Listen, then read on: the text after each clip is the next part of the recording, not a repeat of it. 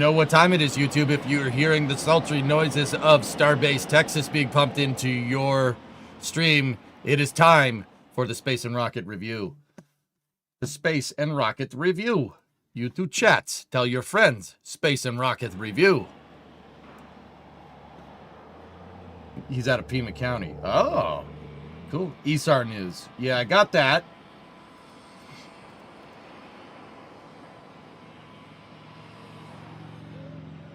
Okay.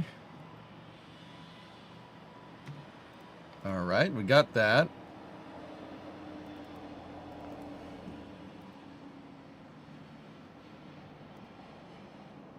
All right, what's going on, YouTube? How you doing?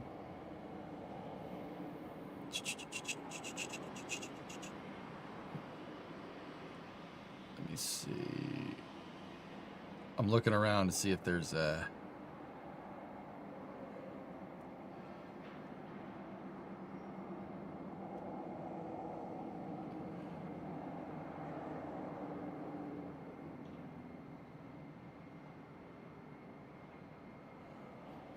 It's a lot of stuff to wade through. Maven news. We may have lost Maven. That's not ideal. All right, we'll put that in there. We got Terranar's video. ESAR seems to not be ESARing very much.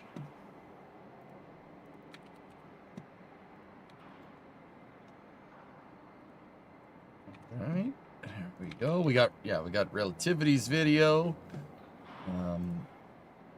Let's see.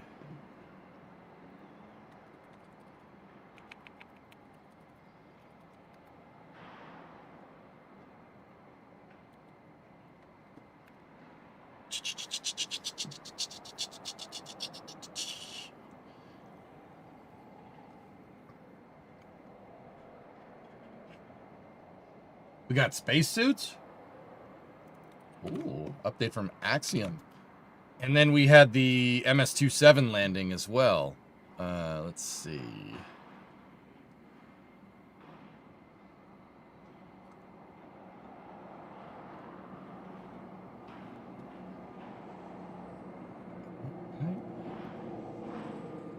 Was Maven using a Boeing SAT bus? I don't know.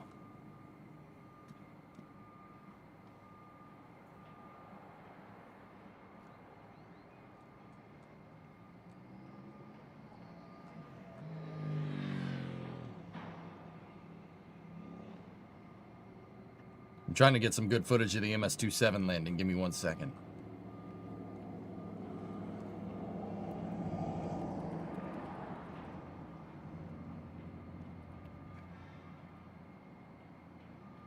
Let's just try MS-27 and see where it goes. See what it do.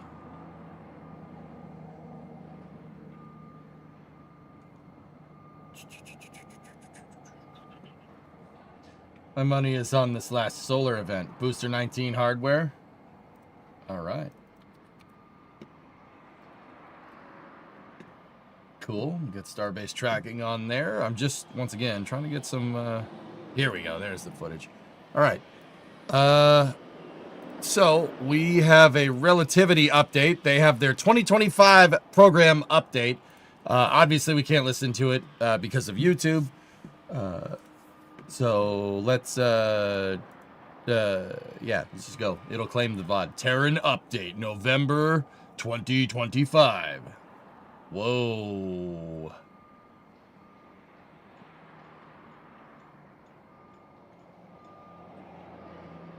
Huh. How you doing? I'm good, Galax. How are you?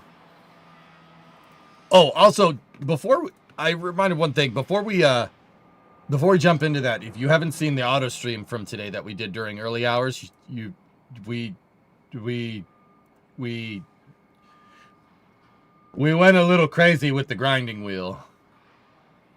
Probably check that out. I'm not one for plugging it, but it was pretty fun.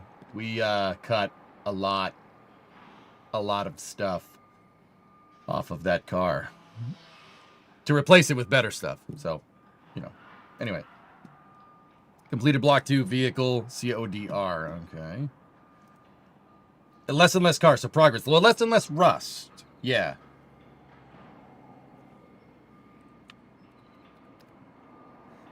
All right. So Relativity looks like they got a stack prototype. If I saw that. Finished welding first stage 10. Yeah, there you go. Ooh. Closed captions. Yep, yep. Stage 1 tank is measuring 163 feet long. About 50 meters. Oh, it says it right there. Nice. Look at that, dude. That's their first stage tankage. Barrel sections and 3 domes joined by 10 circumferential welds. See, it's very interesting to me. They're stir welding, but they're using non-milled internal stringers. That's a way to do that. Tank will now head to integration with the first and second stage tanks complete. Focus shifted towards the barrel segments. Oh.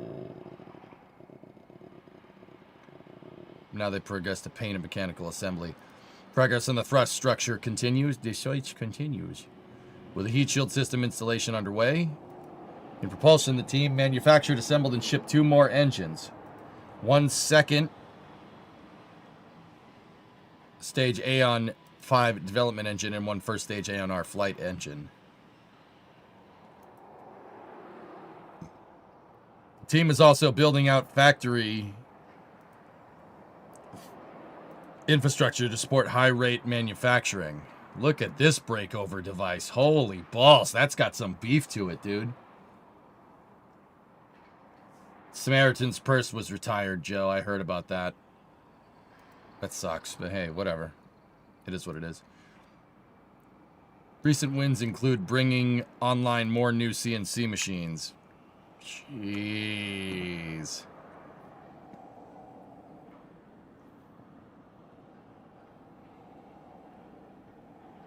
False floor, dudes. See the false floor? All the wiring and stuff and all the power and data connections are tapped in from the false floor. It looks like there's rows of them. There's one over here, one over here, one over here, and one over there. They got a lot of space to fill up that old C-17 production plant. For the people that don't know, guys, Relativity's building rockets in the old McDonnell Douglas C-17 assembly facility. If you notice that this is a really wide space without any supports, it's because it's designed to have a C-17 roll down the proverbial assembly line here. Freaking satisfactory. Yep, there you go. What type of machines are they using?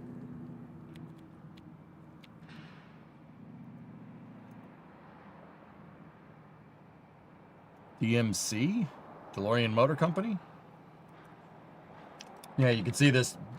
Because it's an assembly line for airplanes, they need to be able to roll the plane around, so there's false floors everywhere. See these grays right there? All the wiring for everything is in that. That's actually really cool. That is a thrust structure assembly jig over there. There's the second thrust structure assembly. That's going to be on the next rocket. Proof testing the overwrap pressure vessel installed too. There you go. There's the COPVs. Those are DMGs. Lurch, is DMG its own brand of CNC machine, or is it just like, is that like Haas or something, or like Mazak or whatever, or is DMG its own thing? I don't know too much about it. It's its own thing. All right, cool. There's hardware in the loop wiring testing. Following hardware integration of the thrust. Oh. Wait a minute, you can do that? Bro, when the hell did they start doing this? When is it? What? Dude, you can grab the closed captions.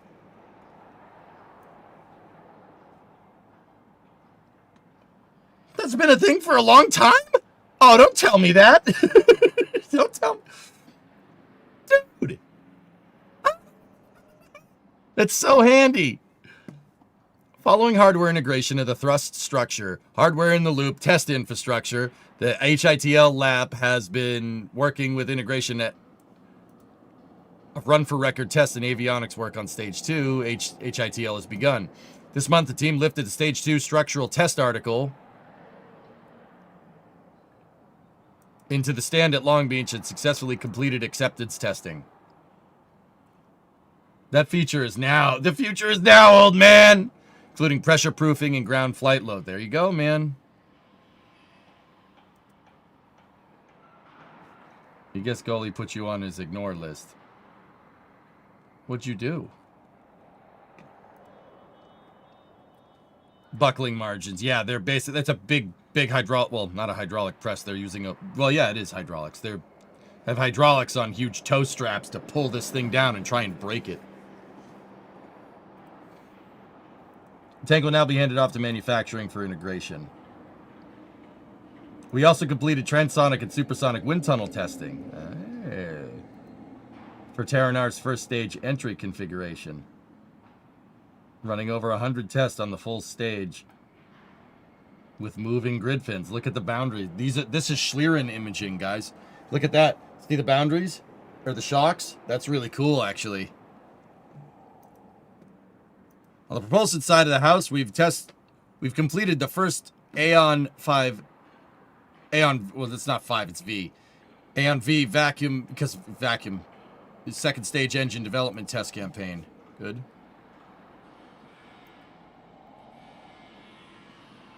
Collecting key data on startup conditions, suction margin, and the stub skirt. Acceptance testing, the first stage Aeon R continues. That's first stage motor. With the second flight engine completing testing, and another flight engine arriving on site being prepared for testing. At the component level, the team ran stage pressurized valve hot gas testing aimed at targeting the stressing thermal transients this valve will need to operate on the stage. Yep, frickin' valves. Also, those TIG welds are beautiful. Holy crap, dude. Look at those welds. Oh my gracious. Oh my gracious, that is freaking beautiful. That's nice. That's very nice. Very nice TIG welds.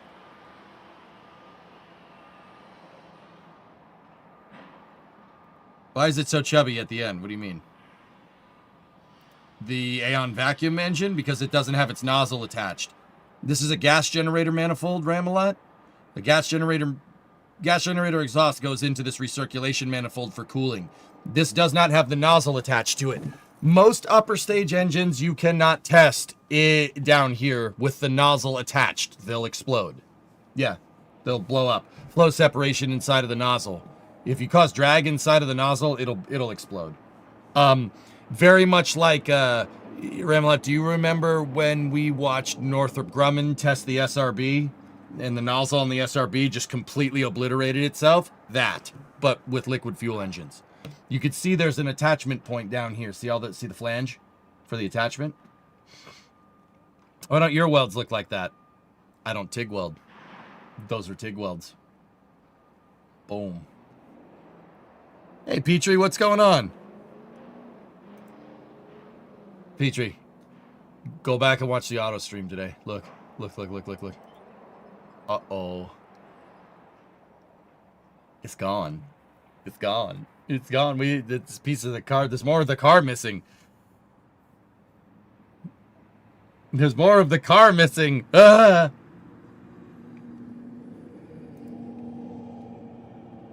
Got to replace the wheelhouse and the quarter. It was all mud, dude. It's all Bondo. It's no good, dude. We had to take that all apart. Can I ask a question? Yeah, sure, man. Oh, look at those. Did you ever check the other side to make sure that panel is not also mostly Bondo? Spoiled. I want to believe, but we're gonna replace it. I'm gonna do that side as well. We're gonna replace that as well, dude.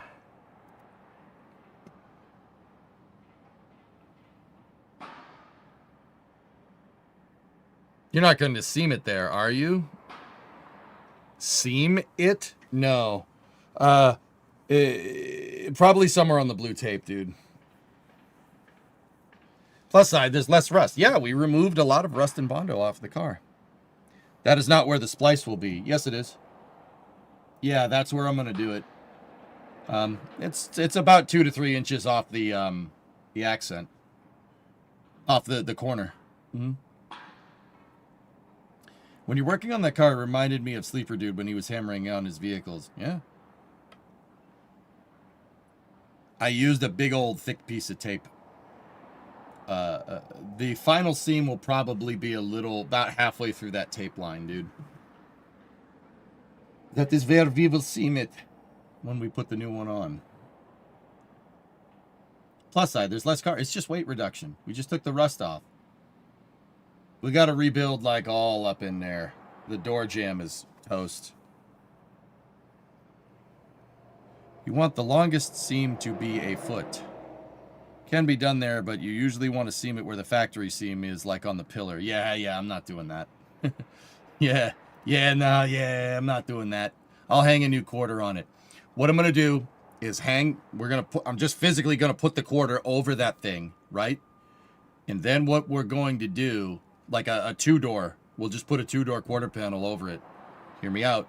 I'll hang it on there, so like if this is the piece where the blue tape is right here, I'm going to hang the whole quarter on that thing, and then I'm going to cut on that line. I'll cut through both of them with the cutoff wheel, right? And that'll create a uniform seam. It will probably end up cutting a little bit off of the tape, right? And then we can use the 2-door and you can seam stitch it right back in. But having them on top of each other, right? And then making your cut that way will make sure your seam is perfect. Trust me, dude, I have a strategy there. That's actually the easy part.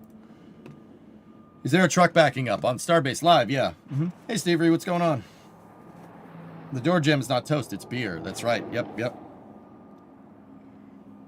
Please listen. You want the longest seam to be a foot.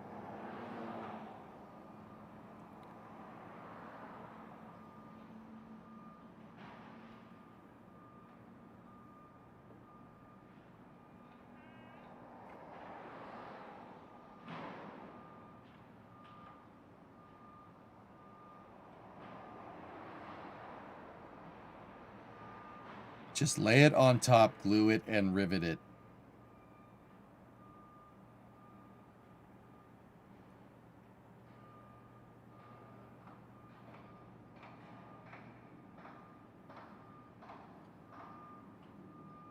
Yeah, I'm not doing that way.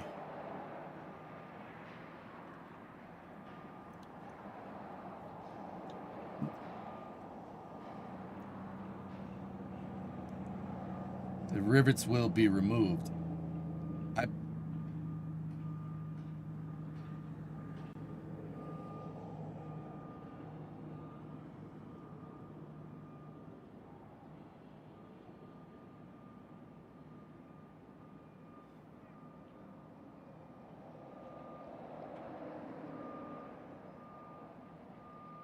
Friction stir welding it would be cool. I don't want to do that way, Petrie. I'm not gonna seam weld it either. I'm just gonna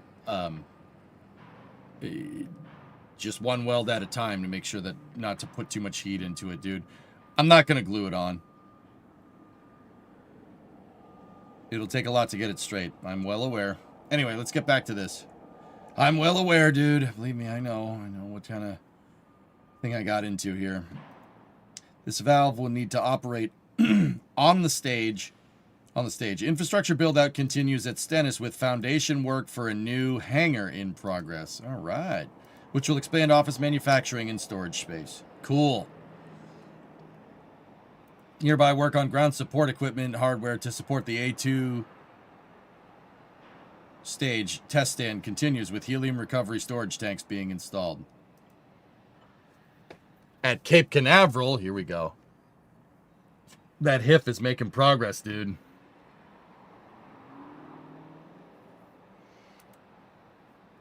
Renovation at LC16 continues across all corners of the site. The water tower is now set atop the downcomer and foundation legs. Final weldments continuing. At the horizontal integration facility, siding now covers over half of the building. Nice. Yeah, we gotta get the beer can out of there. Exterior ladders, walkways, and stairs are in place, and the future overhead cranes have come off the production floor. Cool. Cement work is progressing above grade on the launch mounts retaining walls. Those are those are forms there. And structures and foundations of lighting. The lightning protection system are complete at the Locks farm. We received and installed 370,000 gallon tanks. LC-16's power electrical distribution system officially transitioned from Terran 1 to Terran R architecture alongside continued technical execution. Cool. What's the difference between their launch mount and SpaceX's launch mount? I don't know. Well, SpaceX's launch mount is left over. Falcon 9 at Slick 40. Slick 40's flame trench is a Titan 3 train flame trench, to be honest with you. Did you take a picture of the core's extra gold? No, I didn't. But, yeah, we found a beer can in the rocker panel that was being used as a backing thing for fiberglass. Core's, what is it? Extra. Core's extra gold.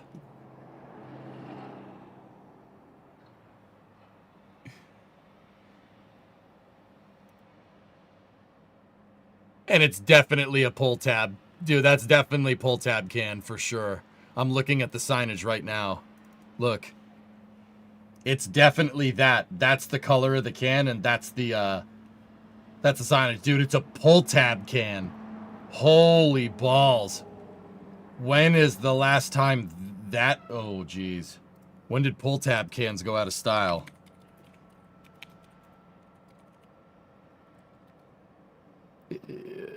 Oh, boy.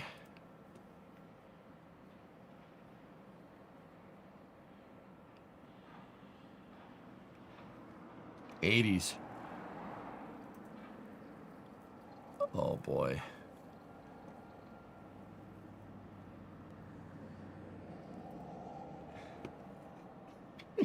Pull tab beer can. I love it. I love it. That's awesome. But it's not like a full can, guys. They cut the skin off of the can and used it as a backing plate. Yeah.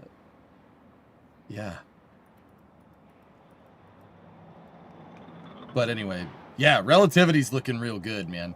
But yeah, that is the logo right there for the can. It's not, that's not the logo. It's that. It has the stripes on it. That is a tiny... It's a tiny can. Anyway. Extra gold, baby!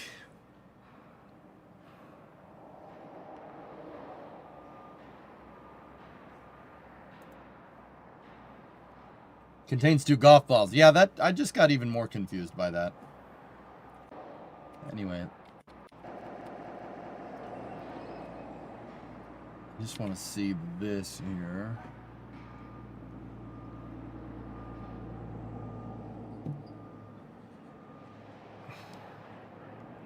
Hey, B-Dean, what's up? So that's the Terran 1 HIF over there. That's the Terran R HIF. That should show you how much bigger this rocket actually is. Jeepers creepers.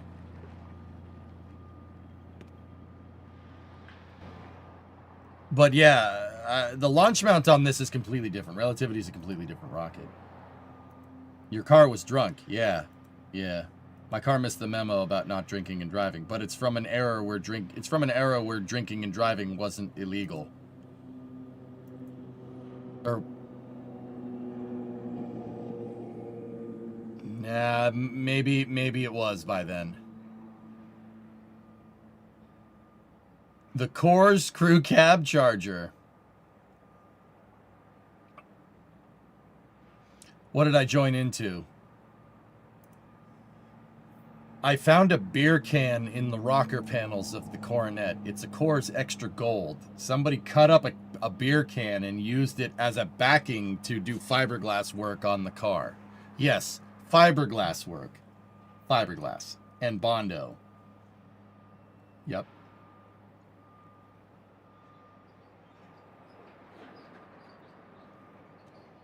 Terran 1 hip fits inside of the door of the Terran R hip. Wow. Maybe you have a second one on the driver's side. Yeah, maybe. Yeah. So we were wondering, like, who would put... Dude, the bottom of that car was caked in Bondo. Like an eighth of an inch of Bondo on, like, a 2 to 3 square foot area. Like, a square meter of the back of that car was freaking Bondo. That's why I cut the whole damn thing out. Right? Not trying to rain on your pig. Keep up the good work. Yeah, Peter, I got you. I got you. All good, man. Everything's good. I got an idea for how to do the seam. Don't worry. Like, I know how to do that, so we'll get it done right. To be fair, fiberglass wetted with Bondo is probably really strong. Yeah. Yeah. The trunk was like 98% Bondo. Yeah. So, fiberglass. We figured out that somebody definitely did the patchwork to the car. So we know now because it's a pull tab can, right? It's a pull tab can, so it was definitely in the 80s, which means that car had rusted out by the 80s because Dodge things, all right?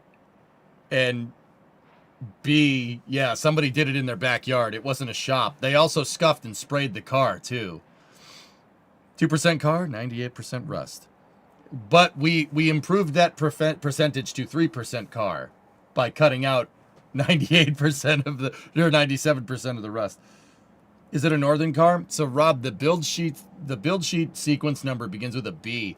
As far as I can tell, this car was made for the Canadian market and then imported into the United States at some point. At some point.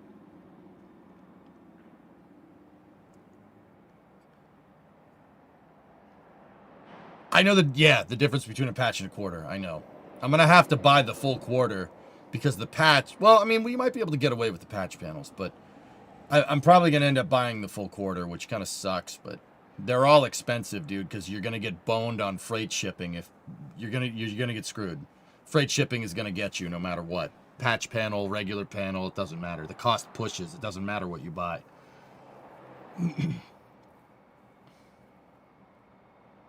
You should Google if Coors Extra Gold is popular in Canada. Yeah, right. It obviously tells you the car needs to be painted up like a Coors-sponsored NASCAR Cup car. Oh, God. Not going to go junkyard diving for... Dude, it's almost 2026. What is that car? 56 years old at this point? 57 years old? You're not finding 57-year-old parts in the junkyard. Since it's a B-body, it wasn't rust. It's just dried maple syrup. Ah, yeah. You don't have any... You don't got any friends that work warehouse jobs? Cheaper freight shipping to a loading dock. Huh. I might.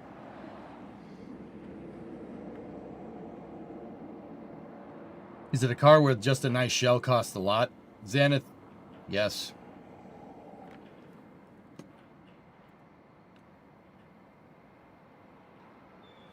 Coors Gold, baby. Your beer. That one there. On the left. This is the color of a leading beer 10 years ago, and this is the very same brand today. Wow. Uh-oh. These beer drinkers are finding their beer is lighter than it used to be. Why change it? It's not broke. Don't fix it. Now look at Coors Extra Gold. Slow brewed for that real beer flavor and real beer color. The way beer was meant to be. The way beer was meant to be. God, that, you know, is it bad if that just made me like this car, made me like the car even more? It's real beer. And beer has gotten watery and gross, and, you know, because it's the 80s, you know. If you don't drink the lagerest of the lagery beers, you might not like sleeping with women because it's the 80s and that's how they did things. That was the huge implication in that commercial, you know. You got to drink real beer, you know, not the fake beers. So Coors sponsor when? Yo, Coors, call me, dude. Call me.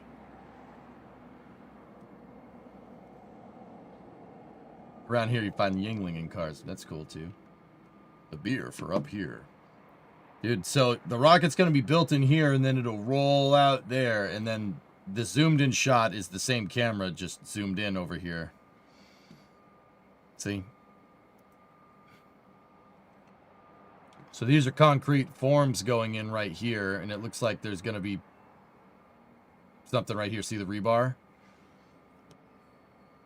I'm not, so the mount is going to be up here somewhere where the actual rocket goes. Ow. The hell? That freaking cut on the back of my arm is killing me. I think I stretched the cut open by accident. That video is old, okay? I got your paint job here. Bill Elliott Coors? Oh, no.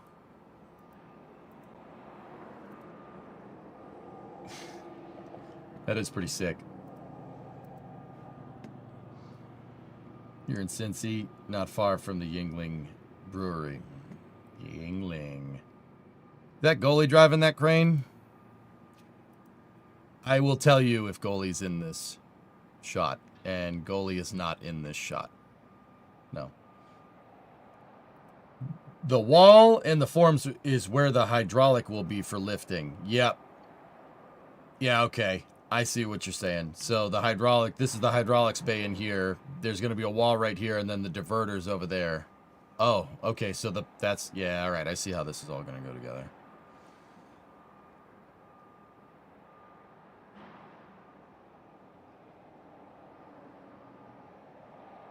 What place is this? This is a LC16. Here, let's look at it.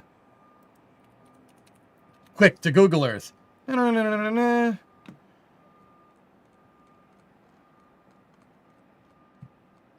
It's right here on Missile Row.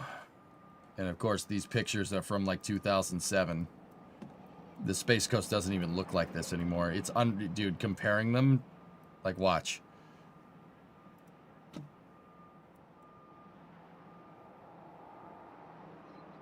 A little different, huh?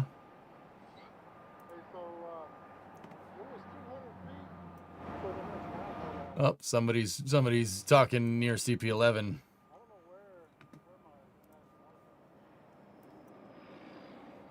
Bong.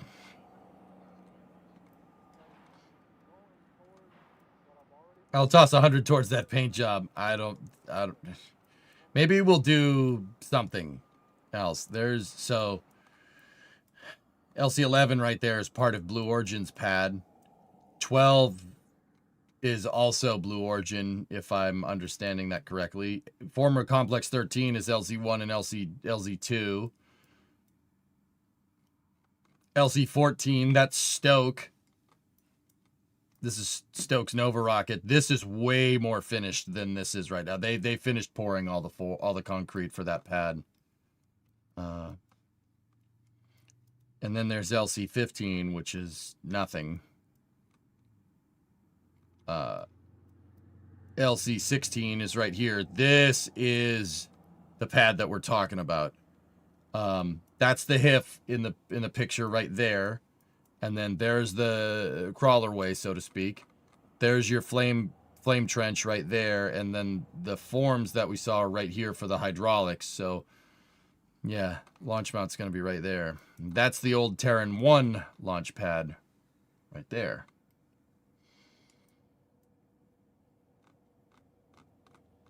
Tank tools. I like tank tools. I've never used Tang, to be honest with you.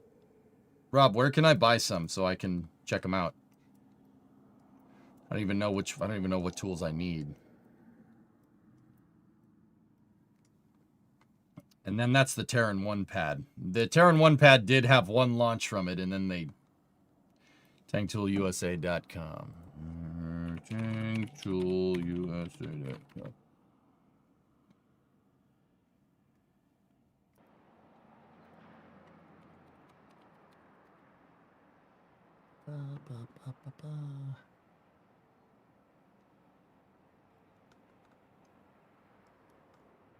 All right.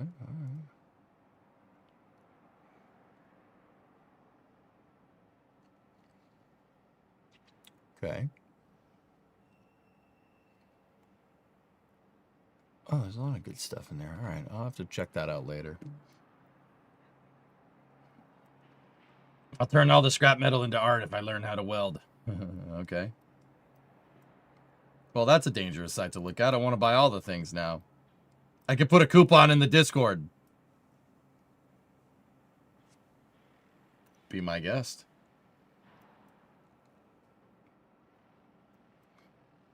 And then over here...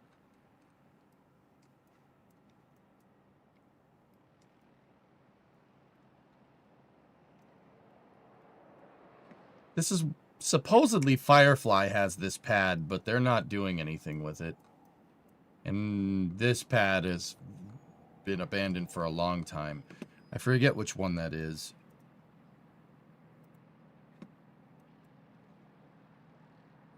Yeah, see, that's Complex 19 and Complex 20.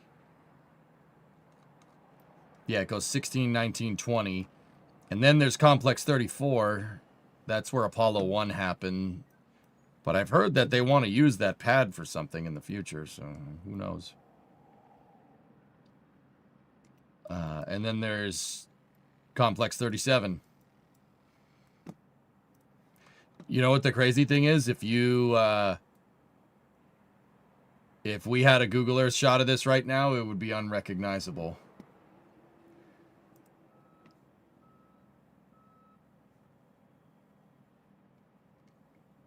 Small keyhole air saw. For sawing steel, aluminum, copper, plastic, and wood. The Apollo 1 pad should not be redeveloped. Yeah. Wait, I think Relativity demoed the old blockhouse. Wait a minute. No. Oh, no, it's still there. Yeah! Good on them.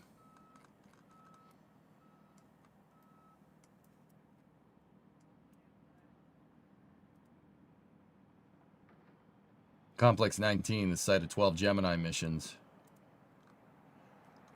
Huh. There is a rumor about LC-34 getting used for something, guys. It's actually a pretty large pad complex, if I'm going to be honest with you. It's a pretty big complex. You could do you could launch a pretty big rocket out of here. Something about as big as the Saturn 1. Not allowed, yeah. Well, oh well. And then there's if we had a looking down shot of 37 right now, no one would be you wouldn't be able to recognize it.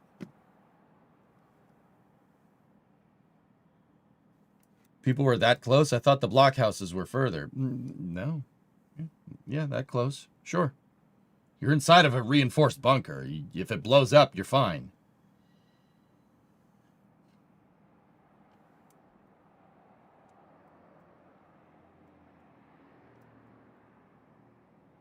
Token Relativity are not allowed to demo the blockhouses. Yeah, my guess, Goalie, is it's because of asbestos. The asbestos. What if the rocket flipped around and hit it? Dude, these are reinforced concrete bunkers, Ramalot. It's not gonna break.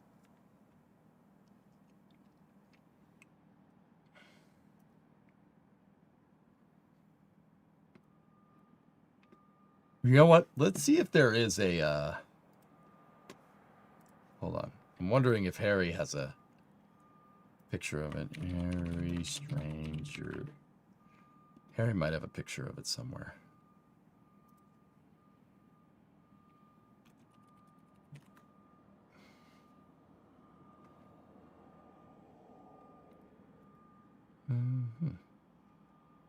Guess not. Check Discord dims. Oh. This is from December 5th. Thank you. Yeah, this is the picture that I saw.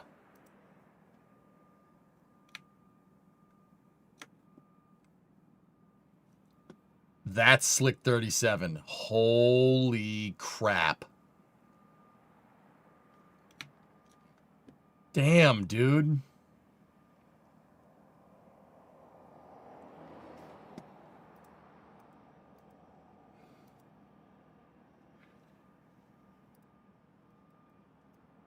Yeah, they, so SpaceX has Slick 37. SpaceX has the lease to this pad. They're gonna build 2 Starship pads here, guys. Yeah.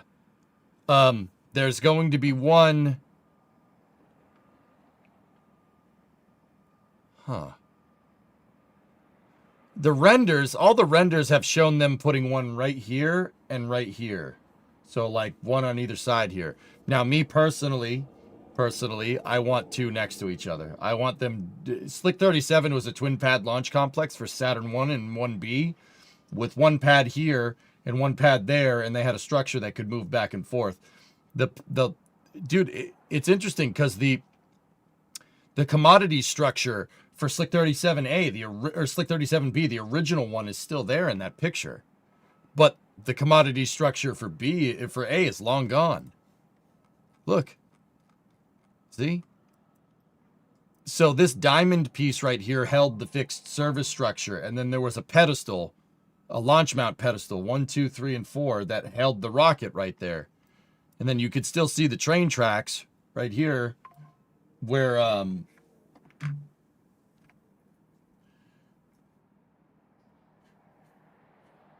you could still see the train tracks where it goes to where it went to the other pad. Now, when ULA started building the Delta pad, they didn't use any of that. They just crudely placed a Delta 4 pad over here, and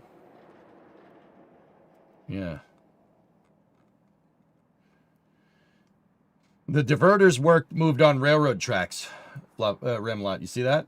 See that? The diverter, you could move a diverter back this way to the other pad, right? Or you could park it over there if it needed to be refurbished.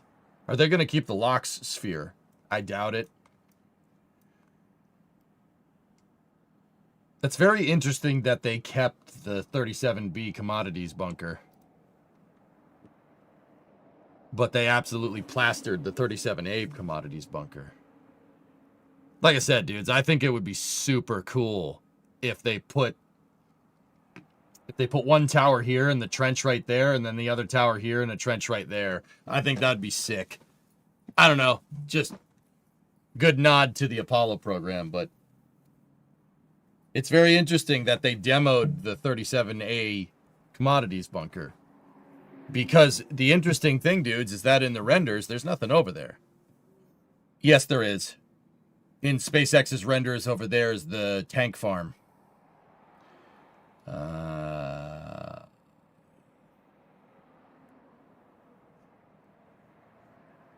tank farm's over there. So SpaceX basically wants to put 2 pads right here and here. Here, let me show you a render.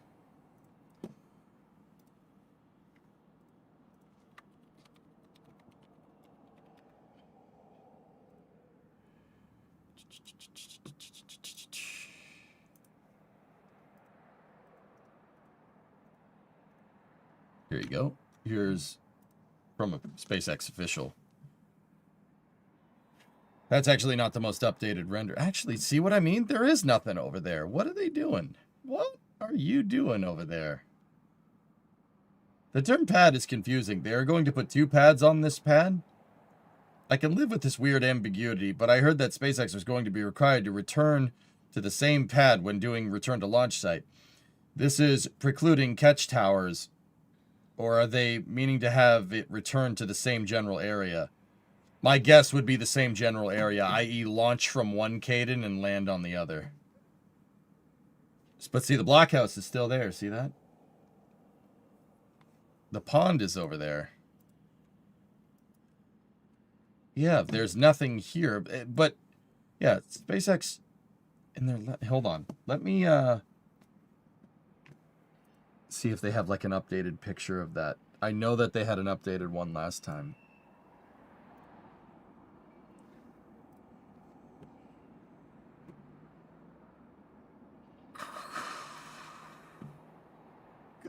Could they have buried the commodities? I don't think so.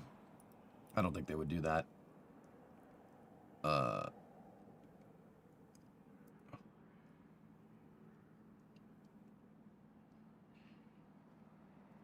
Well, look at this render. Who did this? I think this is from Felix. This is from What About It on the gram.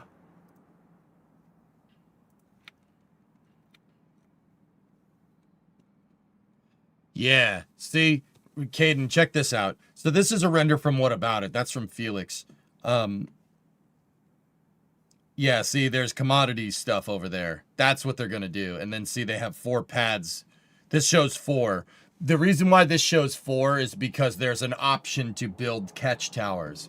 So 2 operational pads and 2 operational catch towers. And you're going to need a gigantic freaking tank farm to run all this.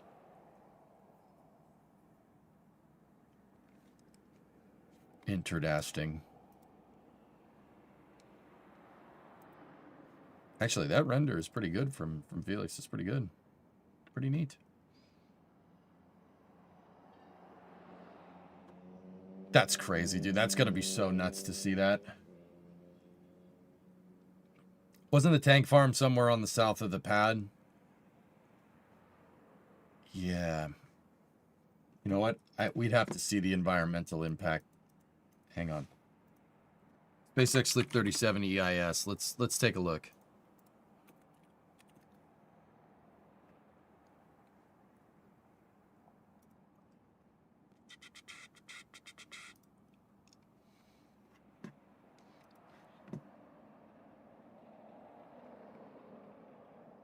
There's an updated video of their render. It has the ship quick disconnects on it. Oh, man, that's going to look so badass, dude.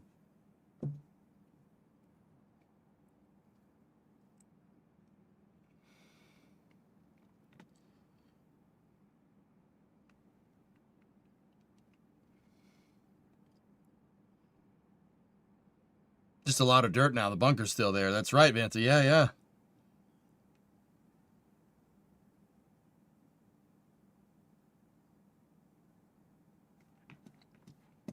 Hunter, you sent me something on Discord. It's an updates render. Oh, dude. Thank you so much. Yes. Oh, you rule, dude. That's what I was looking for.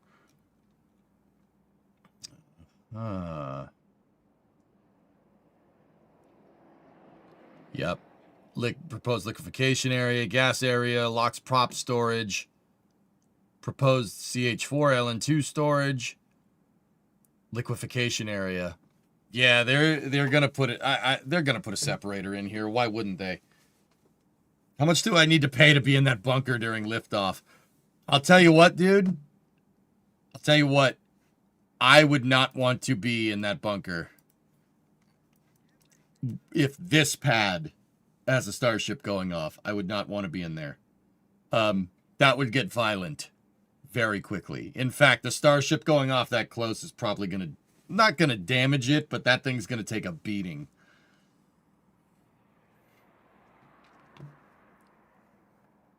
Let me just say that I've seen footage. All right, I'll say this, and I'm not going to... I honestly can't show you guys the footage, and I feel bad because I don't like vague posting like this. It's very, very freaking annoying. I don't like being like, well, I saw a thing that you can't, so nah. I don't like doing that. I saw footage from inside of a house, from a ring camera, inside a house at Boca Chica Village during a Starship liftoff, and that's like a mile away. It looked like an earthquake was going off. Like, the whole thing's shaking, like, you know, like, anything that's hanging is, like, crazy going around, like, stuff's falling off of shelves, glass is breaking. It looks like an earthquake. It looks like an earthquake.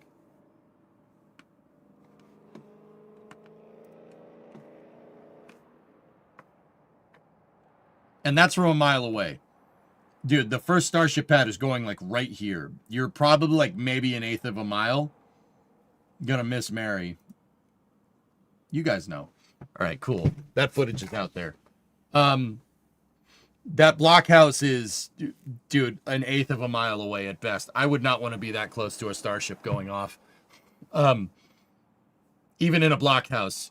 Dude, like, I'd want to be on a chair with, like, springs, like, not Silicon Valley, NORAD style, like Cheyenne Mountain style. You know, like, because the vibrations would be so nuts, dude. It'd be like being in a paint shaker.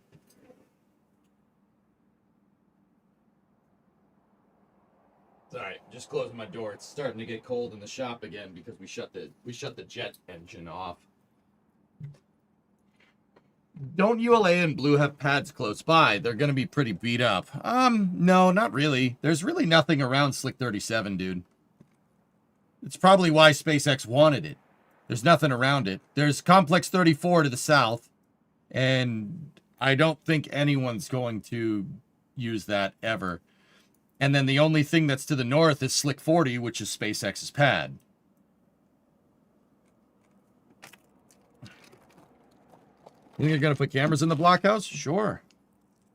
That's before you factor in the asbestos dust. The reason why they can't demolish the blockhouses, guys, is because they're made out of asbestos. There's a lot of asbestos in there.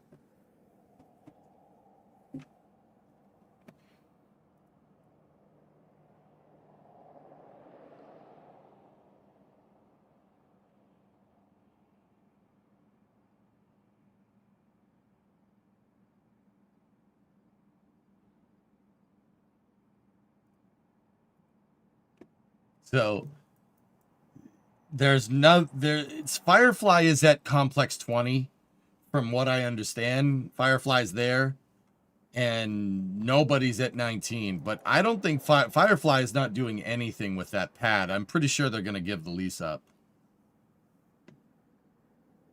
And then LC-16 would be the closest.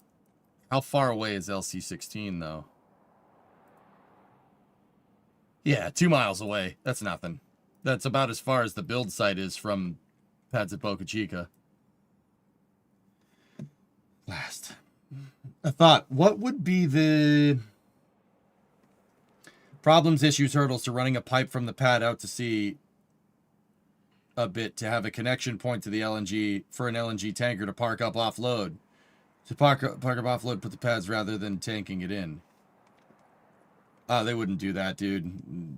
Merritt Island Wildlife Preserve. This is, I mean, maybe. But Tessa, at that point, dude, I wouldn't even build it underground. You know where I'd build that line to go to?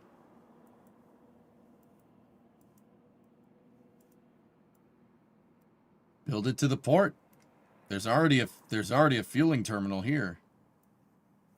See this? See this dock right here, dudes? That big dock, and then how it has all the drums behind it? That is a gigantic gas station for ships.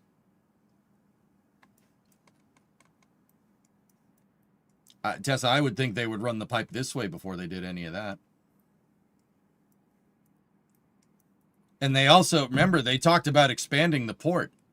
They talked about getting rid of this and filling in the land over here, like all the way up to there, to build out more docks. They do it in the Banana River. Now, yeah, you could just run the pipe up the Banana River and then over. And then just have your LNG tankers come in here, dude. Yeah, I think you're on the right track, and I think that's probably what they'd end up doing. Hey. That's Jacqueline. You can tell it's a Jacqueline because of the way it is. It's pretty neat. Canaveral is now the busiest cruise ship port in the United States, and they're looking to expand. Man, that's cool. Run a pipe there and put up some big methane tanks. Blue and SpaceX. Anyone else could just tap off, dude. That's a smart idea. I agree with you. Yeah, no, that's a really good idea. They should do that. Where's Jacqueline? Where's Jacqueline? Where's Jacqueline? There's Jacqueline. That cast from Ryan was awesome, dude. How will they refine the LNG on site? Well, if you have LNG tankers coming in, I'm pretty sure you don't have to. Hey, Methane, what's going on? I was watching Port Canaveral Port Authority meeting today. An LNG plant is going to be built on Merritt Island. Several locals were opposed. An LNG plant is going to be built on Merritt Island. Okay, Tessa. Well, that problem. Yep. Okay, that problem's nil. Are you ready for the flame trench this week? No. What about Boca Chica? Or would they just run a pipeline to the main facility? At Boca Chica? Here, I would say run a pipe. I would say run a pipe, dude. There's an LNG terminal right here. It's right across the Port of Brownsville. They're building a brand new one, dude. The Brownsville LNG terminal, dude. This is a huge project, man. When I was down there in January, man, you think the freaking launch, like, Starbase was a crazy project? This dwarfs the Starbase project. Yeah, if you drive by going to South Padre Island and you see this thing, dude, it's just cranes. It's just cranes forever.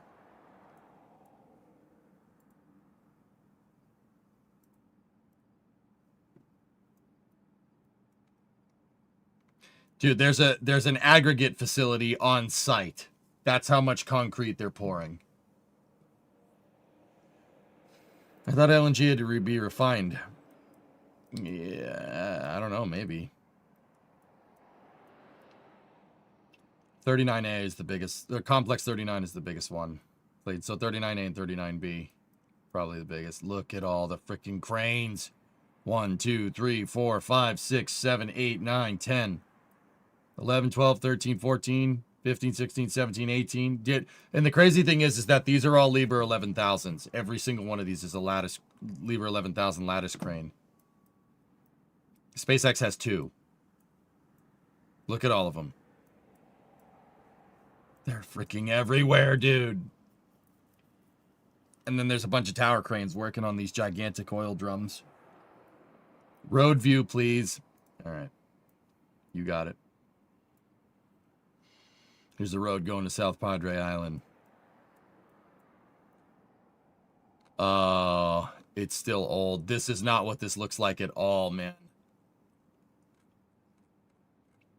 Yeah, it don't look like this no more.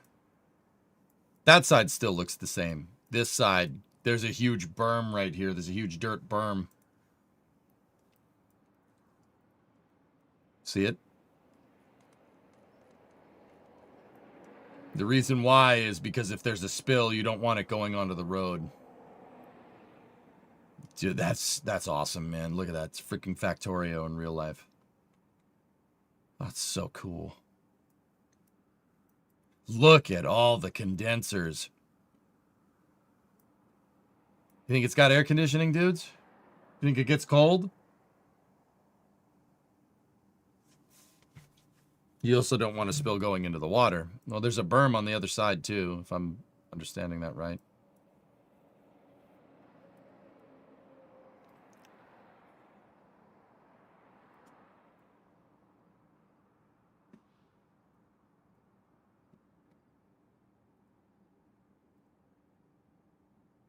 The wind just blew my dang door shut to the shop.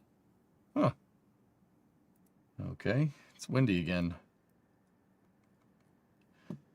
How many gigawatts will be needed from the grid for all that? If I had to guess, there's probably on-site power generation here. It is an LNG terminal after all.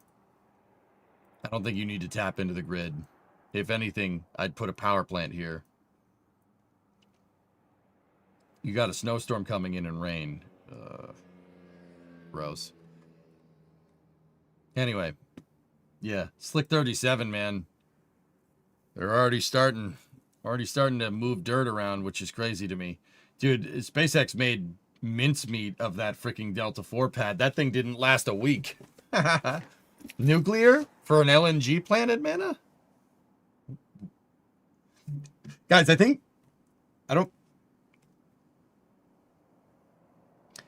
I'm not sure you're understanding here. This is an LNG terminal for loading liquefied natural gas from the Texas oil fields onto a tanker for export, okay? It's designed to store and keep cool really high quantities of LNG. LNG is, it has a very high energy density. You can store a lot of it, and it generates a lot of power. I don't think you wouldn't need nuclear to keep your liquefied natural gas terminal power on. You could just use LNG and make an LNG power plant for your, you know, laughs in uranium. I understand that uranium has a way higher energy density. I get it, but I think you're missing the point. This is a fuel storage facility. You can use it to store fuel for a power plant to power everything. Do I have to spell it out? You dill hole? Just use helium-3. All right. Do you think SpaceX will ever try producing methane with electrolysis like they will have for IRCU on Mars? Maybe. Yes, please spell it out. Okay. Forensics. SUCKMYASS. Forensics.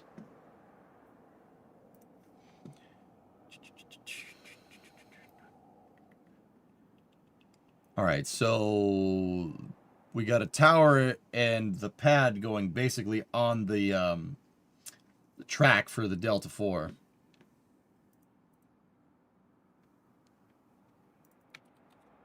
Oh, before that, Canaveral LNG. What else do we got here?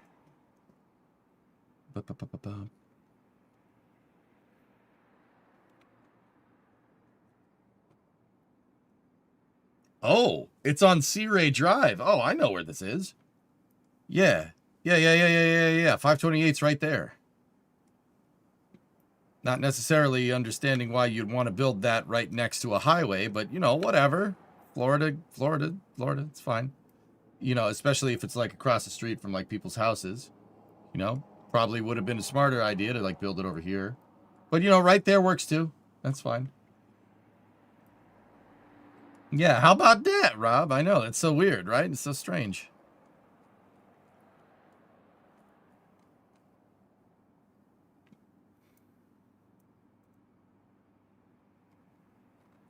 The pipes are there. Yeah. No, I know. I get that. Like, I mean, if that's how you want to put it, if you want to put an LNG plant there, I suppose that's fine. It's just, like, quite actually across the street from, like, someone's house. Like, I don't know. Wow, that's dated today. Yep. So that is right here. That parcel of land. It's next to the barge storage depot over here.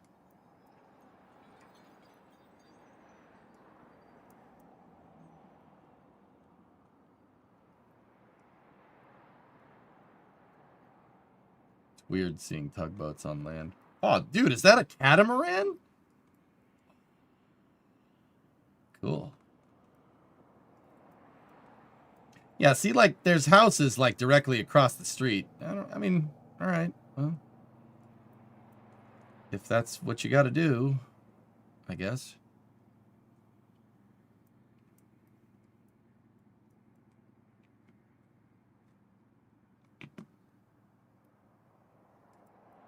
What's this place do? Got a nice dock in there.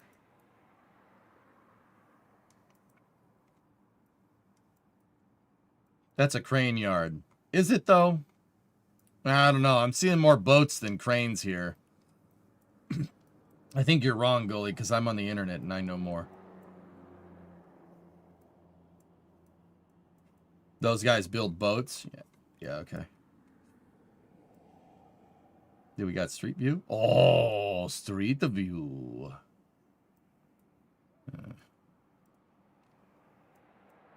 Don't. There. Griffin, Tranquility Base here. The Eagle has landed. Please don't forget about me, chat. Omega?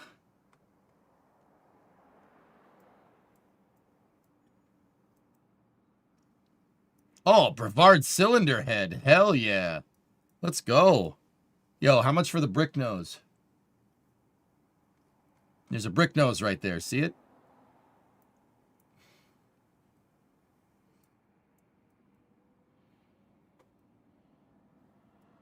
I see some cranes. Goalie might be right. Jackpot. Jackpot.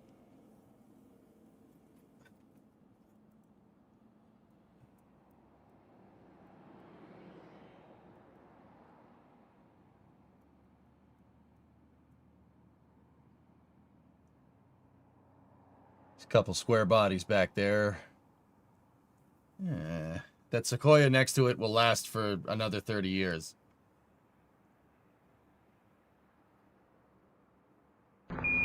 Listen, Tranquility Base here. The Eagle has landed. Screw you, Omega. I'm the better launch vehicle. Neither of them are good. Neither of them ever launched. Oh, look at that poor bullnose. What happened? Oh, that's just a shame. That poor truck. Look at how sad it is. That guy died, the head shop guy? Oh, that sucks, dude.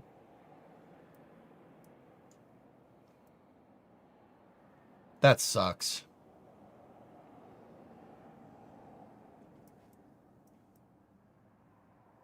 His name was Vic? Ah. I bet you that guy could port a cylinder head like a mother trucker, dude.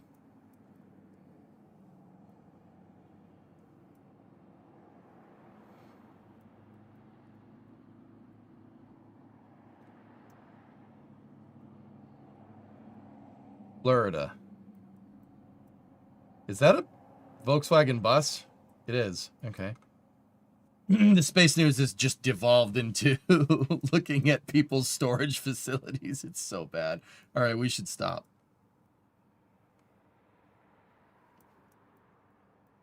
Oh, nice house. He built the 562 for us? Cool. Fly boy, 26-month resub. Thank you. Anyway, let's get back to Space News. That's Merritt. That's where the Merritt Island LNG terminal is going, or LNG facility is going to go.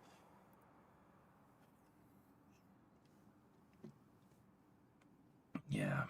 All right. So there's a proposed facility going there. Let me see. Where's that zoomed in shot here? This is what I want. I want that. Discovery, go at throttle up. This sucker.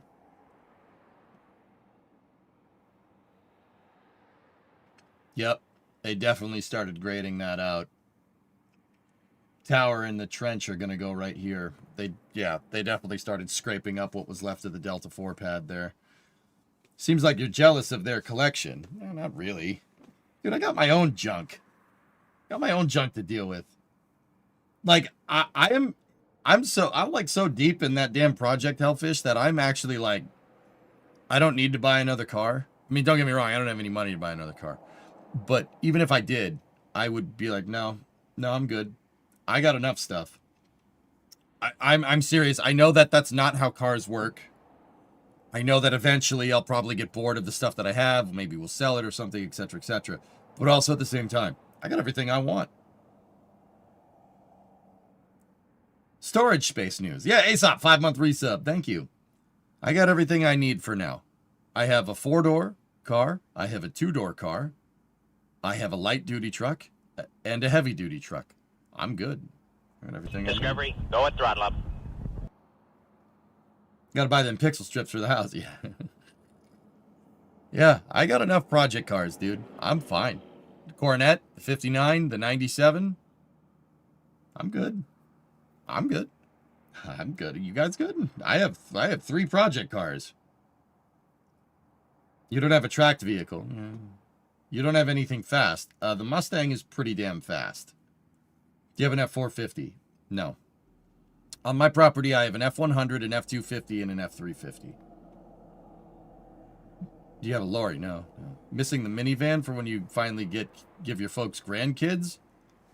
I have a vehicle that's good enough for that. Don't worry about it. You don't need to worry about that. Houston, Tranquility Base here. The Eagle has landed. Tycon with 25 months. What do you mean? I am the better. Zoo K3? Yeah. Zoo K3 is a... Yeah, that's not good. Oshkosh truck goal? No, like I said, guys, I'm not saying that there isn't other cars that I want to eventually have. I would love to buy a Charger. I want an old Charger. This is the primer for that. But also at the same time, I'm good. I'm good, dudes. I'm good. I got that. That thing's good enough for now. You don't have a crane. Yeah, that's right. Oh yeah, and the customer cars. That's right. But yeah, I'm good. You want a General Lee? No, I actually don't like 69 Chargers. I like 1970 Chargers.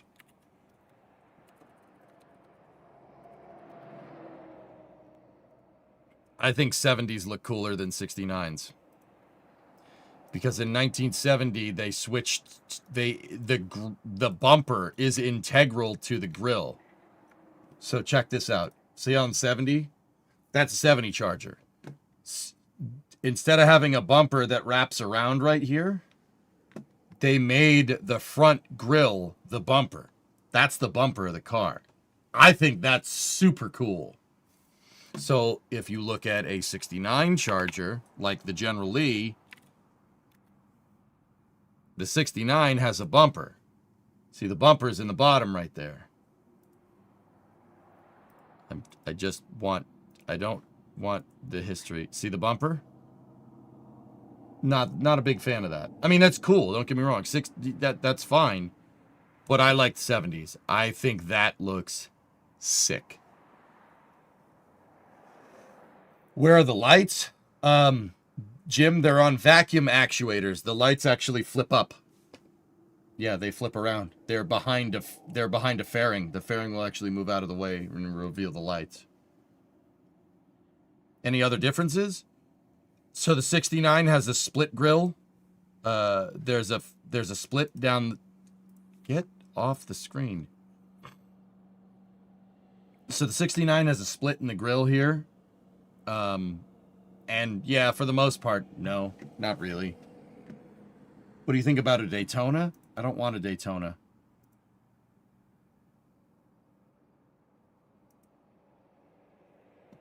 Yeah, I don't want a Daytona.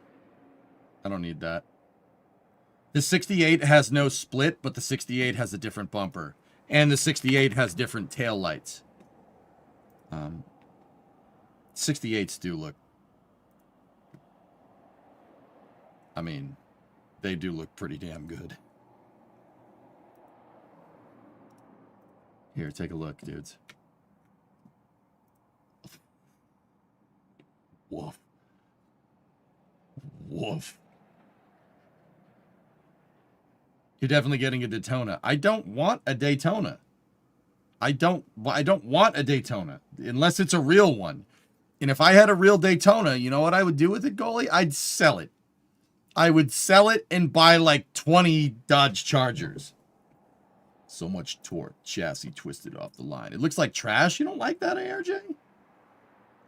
Really? You don't like it? I think it looks sick, dude. That looks awesome. Whoa, Vanta, what did you... Wait, hold up. Stop talking about cars for a second. No.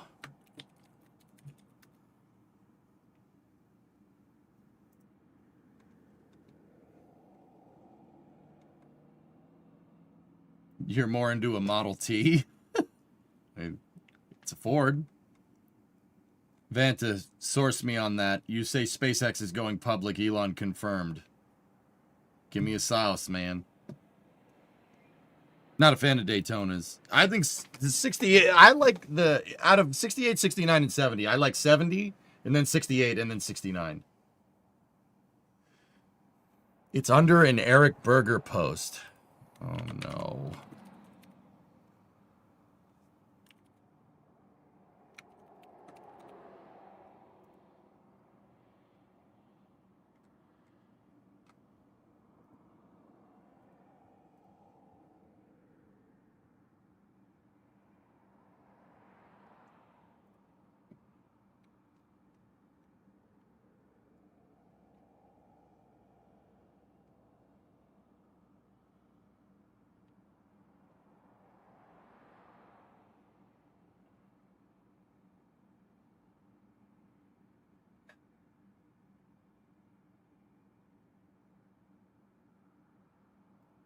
Crap.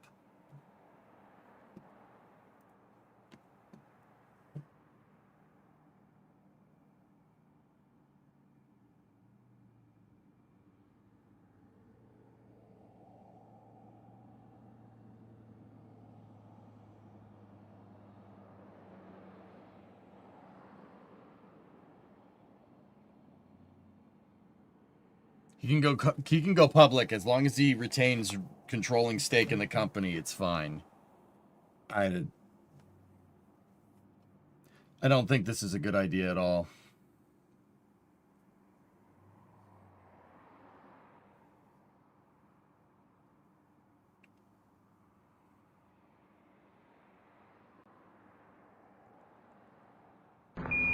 Swifton, Tranquility Base here. The Eagle has landed.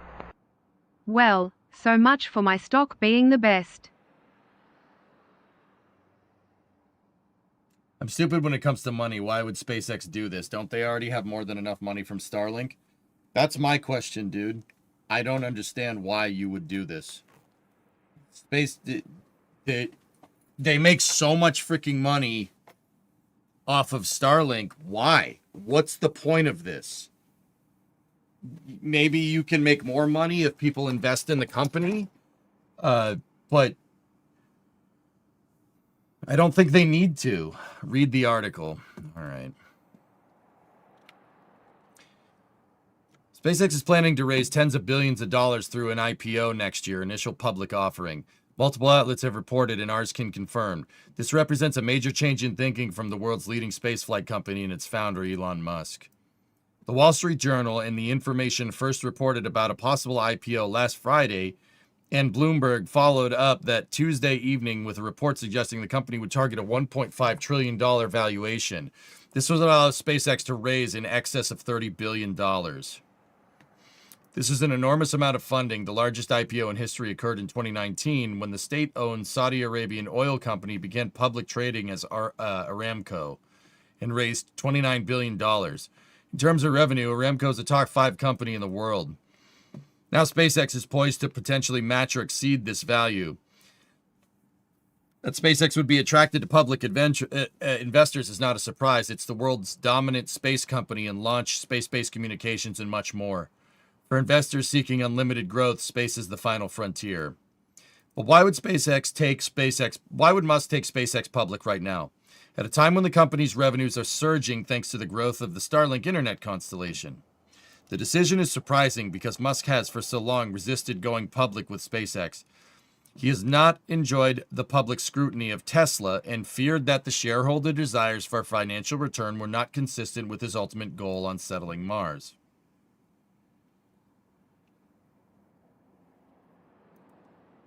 Data centers. Ours spoke with multiple people familiar with Musk and his thinking to understand why he would want to take SpaceX public. A significant shift in recent years has been the rise of... Excuse me for a second.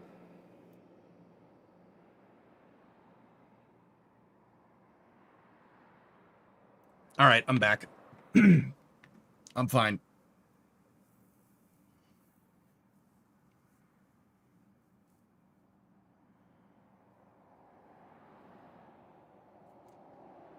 Which Musk has been involved in since 2015 when he co-founded OpenAI. He later had a falling out with his co-founders and started his own company, X.AI, in 2023. At Tesla, he's been pushing smart driving technology forward and more recently focused on robotics.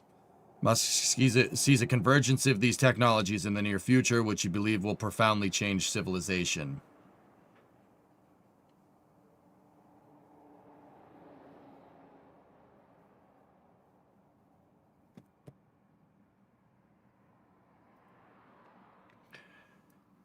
Raising large amount of money in the next 18 months would allow Musk to have significant capital to deploy SpaceX as he influences and partakes in this convergence of technology.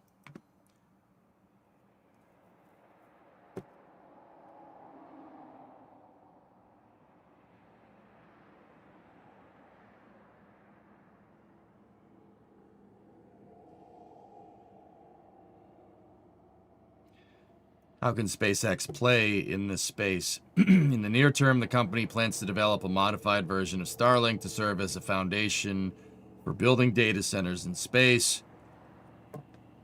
That's what he said on social media the other day.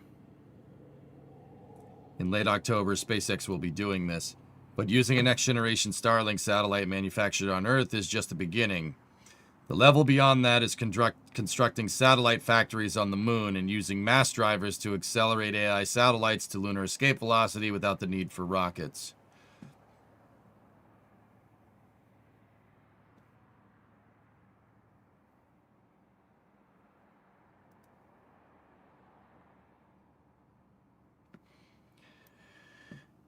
Based on some projected analysis, SpaceX is expected to have in the neighborhood of 22 to 24 billion in revenue next year. That's a lot of money. It's on par with NASA's annual budget, for example, and SpaceX can deploy its capital far, far more efficiently than the government can.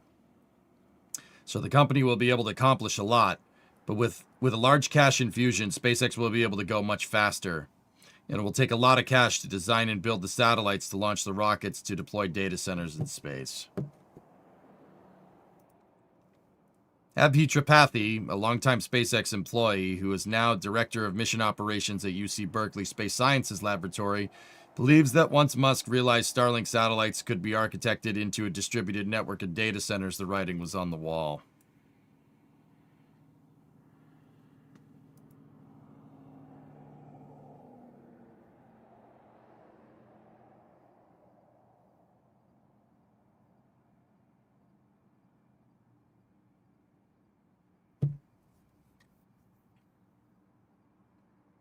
How the hell would they chill it? Doesn't matter, goalie.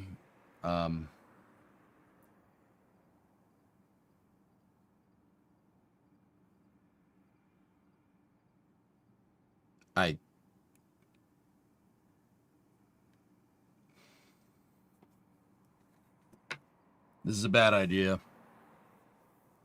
I don't like it at all. I hate it a lot, actually. Yeah, a lot.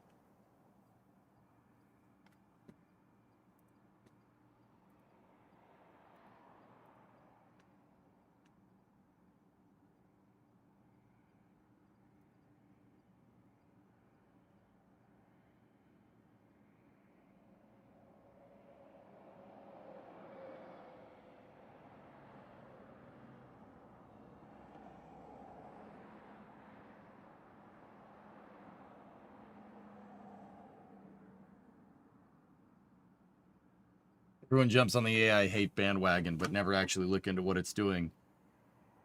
About making daft songs or images. I fully understand what AI does. I get it. I understand I know it's not just for making pictures. I get it. A large language model would be really good for, I don't know, a self-driving car to be able to self-learn and get better over time. Yeah, good idea. But also at the same time, what does this do to SpaceX? This sounds like SpaceX wants to just make satellites and then eventually get rid of rockets completely by using a mass driver on the moon. What about Mars, dude? What about the moon? What about Mars? Like what?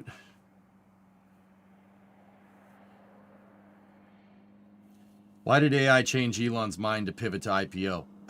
Because he gets the capital to do it to build out this AI network fast. He could use SpaceX to win the AI race.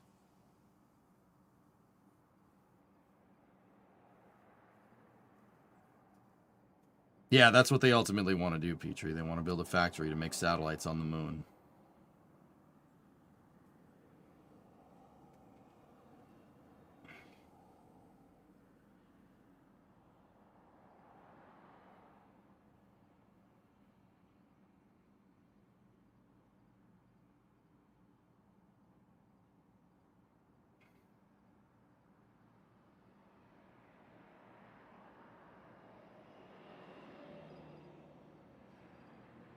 You think Mars now is a no-go? I don't think it's a no-go, Chaz. I think it's on the back burner.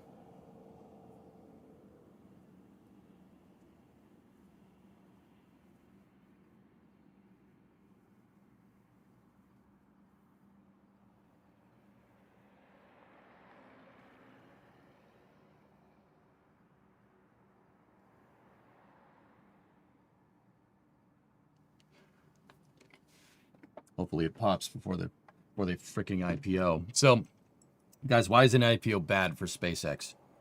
SpaceX is a company that makes a lot of money now, but for the longest time they were barely making enough money, right? SpaceX got into the satellite launching business. They had NASA contracts to move stuff to the space station. That's how they built Falcon 9. And then they offered Falcon 9 at a lower price to be able to move satellites into space for other customers. So started getting a lot of commercial customers in the late 2010s, right? Even then, it was pretty revenue positive. Like you're not making too much money. The margin is not great, but because rockets are expensive. And they've done this all with the expectation in the background that, they're going to go to Mars. We're going to use this to go to Mars. We're going to use it to go to Mars. The problem is that if, and then they started making money with Starlink. They make tons of money now. I mean, Eric's right in that article. They make $20 billion a year from Starlink. That's NASA's budget. It's NASA's budget, dudes. Just for what it's worth.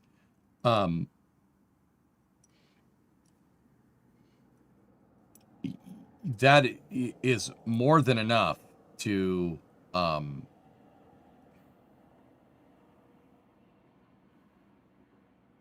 that's more than enough to fund a Mars program indefinitely for decades. Yeah, that's more than enough.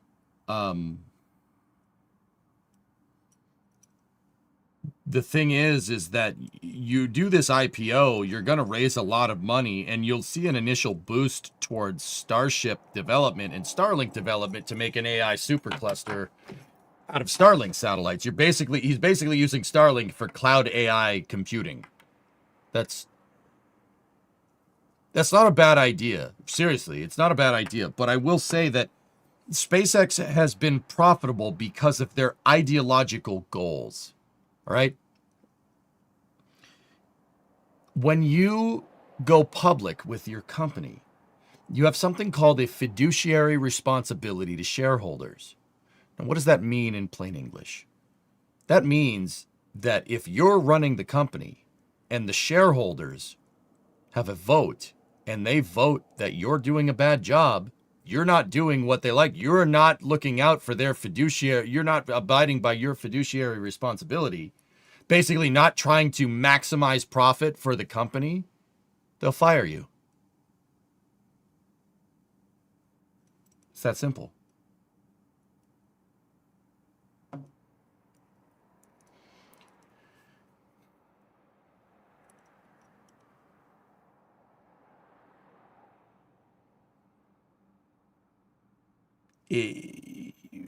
Making a company public means that you have a fiduciary responsibility to shareholders to make profit for said shareholders because it's their money being invested. There's a whole Supreme Court precedent about this between Henry Ford and the Dodge brothers 100 years ago.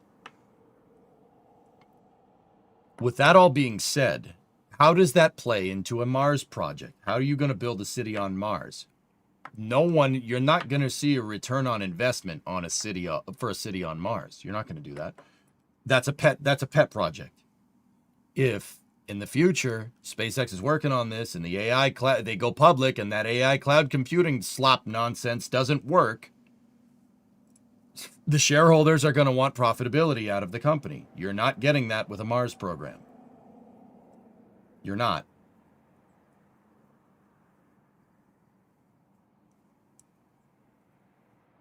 Elon basically all but confirmed that that SpaceX is going to go public next year. Using a moon factory to make Dyson Sphere parts, he then holds all the power and rules all the world. I don't know, dude. I don't know how that's all going to go. I mean, Tesla is kind of a good example.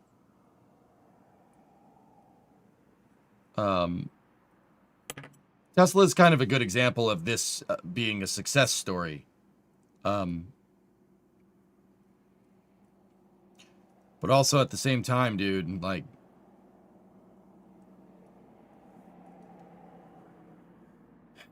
part of the reason why, like, here's the thing. The IPO will go well, but if anything crazy happens, you know, and they could just, they could oust him. He could be ousted. Like, as long as he has controlling stake, I suppose it's not a big deal. I do not want SpaceX to be beholden to a bunch of idiots that are trying to short the company like what they tried to do with Tesla. Everybody tried to short Tesla, banking on that they were going to go bankrupt, and they basically tried for many years to set up Elon to fail and have Tesla go bankrupt. They were shorting Tesla left and right. You know they're going to do that with SpaceX. You know people are going to do that because people suck.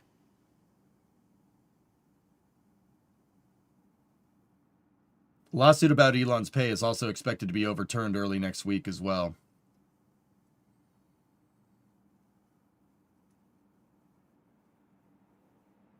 Yeah, serious. I don't like this at all.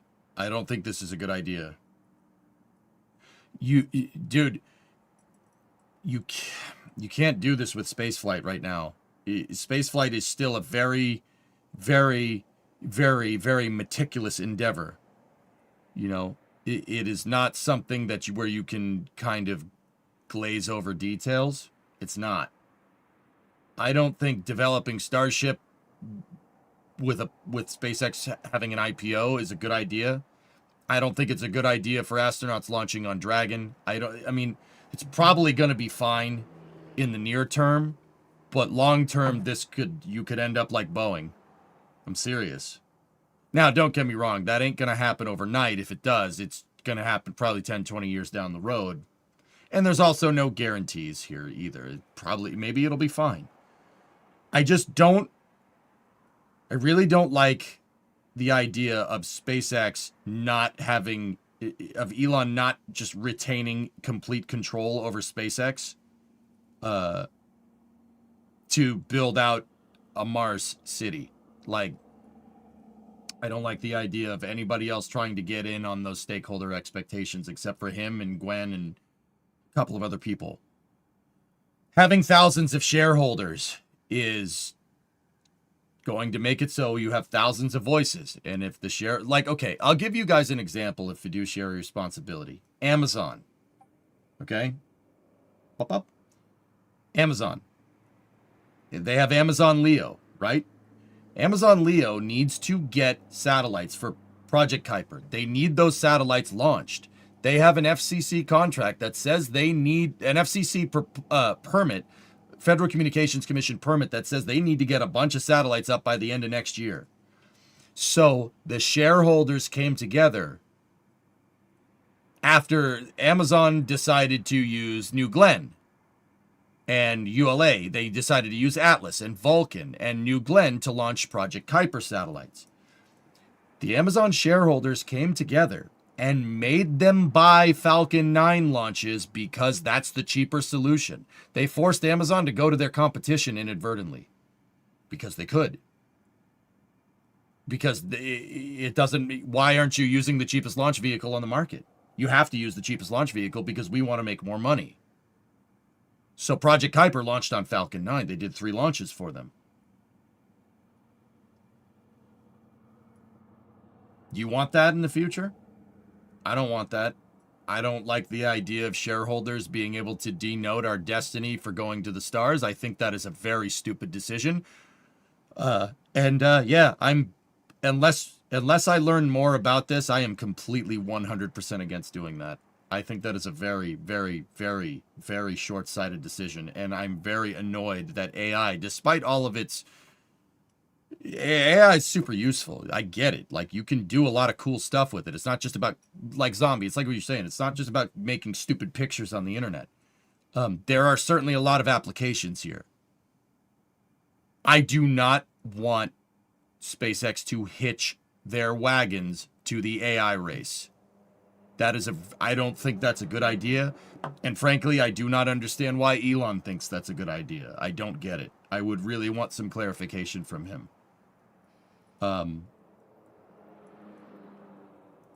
I don't understand the need here. I don't understand why you'd want to do this. You're gonna risk our potential avenue to the stars over fucking AI. You got to be kidding me. Are you kidding me? He likes money. I mean, yeah, man, I see you and a bunch of other people saying that, but if Elon, dude, here's the thing, man. If Elon wants more money, like if he, billionaires just want more money, bro, he's the worst freaking billionaire around. You know why? Because he decided to choose space flight and electric car mass production as profitable as his way to make billions. That doesn't make any sense.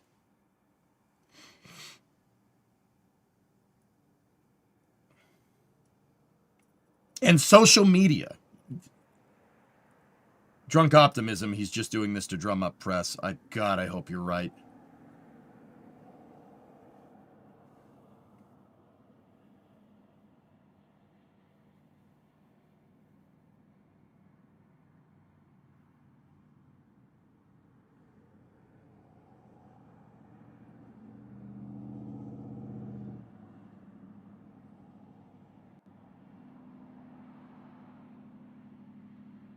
But EJ, are solar panels and radiators that efficient that they offset the cost to launch services? How is launching cheaper than trucking to a data center in the middle of the desert?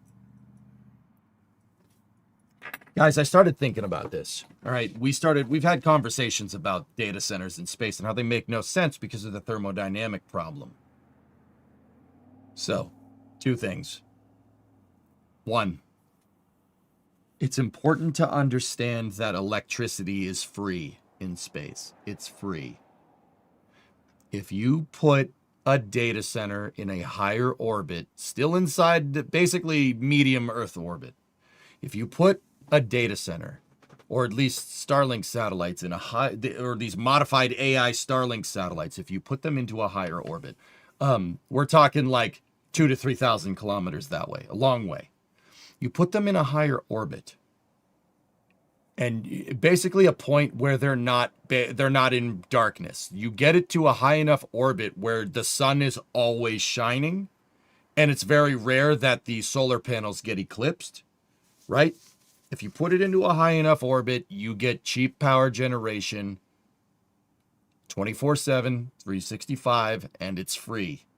It's free. What are your solar panels? What are your solar panels going to break? Now, here's the thing. You will need a gigantic freaking solar array. You're going to need a solar farm in space to do something like this. But then again, Elon's proliferated cloud AI thingamajig, you're probably not going to need that big of a solar panel. The solar panel is going to be way bigger on these satellites than, like, we're talking like maybe Gateway's solar panels or like the IROSA arrays on the ISS, something like that. But also at the same time, once again, that thermodynamic problem. So everybody's like, oh, it'll never work. It'll generate too much heat. It'll generate too much heat. It'll generate too much heat. And that's right. There's no way to rid yourself of the heat. But if you can generate power for free 24/7, 365, and your solar technology is good enough to generate enough power, that shedding the heat through black body radiation, which is how they do it nowadays, that's just an electrical problem. You just generate more power. You generate more power, you can keep everything cool. Simple as that. Think about it. Electricity is free. Really noodle on it for a second. Your electricity is free. You have a data center on the ground, all systems. What's the electrical bill look like for that? Millions. To keep everything nice and cool? Millions. And then the electrical power that it sucks up? Millions. Millions. To keep just the utility bill is going to be insane. Right? And don't get me wrong, you have that same bill to keep everything cool up in space. You have that same thing. No power bill, though. I'll admit, it's actually pretty goddamn smart. That's a pretty smart idea. I personally don't think SpaceX needs to IPO to do it. I think they should spin off Starlink and IPO that. That would be a good idea. And stay as a private launch provider for that. And have controlling stake in Starlink, which might be what they do. That makes much more sense to me. But IPOing the entirety of SpaceX, banking on a goddamn stupid AI cloud data center, is probably one of the stupidest things I've ever heard. I don't like that idea. I don't think that's a good idea.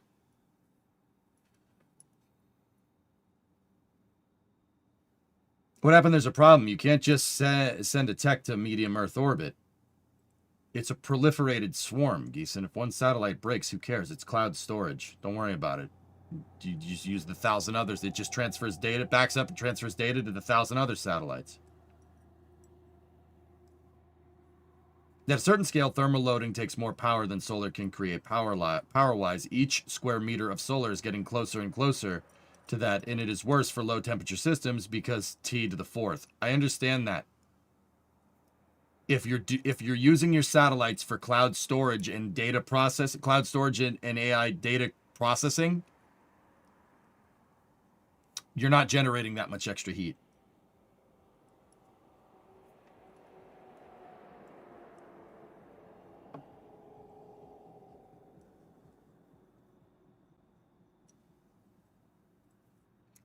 Yeah, Strick, I don't know.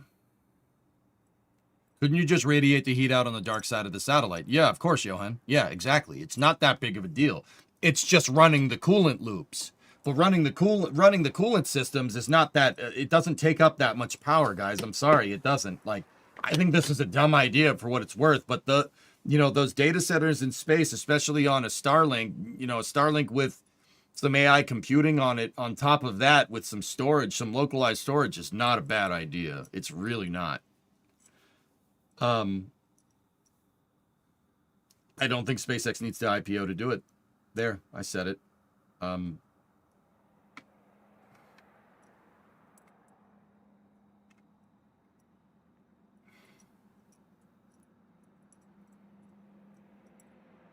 Yeah, if SpaceX IPOs the entire company,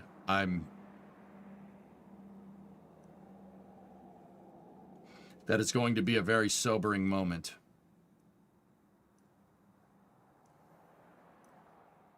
Why even have a coolant loop? Just use heat pipes. Heat pipes. Okay. I think you're trying just to take it out and just put it up in space and put data center or something in space.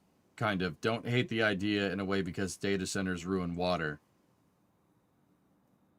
You stop streaming in protest. That's not going to do anything net worth. That'd be kind of funny, but yeah, no.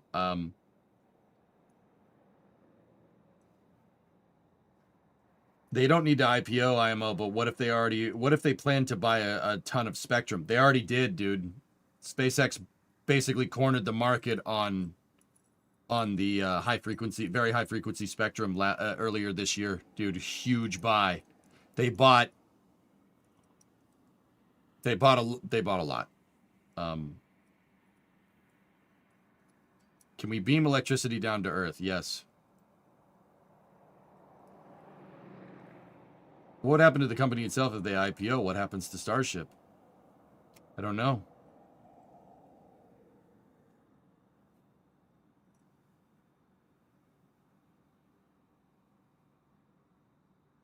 They basically own the entire direct-to-cell spectrum. That's it, Rarest. Yeah.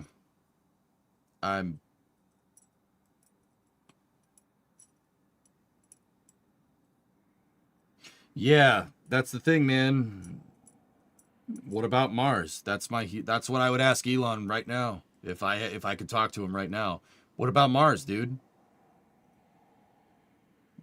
Aren't you worried that an IPO is going to make you fiduciarily responsible to shareholders? And shareholders don't give a frick about Mars. They care about making money.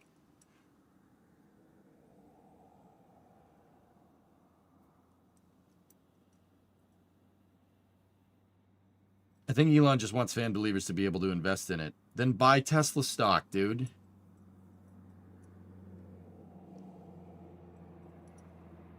Just create, just IPOX.ai. Nothing will change with his Mars plans. You sure about that, Donnie?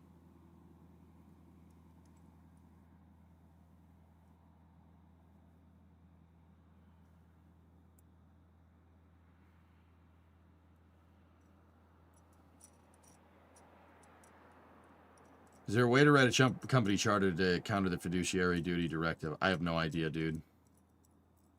BlackRock don't want no red rocks.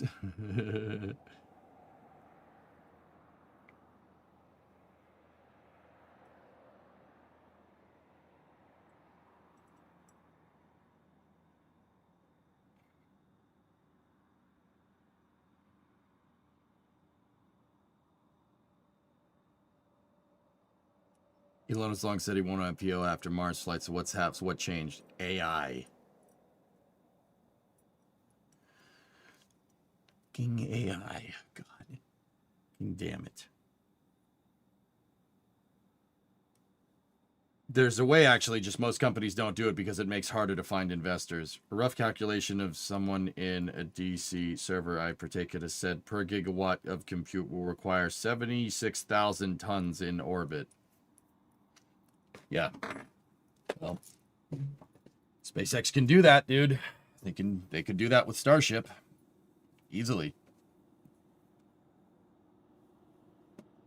At this moment, I imagine his answer to you would be about an average of 2 AIs per sentence. I think of it this way. Elon believes Mars is only the first step. A trial run of Revue. The ultimate goal is to either colonize or consume every celestial body in order to propagate life and find out the secrets of the universe. That is not a profitable venture, Turbine. That's the problem here. That's not a profitable venture. You have to make money, especially if you're public. I don't like it, dudes. I don't like it. And maybe I'm being a little hasty. I don't know.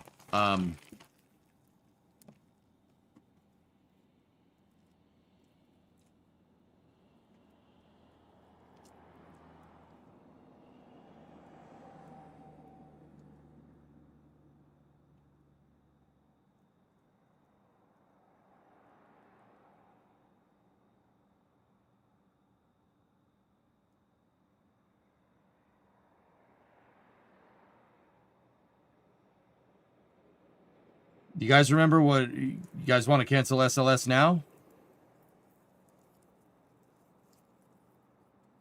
This is why I've always said we need to keep it.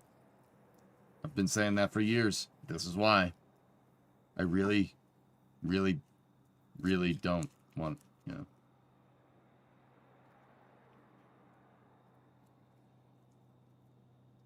SLS needs to be expanded. I don't trust this for a second. If I was at NASA, I'd be like, yeah, nah.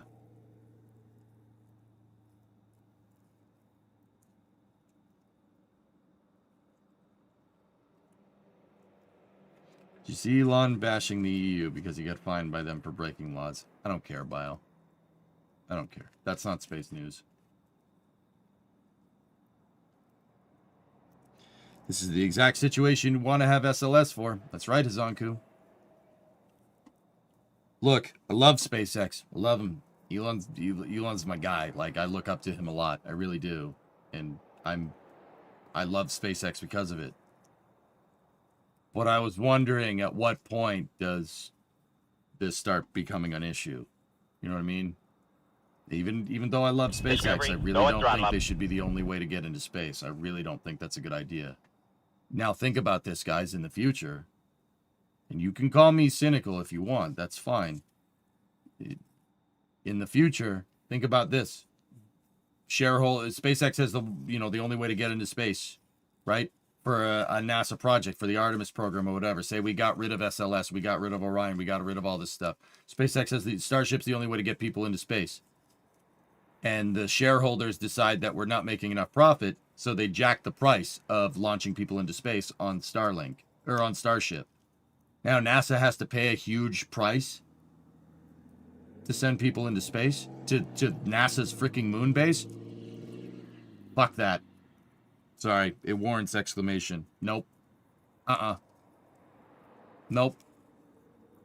Nope. Build SLS. Build more SLSs. Sorry. I love SpaceX. I love Falcon 9. I love Starship. I love everything about them. I don't trust it.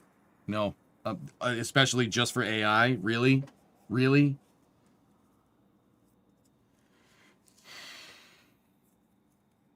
Do you think Block 2 accelerated this timeline a bit?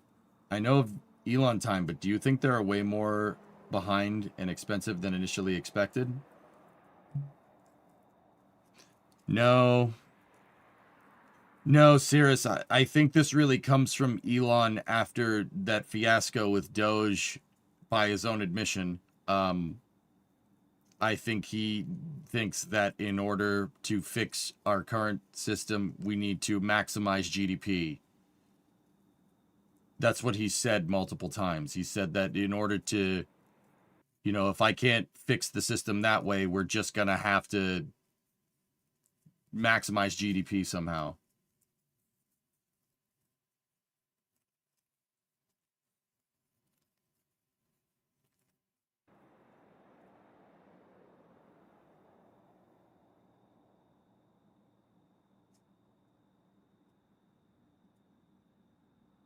And I get it. I get what he's trying to do. I really do. He, you know, does it have to always be at the behest of, or at the, to the detriment of space flight? Does it all, we always get the fucking shaft, dude. Always. It's always goddamn happens.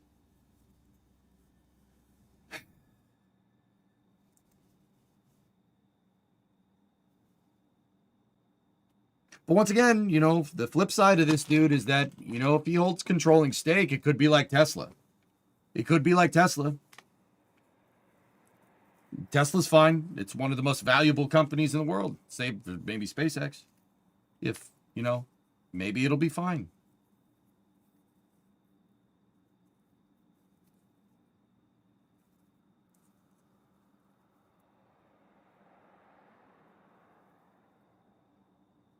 Yeah, see, Kraken, exactly. It's not a bad idea. Any more info in the article? I don't know.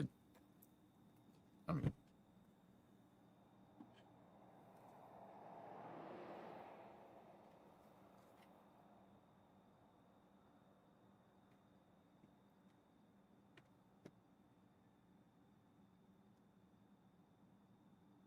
don't get worked up till we know more.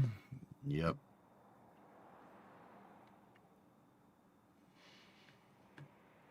That is the moment an IPO suddenly came into play after being unlikely for so long. If you followed Elon's tactics, you know that once he commits to something, he leans fully into it. Much of the AI race comes down to amassing and deploying assets that work quicker than your competitor. A large war chest resulting from an IPO that will greatly help his cause and disadvantage all others.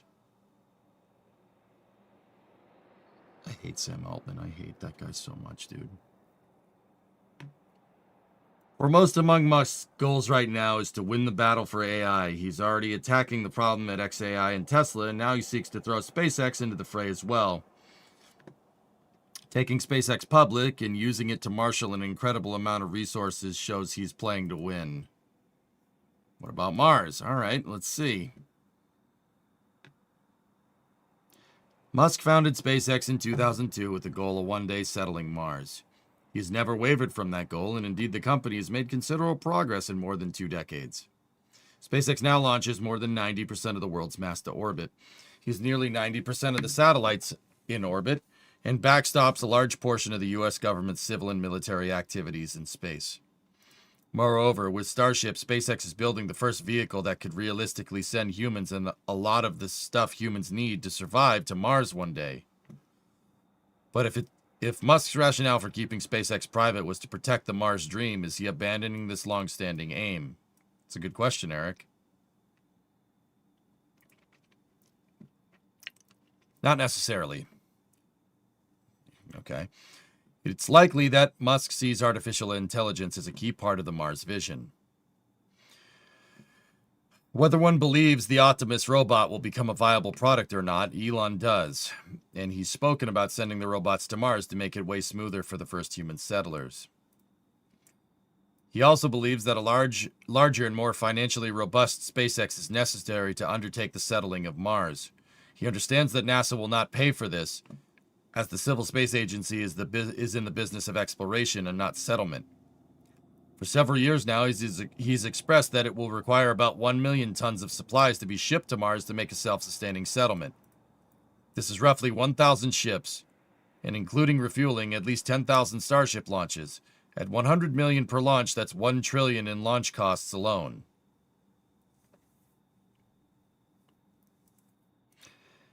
Elon's frequently expressed a concern that there may be a limited window for settling Mars. Perhaps financial markets collapse. Perhaps there's a worse pandemic. Perhaps a large asteroid hits the planet. Taking SpaceX public now is a bet that he can marshal the resource now during his lifetime to make a Mars City 1 a reality. He's 54 at the time of this article.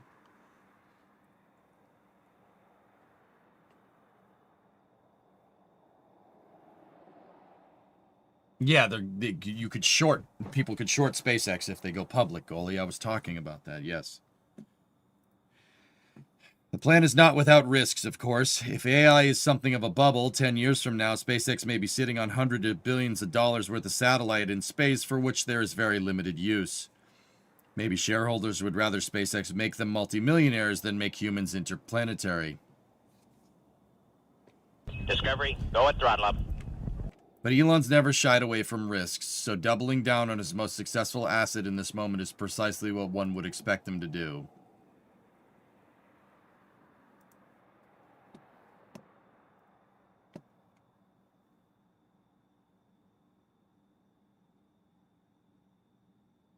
Slackster, 58-month resub.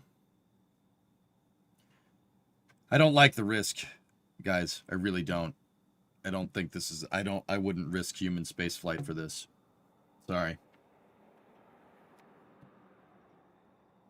Maybe shareholders would rather be wealthy than idealist. Bingo. Nope.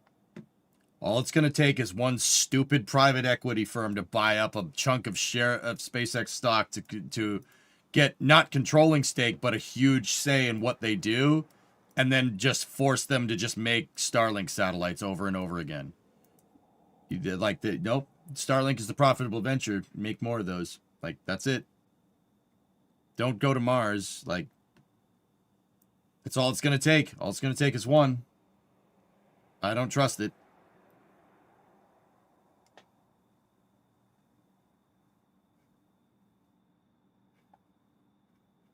Yeah, Zonku, exactly. Is it an option for SpaceX to IPO with only non-voting shares? I have no idea, Bio. I don't know how that works too much. I know you hate For All Mankind, but this is exactly what happens in For All Mankind. Maybe there's a reason why I don't like it. What if NASA buys stocks in it with a new administrator coming in? NASA buys stocks, Ramalot. Are you just... NASA can't buy stocks. It is possible to have two classes of shares. Guys, you know, like, you ever tune into RGV at like 7 tonight? RGV?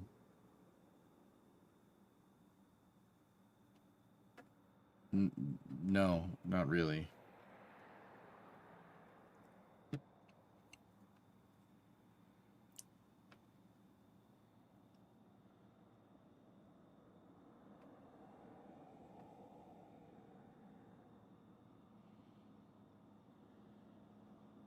And then there's the regulatory end. Every time Elon talks about a rocket, it will open the possibility of SEC action because it's publicly held.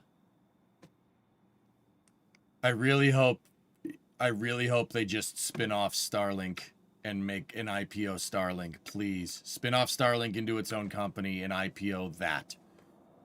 And then have SpaceX be their launch provider. But the thing is if, say, like Blue Origin came along and started mass producing New Glenn, if Starlink is publicly traded, there's nothing stopping the shareholders from voting on Starlinks to launch on another rocket. Class B and Class C shares. Guys, you know what? Like, I'm being a little bit pessimistic here for sure. I understand that, but also at the same time, dude,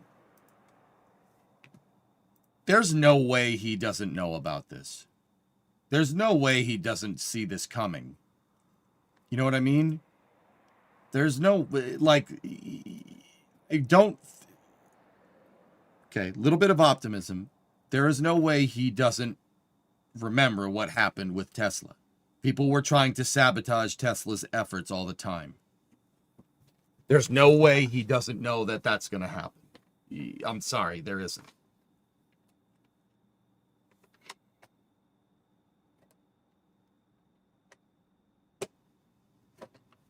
Yeah, so I have to believe that he knows that this is going to be a thing, and he knows to be careful with this. You know?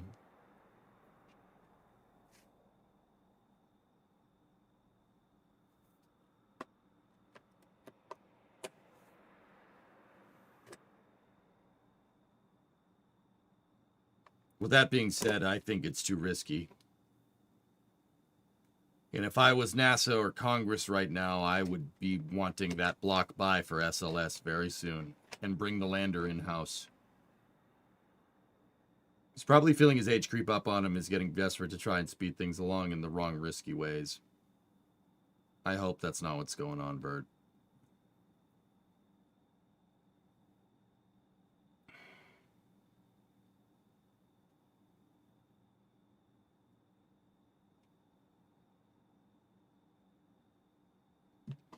Hey, I think Rocket Lab is live, guys. I just had a premonition. It isn't because a bunch of people said it in both chats all at the same time. I'm getting my spidey senses are tingling. No, thank you for letting me know. In the most recent interview, he was talking about how he would not do Doge again because of the attacks on Tesla, so there's definitely no way it's not on his forefront. I think that's a fair point, Turbine. I don't trust it.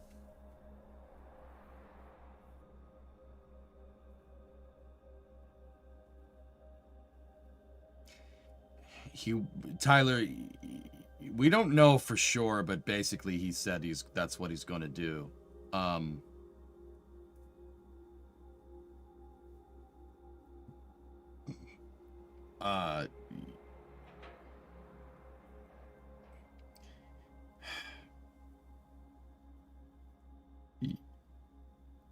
What was your question? Sorry, my mind's going into overdrive.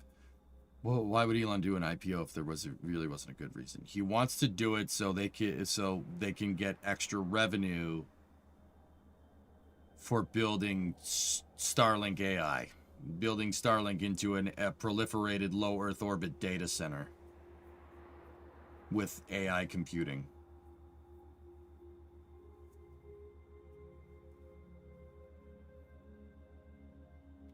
Burger could be wrong. Yeah, Burger could be wrong, except I don't think he is.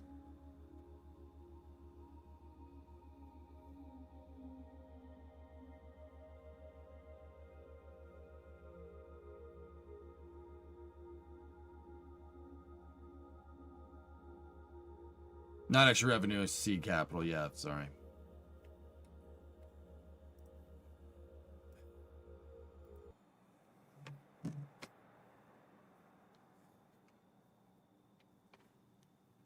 He wants to be the first trillionaire. Well, I think he's got that in the bag, dude.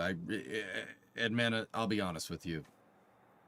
Despite me thinking this is a completely bonehead freaking move, I don't think it's about making money for him, dude. I really don't. This makes much more sense from Elon. It makes much more sense from him with this being not wanting to be the first trillionaire, but needing the money needed to get to Mars in his lifetime. I would think that would make much more sense.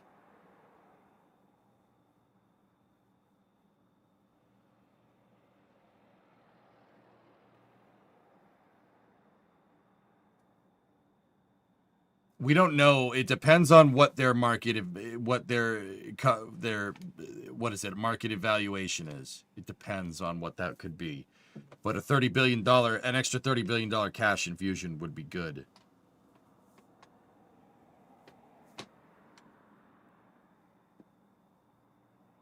No, Mike Saylor's the first trillionaire. I don't know. I have no idea who that is.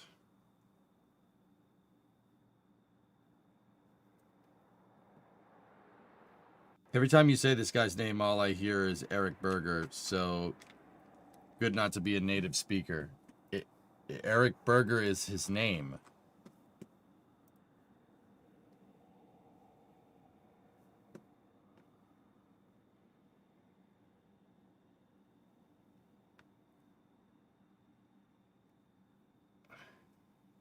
You think Elon is trolling because he never said these to Bloomberg or Reuters, but this AI satellite is real.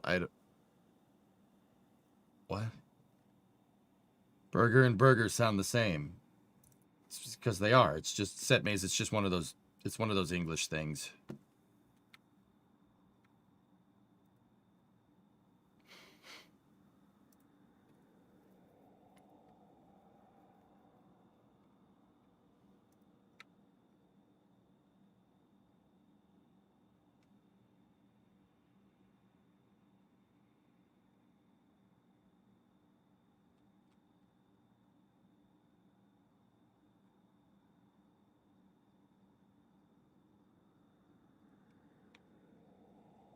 Here, let's watch a rocket launch.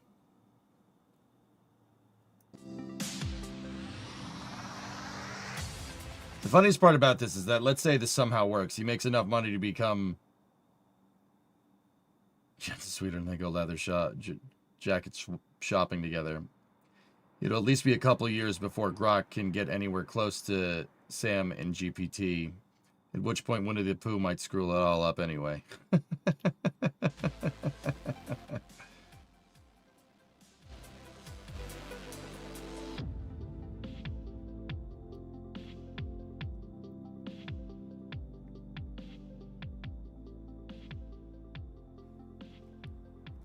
Hello and welcome to launch day. It is early afternoon in... He still never acknowledged any IPO post, only AI satellites. Yep, nope. Yep, nope, try again. Here's why I think SpaceX is going public soon. As usual, the article is accurate. Yep, nope, try again. From our Neutron Structural Analysis team to take you through today's launch for the Career Advanced Institute of Science and Technology, known as KAIST. Thanks, Muriel. It is great to be here for this beautiful summer's day on New Zealand's east coast. What a stunner. Now, today's mission will deploy a single satellite called NeonSat-1A for KAIST. It's heading to a 540-kilometre low Earth orbit on a southern trajectory from New Zealand out over the Antarctic at a 97.4-degree inclination. Now, we've called this one Bridging the Swarm after we launched the beginning of the Swarm mission for KAIST in April last year. That one kicked off their planned constellation of satellites to capture near real-time imagery of the Korean Peninsula. Now, NeonSat-1A will link communications between that first satellite and the next 10 that will form their constellation, hence the name, Bridging the Swarm. KAIST's mission is to build a constellation that can image the Korean Peninsula multiple times a day. And the constellation's operators will use AI to combine satellite data with existing information that will help them to track natural disasters like earthquakes and forest fires and respond quickly to national security events. And as the countdown clock draws on, let's take a closer look at the NeonSat constellation. I don't know. Maybe they'll talk about it. Can't listen to the music.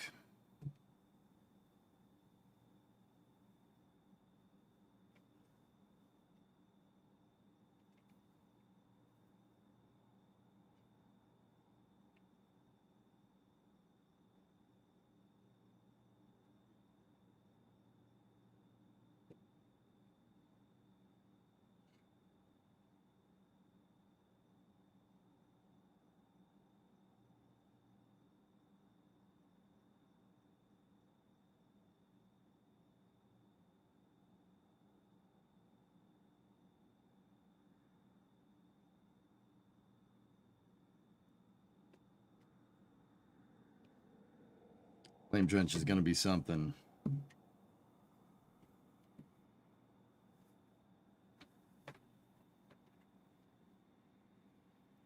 Did an article hit a nerve? If so, sorry for expediting that.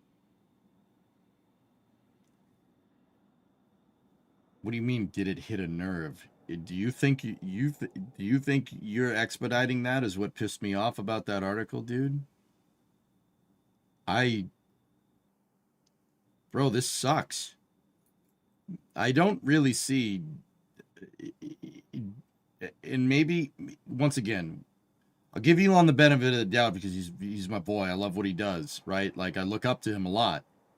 You know, from his work ethic to, you know, just how he runs his companies, et cetera, et cetera. He's a huge inspiration for me, guys. Like, I'm not going to say that he isn't.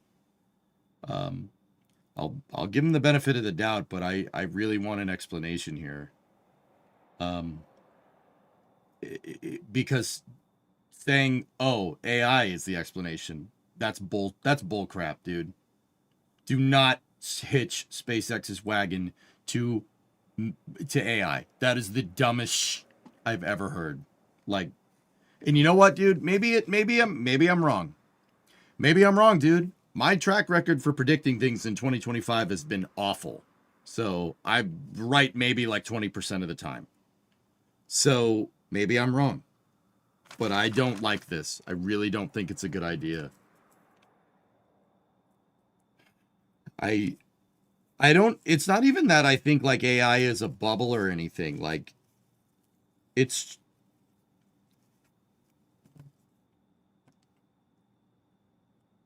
like, dude, even I like the point of winning the AI race that's going on right now between like OpenAI, X.AI, you know, all the other large language models that are out there. Even winning the race and, you know, like making artificial general intelligence and stuff, right? Like even doing that, like, dude, shareholders aren't going to get behind that. Making AGI is not a revenue service. Shareholders will want your satellites to just keep using large language models because that takes no effort. That's the most profitable venture. You're not even going to get to like make AI better or even try to pursue AGI. Because nobody wants you to spend their money on your pipe dreams when you're publicly traded.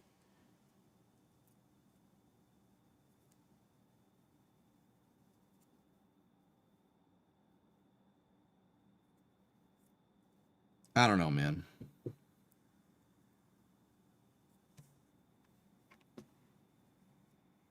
I mean, guys, correct me if I'm wrong, dude. I hope I'm wrong.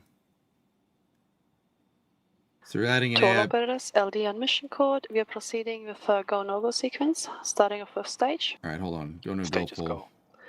Avionics. Avionics is go. GNC. GNC is go. Beacon. Beacon is go. T1. D1 is go. GC. GC is go. PLS. PLS is go. RSO. RSO is go. MET. MET is go. MM.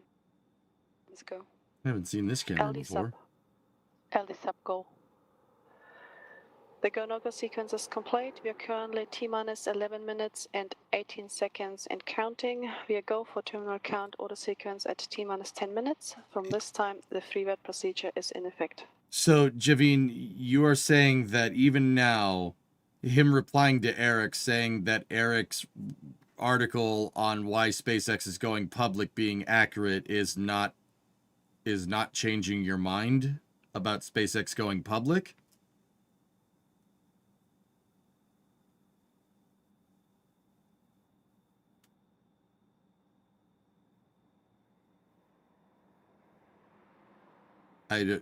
Okay.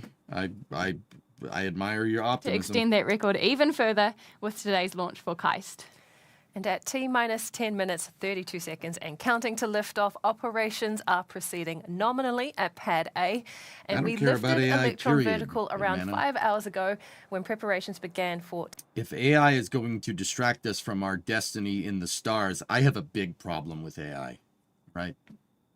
A big problem with it.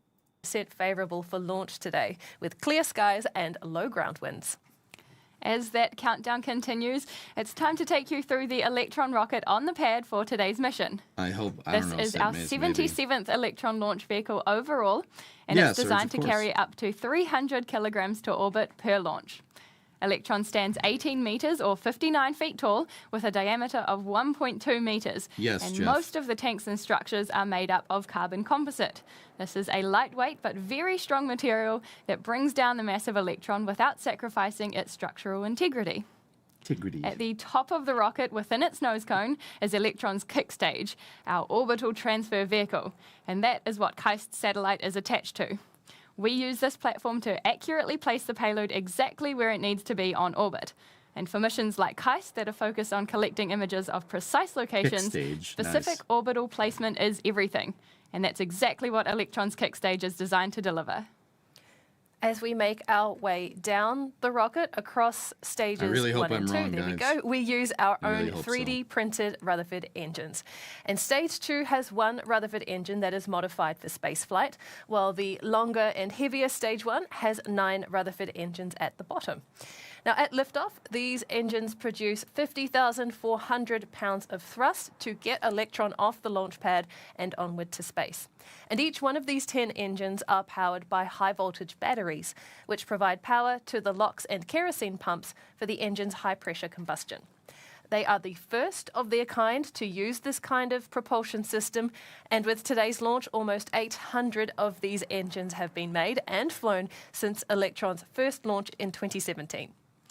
Now, speaking of first launches, alongside our record year of Electron missions, the team has been laser focused on preparing to launch Neutron, our much larger and reusable rocket that's scheduled to debut next year. Neutron is more than twice the height of Electron and about 6 times as wide at the base, and like Electron, Neutron is made of carbon composite as well. That will make it the world's largest carbon composite rocket that's ever launched when it takes to the skies from its test, launch and landing site on Wallops Island in Virginia. Now, to power a rocket that big to deliver 13,000 kilograms of payload to space, you need a powerful rocket engine to take it there. And while we build and test Archimedes in NASA's Stennis Space Center in Mississippi, we are looking for the best and brightest talent to help us out. So let's take a quick look at what goes on at our Archimedes engine test complex.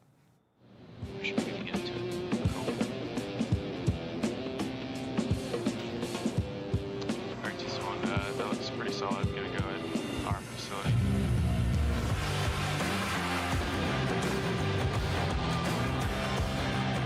Yeah, I think Stennis is, to me, the mecca of rocket engine testing in the country. Oh, great. It probably got... YouTube's probably going to flag the VOD now. That's lovely. Love that. Yeah, Warhammer, this is a rocket launch right now. Yeah.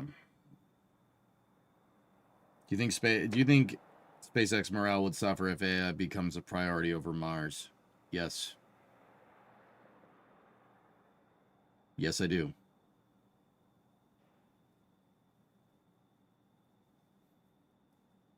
If he wants to raise $30 billion on a $1.5 trillion valuation, he would own 80% still, right? I'm sure there's more to it. Yeah, Pyro, like I said, I think hey Mike, what's going on? Lemon Space, how you doing? There's no way Elon doesn't know the dangers and the risks involved with publicly trading a company. I have to give him the benefit of the doubt, because especially like of what's going on with Tesla. But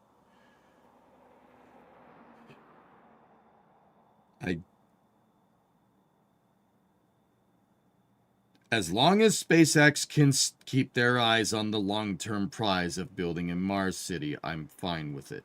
It's just shitification can happen with public offerings, guys. It can happen, and I just don't even think it's worth the risk. That's their Archimedes engine, which is pretty cool. That's Neutron's stage. Go no go pull happen. Yeah, everything's good. Amazing, and it must be incredibly exciting to be on that team, bringing Archimedes to life. Now, just remember, for scale, the Archimedes engine has nearly 30 times the thrust of Electron's Rutherford engines. It is a beast. So if you're interested in getting up close and personal with our new engine, make sure you take a look at the open jobs on our website at rocketlabcorp.com.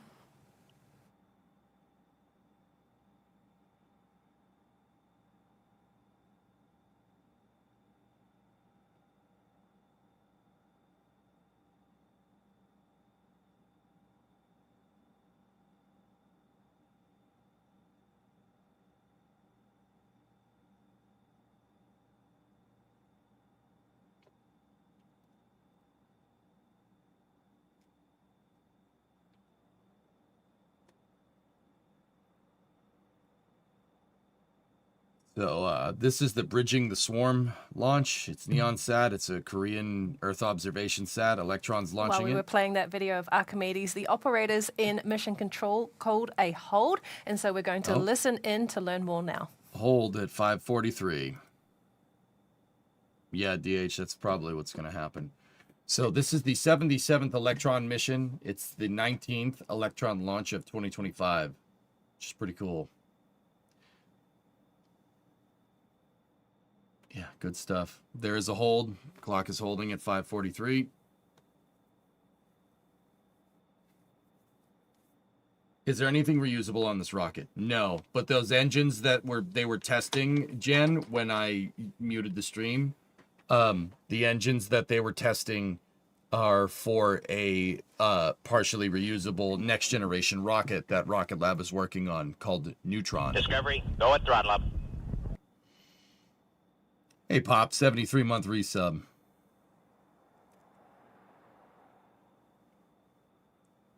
Thanks. As you can see, in the Mahia Peninsula, in New Zealand, this is a twin pad launch complex. There's one pad over there. There's one pad there. They don't reuse Neutron first stage anymore. What? What? No, Neutron's first stage is reusable. The second stage is not. It's a partially reusable vehicle.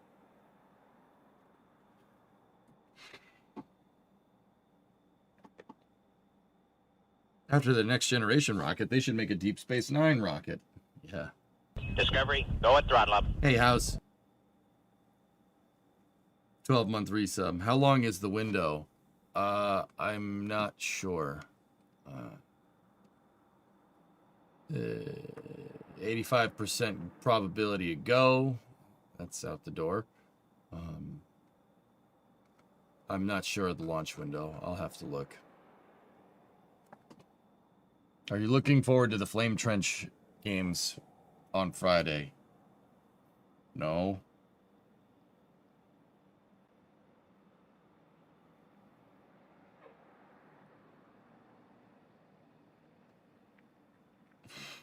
Not really. I didn't do good the last time we did this.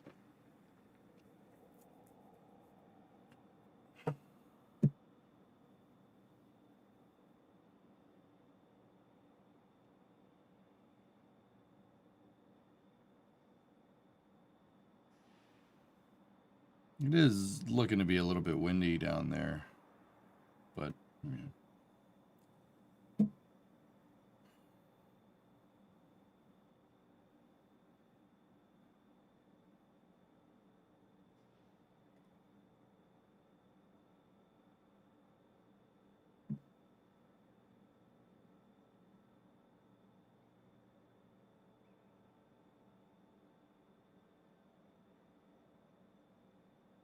Guys, I'm crashing out. That news is not good. That's not good news. I'm sorry. I'm crashing out hard. That's not good news. I mean, yeah, you got a great view. That's nice. You're being too negative about it. You know what, Hellfish? You guys can say that all you freaking want to. You're being too negative. You're being too negative. I'm usually optimistic about things. The freaking tech industry is responsible for the commercial launch market collapsing in the 90s with their stupid freaking dot-com bubble. Okay? If the tech industry does this again with the AI bubble, I'm going to lose my mind. I'm going to lose my mind.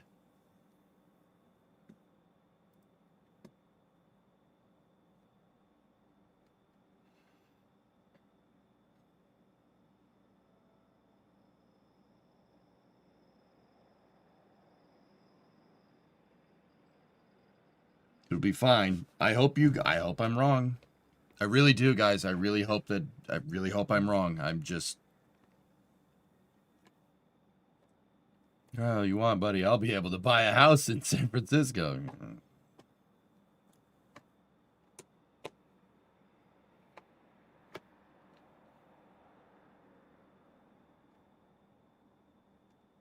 It's on all the AI companies to wipe your tears with the $100 bills. Yeah. I think anything less than Battlefield EJ is a subdued reaction. Yeah. I've always said, guys, when people, it's funny because it's been in the context of canceling SLS. I've always said, oh, wait, hold up. Assessing the reason for the hold, it's worth pointing out that today's launch does not have to happen in an instantaneous window. We have just under 30 minutes remaining in today's window, which gives us just enough time for a recycle attempt. And the weather remains green, payload is healthy, so let's just sit tight to see if operators reset the clock. Okay. Nova, don't get too upset. Like, it could be fine. It could be okay. Oh, dude, I thought the rocket was moving. That's just the drone. Dude, I got really concerned there for a second. I thought the rocket was moving, but no, it's just the drone backing up. Sorry to be honest, but I love a home in San Francisco more than space launches. Yeah, I get it, Edmena. That doesn't really make the mood any better. So if you could stop on this stream about spaceflight saying that you don't like, saying that you like a thing more than the main subject matter of the stream is just a little bit annoying. If you could stop, I'd really appreciate it. SpaceX is taking calculated risk. Only people that know the details are SpaceX. So panicking like people panicking over proposed cuts at NASA is just not the way. Look, I'm not crashing out completely, all right? I understand the risk and I know what's involved. I get it. This could end up fine. We could be fine. And I have to think that Elon knows better. I really do think he does, especially with what happened after Tesla. My one thing is, this can seem like a great idea, and it probably is the right thing until that stupid AI bubble pops. If it does, after SpaceX IPOs, we're going to have a big problem. We're going to have a big problem. It could potentially jeopardize plans to go to Mars or plans to go to the moon. And like I said, I have to think that Elon knows this. But shareholders, if your company's losing billions of dollars, shareholders are not going to care about Mars. Okay? You know that's true. I know that's true.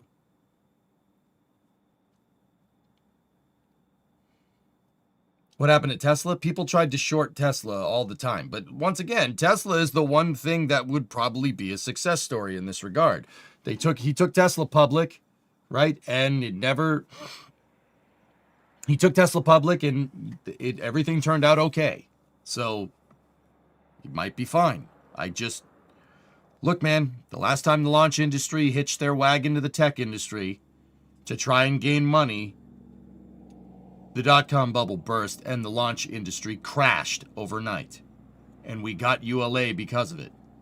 Okay?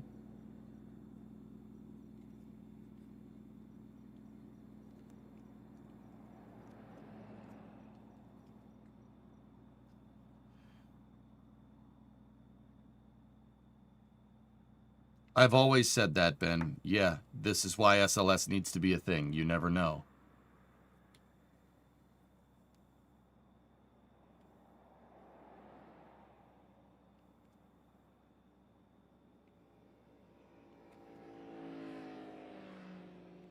That's right, Hazanku. People have very short memories. Yep, they reset the clock, 21 minutes and counting. They have 30 minutes left in their launch window, so they're targeting the end of the launch window. Tranquility Base here. The Eagle has landed. Let's be thankful that SLS is still on the table before SpaceX goes public. If something happens to Starship after the IPO and scrapping SLS, what would we have to get to the moon and Mars? This is why I've always said that NASA needs their own program. NASA has to achieve parity with SpaceX. They have to have their own in-house stuff because of stuff like this. This is why I always say it. Everybody said, that's fine. It's not a big deal. A lot of people agree, but people say, like, no, SpaceX will never do that. Well, can Jared buy SpaceX stock personally with him being the NASA administrator? Probably not. Lava Eagle, Eric Berger posted an article about why he thinks SpaceX is going public, and Elon replied to it saying, as usual, Eric is accurate. Now, we don't necessarily know the context there.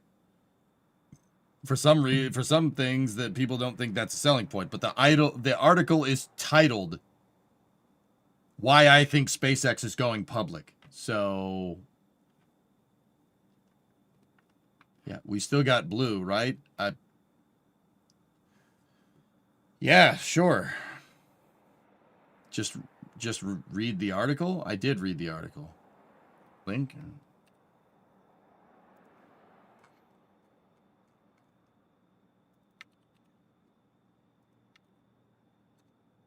Just read the article. Oh, I got it. Yeah, here, I'll link it in both chats if you guys want to see. We are watching the Bridging the Swarm Rocket Lab cast, but they had a hold and they recycled. So that's probably indicative of a problem with the vehicle. According to Star Trek, we should have Warp 1 ships in about 37 years. Like you, I'm hoping for just a Mars colony.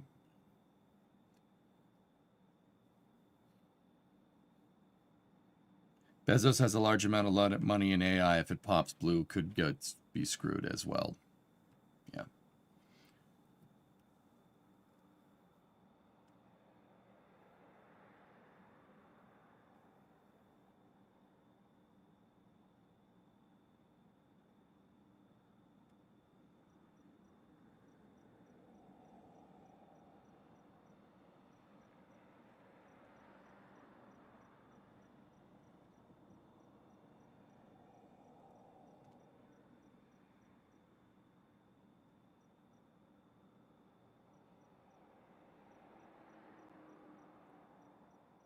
Micah Maidenberg today. Jeff Bezos' Blue Origin's teams are focusing on tech needed for orbital data centers. The group has been working for more than a year. Part of the SATS as data centers bubbling across space and AI industries. Yeah. Great.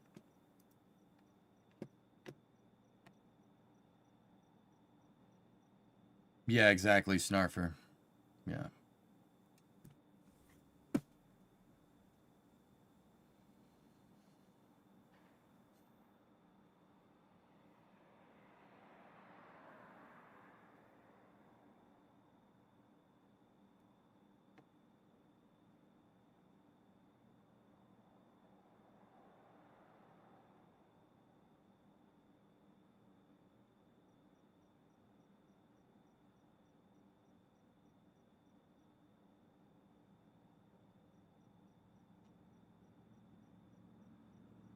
Will we hear the go, no go poll when it takes place? I don't know if this is Timmy's music, so I'm not going to play it. But how come one is looking at Earth Orbit Rendezvous, EOR, for going to the moon instead of just copying what Apollo did? How come one won? Serge, what's the first part of your question?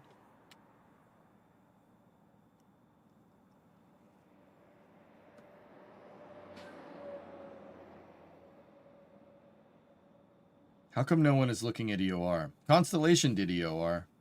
How come no one is doing that? The big thing basically revolves around something that you assemble on orbit usually is, okay, so Serge, think about it this way. If you dock your lander and your capsule in low Earth orbit, and then you dock an upper stage to it, your upper stage is going to need to be a high energy upper stage. So obviously your upper stage is going to have a lot of thrust. Think about structural docking ports and how that's going to screw the mass of your vehicle. Does that make sense? Now your docking port needs to be able to handle a good amount of thrust. Docking ports aren't very structural. They're just a docking port. Does that make sense? So nobody really does EOR because... Oh. T minus 15 minutes, 43 seconds, and counting until It's a little bit liftoff more for our complicated. 19th Electron launch. Now we have another gate to pass before liftoff, and that will be a second T12 minute poll. Now this is when all operators in mission and range control will assess the vehicle and ground systems to determine that we are still go for flight today. What we want to hear is, of course, greens across the board. So a few minutes until that poll, so let's keep an ear out for those calls.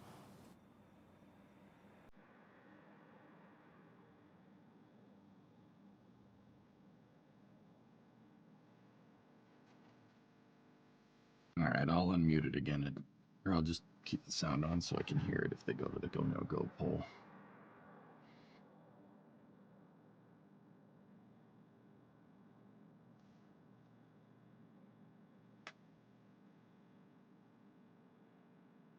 No, there's nothing about what the IPO entails.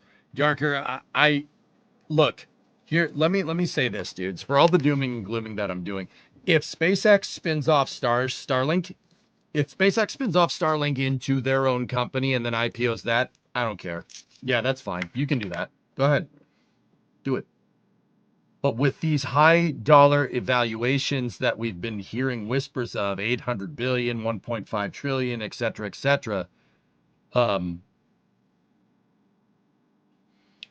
that doesn't sound like spinning off a company, you know?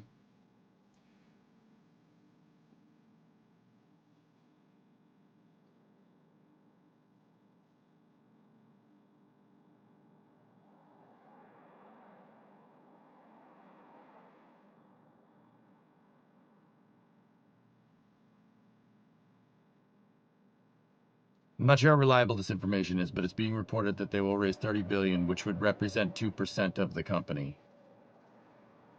Yeah, supposedly you can do that. Like you can go public with a little bit of it. I would have to guess that that's probably what he's doing, Donnie. And it's not a full like public IPO like what Tesla is. And that's what I mean about Elon knowing better. I think he knows. So if they need to raise an extra 30 billion for these stupid AI satellites and then a portion, like a small tiny bit of SpaceX is publicly traded, I guess I'm okay with it.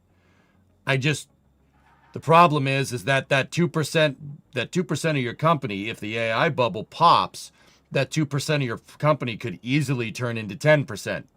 You know what I mean? With all the money that you freaking lost. It's opening Pandora's box. Exactly. If the tech bubble pops, then you're screwed. And that, I do not want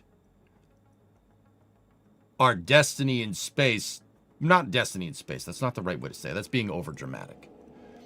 I do not want our potential railroad to the stars, right, being compromised because some bonehead wants to mess with AI. You know what I mean? I don't think that's wise. I really don't think that's a good idea. What does the bubble popping mean? Crazy billions of dollars, Mock, right now are being spent on AI research to try and make artificial general intelligence. If we get to the point where we realize we're spending crazy amounts of money and we're not getting the return that we want, oh, here we go. It could end very poorly. The go-no-go sequence, starting off first stage. Status go. Avionics. Let's go. Something like that, Blacken, yes. GNC's go. Recon. Recon is go. T1. T1 is I go. dropped my screw. GC. GC is go. PLS. PLS is go. RSO. RSO is go. MET. MET is go. MM. Is go. LD sub. LD sub go. The go-no-go We don't sequence know is for complete. sure, We're Lemon. currently T-minus 11 All right, here we minutes go. and 19 seconds and counting. We go for terminal count order sequence at T-minus 10 minutes. From this time, the freeware procedure is in effect. Okay, so if anywhere here on out you hear hold, we got a big problem. Or we get a smart AI that realizes we're the problem. Yeah, dude, there's no way this ends right. It's just great news there from Mission Control. That is greens across the board for our T-minus 12-minute go, no-go poll. And if you take a look at that clock, we are now T-minus 10 minutes, 45 seconds and counting to our liftoff attempt today.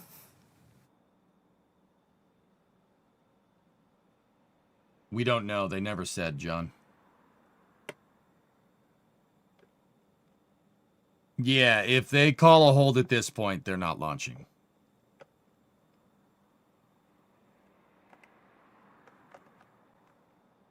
Hold is far better than Rudd's. That's right. You're not wrong, Roden. Amen to that, brother.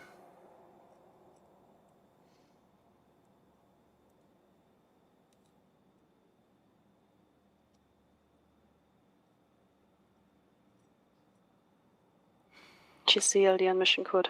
LDGC. Proceed with sequence 58, pad terminal checks. Copy sequence 58 in work. And what if Nightbot becomes sentient? Yeah, Nightbot becomes sentient. Yeah, we got a problem. I put that bot through all kinds of crap, dude.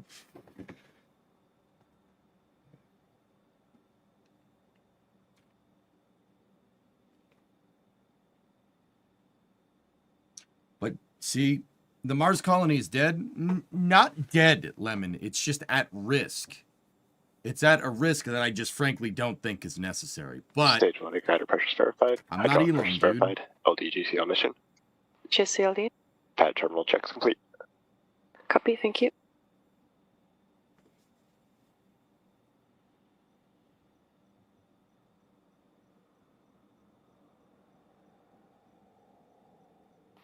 Avionics LD on mission code. LD Avionics. Proceed with sequence 59, avionics terminal checks. Copy in work.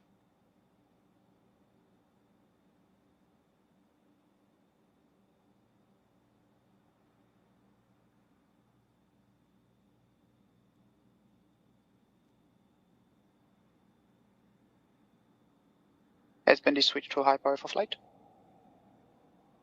Stage LD on mission code. LD stage. Proceed with sequence 60, stage terminal checks. Copy sequence 60 in work. oh yeah, binary. The Mahia Peninsula is one of the prettiest Stage launch 1 and complexes stage 2 around, dude. high voltage battery ready for flight. I think it's only bested by Tanegashima, which is not relatively not that. Oh, there it is. Got another hold, dudes. And to all operators, we just called in hold and we're proceeding with the abort actions. No launch today.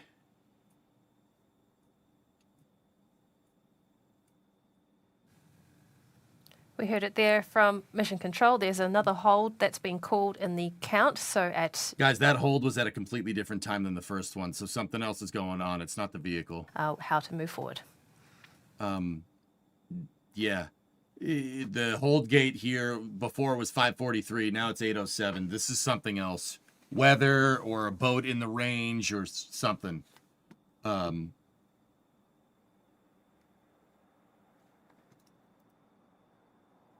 playing Battlefield Weather Guy.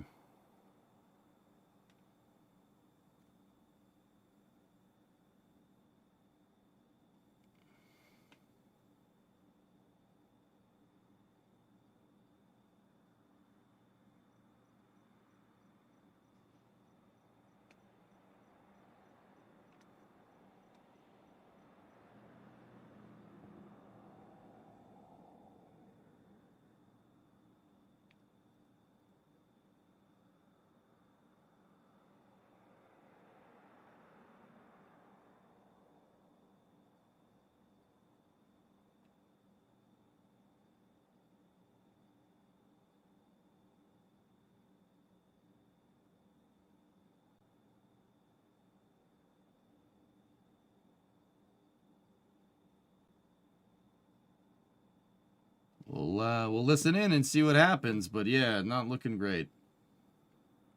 They don't have enough time to recycle in the launch window, so probably not happening today. What a pretty place, dude. I'd love to go there just once, dude. That'd be cool.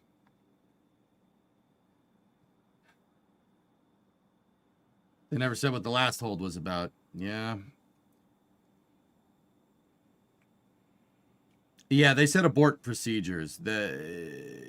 Yeah, they're not launching today, I don't think, dudes.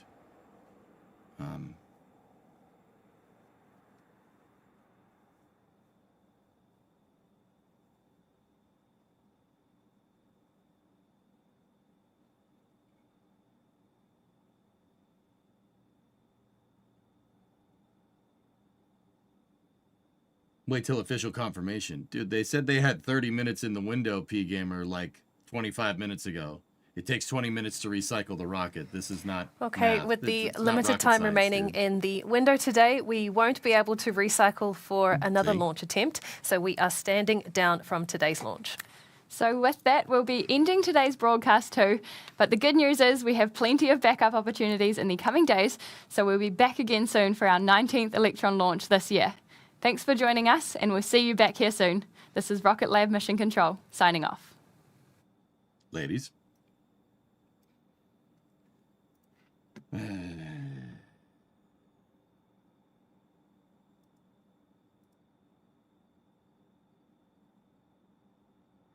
He called it just before them. I was just saying what they said.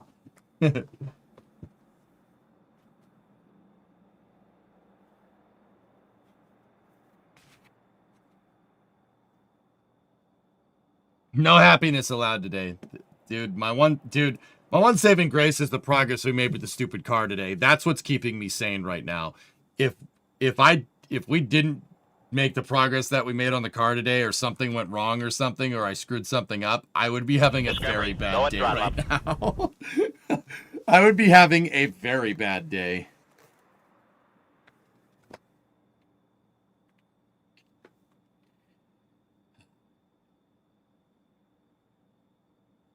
Yeah, Ditchy, you're still playing real life summer car. That's right. I cut more of the car off. We added more of the car. We added to the car with the trunk, but then I cut more of it off. It's just cut more of the rusty car off, dude. It's rusty. It needs to be. We gotta fix it, but we will.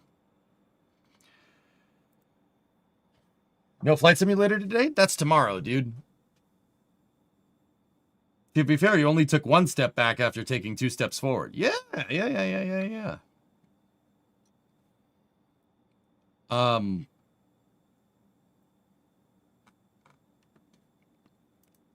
So check this out. A little bit more space news, and then we'll go. SLS is fully stacked in the VAB. We got more pictures of it today. They were doing countdown tests. With Orion integrated with the SLS rocket, teams have focused on a series of tests and processes ahead of the Artemis 2 rollout. Interface verification testing, end-to-end communications checks, engine installation enclosure, thermal protection, and stabilization. Good stuff, dudes. Look at that thing. Killer.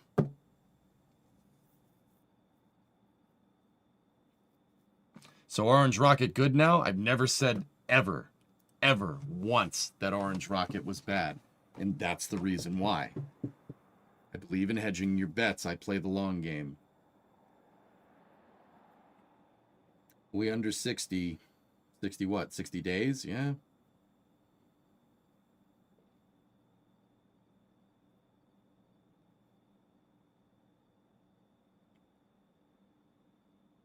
Yeah, Groots, that's a good point. Everyone tries to save as much as they can. No, don't do that. Cut it out. Cut it off. Cut it off. I cut off a good bit of nice metal today, and it sucks that I did it. But that nice metal was attached to really not nice metal, you know? So, yeah.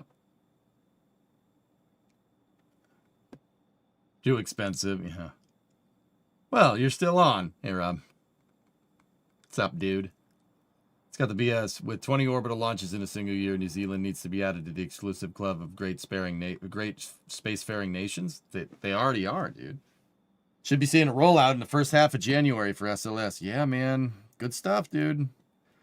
ESAR Aerospace guys had a Isar Aerospace had a launch license for December 2025, and they pulled their launch license for the Spectrum 2 launch today. They pulled all their permits, so yeah, Spectrum 2 is probably not happening this year. Burger's Law. What metal? It was Bondo and fiberglass. Yep.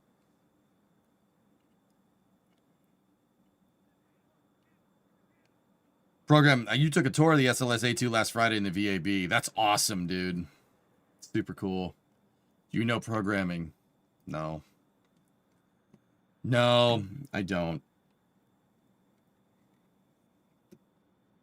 I should probably learn, but I've been putting it off because I always thought that writing software would be, you know, something that's always going to be an in-demand skill, but I think I'll just learn welding at this point and just kind of leave it at that. That being said, dude, I know you know how logic works. That's logic works. That's pretty straightforward stuff. Like, but yeah, I'm no coder.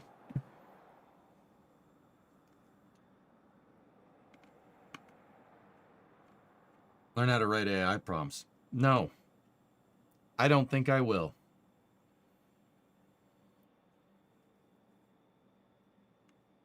DJ, off topic, I did stumble on the 69 Coronet brochure while looking for stuff. They had a SoFi orange. It might look good with black accents. Let me see. Ooh.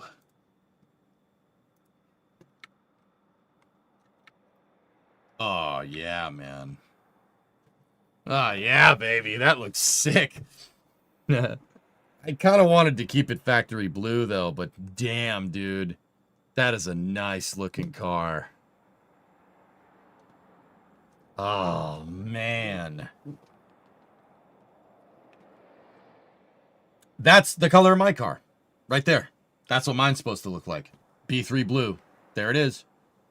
That's what ours is supposed to look like. That was the color of my car once upon a time. I do like that. Where's the orange? But oh, woof.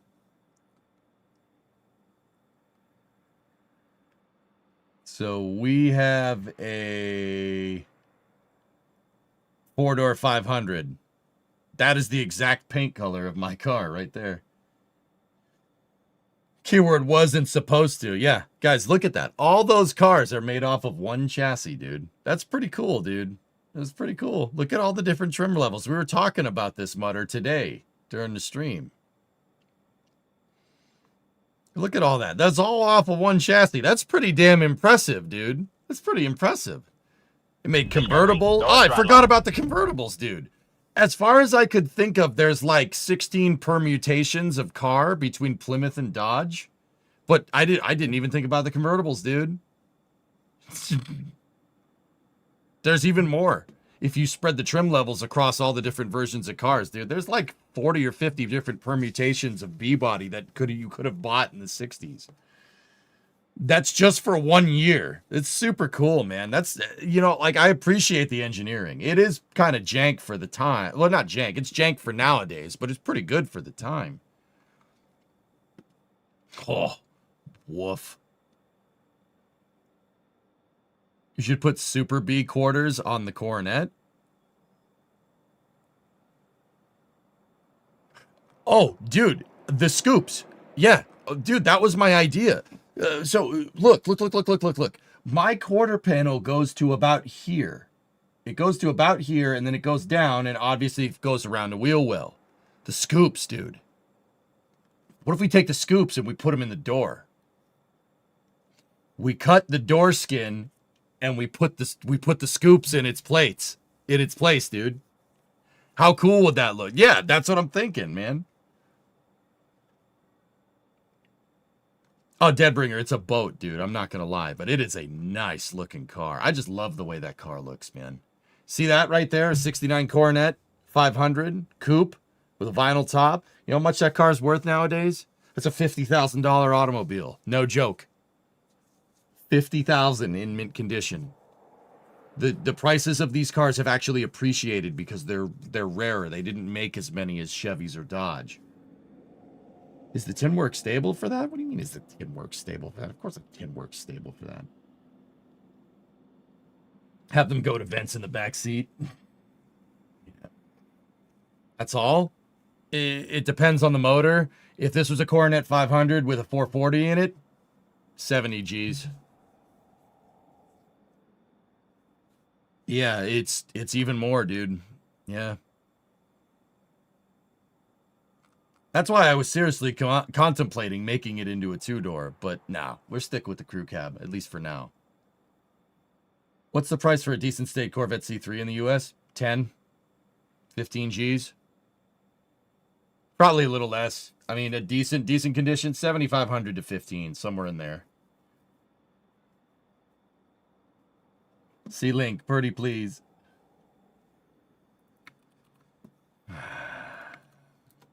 The Hemi cars are over 80 all day, dude. I'm not affording. Oh, why did you show me this? 69 Mach 1. That is a really nice car. EJ, do you have a new quarter yet? I don't, Petrie. No, couldn't afford it. Not in the budget. Hear me out, Coronet with suicide doors. No, I will not hear you out. You heathen. The Super B chassis is a Coronet. The Roadrunner chassis was 71, right? It's all the same chassis, Groots. It's all B bodies. Your neighbor has one of those, ARJ? That's sick, dude. That's your old man's car? Mint. But yeah, guys, that's the color that my car is supposed to look like. That's what it looked like at one point. It doesn't look like that now, but it'll look like that again. I think the two-tone blue looks sick. I really think it looks awesome. Actually, the straight blue all the way without the 500 trim on it, I think looks really good. See that? I like that a lot. I think that looks fantastic.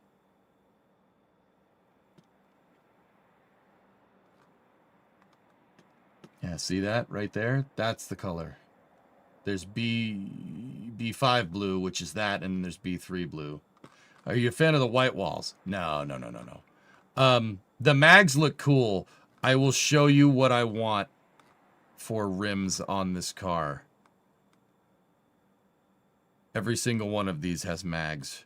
Crap. And then the ones that don't have the hubcaps. Those are the hubcaps that I have. I have those hubcaps exactly in my garage.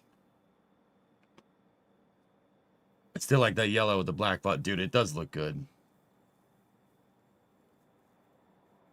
You found one, Rob, for 30 grand with a 446 pack. That's cool, dude. Actually, Rob, those are the rims that I want. Those are the rims that I'm putting on my car. That's what it's going to look like, dudes. Here. Those are Will Vintiques Chrysler Steelies. Those are the exact ones. 4.5 back spacing. Those are the tires my car is going to have. Only mine, I want mine painted to match the car.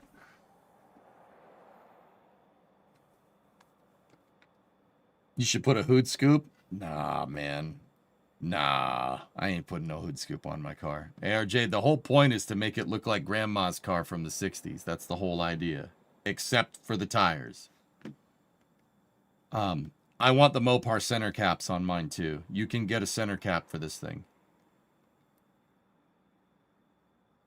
What's the gap? We got clearance. What do you mean? For the tires? Yeah, of course. A 15x8 wheel Vintique Steely with 4.5-inch back spacing. You could fit two 295s in the back. I got 275s all around. It's gonna look good, dude.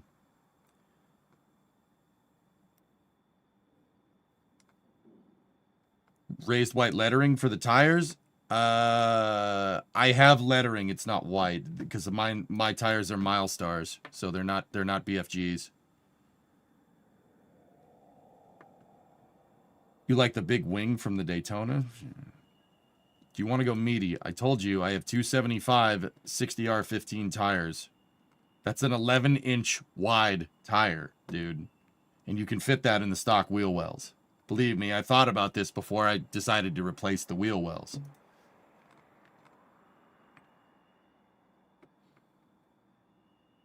Are cutouts legal? We're not going to need cutouts. ARJ, I don't want a scoop on mine. I think it looks good just like that. I like the way the stock hood looks. I think it looks fantastic, dude.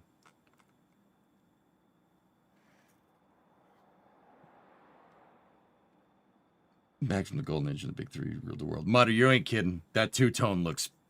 Oh, the two-tone with the vinyl top looks... That is a sweet car. What a nice-looking automobile. Once again, fellas, I get it. It's huge. It's a freaking barge. All right? That car is like 20 feet long. It's gigantic compared to like every other car ever made at any point in time. I get it. But damn, does it look nice.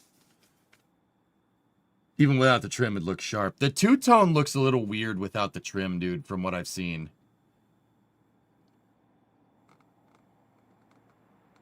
Look at that, dude. That's such a pretty car. That's why I love Coronets, man. I think they're just very beautiful looking cars. That car looks great, man. It's just, the proportions of it are perfect. I don't know what it is. It's just a really nice car to look at. Like, even from the back, it's just, they're pretty. They're a very pretty car. How many bodies can you fit in the trunk, dude? 10. 10. Easily. I wish a manufacturer would come out and start building an arsenal like this again. The money they would make. Agreed. Actually, they deregulated the automotive industry, at least for small cars, the other day, Goalie. They got rid of a lot of standards. They got rid of the CAFE standards. The president got rid of the CAFE standards. I get it. Some people don't like the president. Be quiet. Just listen. They got rid of the miles per gallon requirements per wheelbase requirement, okay? So that's huge.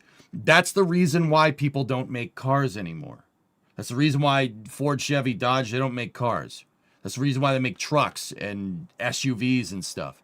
Because SUVs and trucks, crossovers, they have different fuel miles per gallon targets per regulation. If you were going to make a car, if you made anything bigger than a smart car, you're not meeting the fuel miles per gallon regulations that CAFE standards set up. They got rid of that.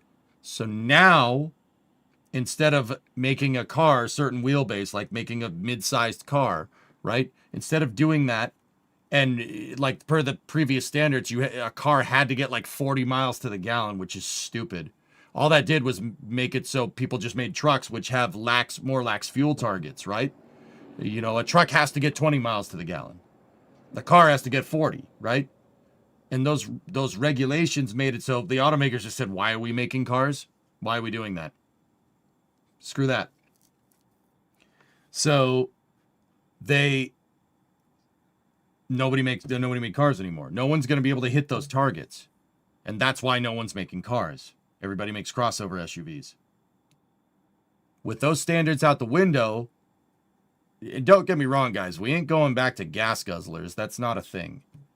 If we just took our current engine tech, like if Ford took like the 2.7 that they put in Broncos and like Ford Edges, and or the F250 or the F150s, right? You took that, you put it in a car like a Ford Fairlane or a Ford Galaxy or something. You could make a car that gets 25, 30 miles to the gallon, no problem. Easy peasy. Cars are coming back, dude. They're coming back. It's just going to take a second. Not to mention the price of vehicles these days. That's the other thing, ARJ. There's so much crap that you have on the vehicle that just, why? It's useless. Like the automatic engine shut off at idle. That's the dumbest thing I've ever heard. If you're in drive, in a modern, like every car has to have that nowadays, which is stupid. Backup cameras? You have to have a backup camera. You know why you have to have a backup camera in cars? Because you have blind spots. Why do you have blind spots? Because they made it so you have to, the car has to do well in a rollover. So you have blind spots because they made the A, B, and C pillars wider. So now you have blind spots. And now you need a backup camera. It's just complication and complication and complication and complication and complication in the name of safety. You know what I mean?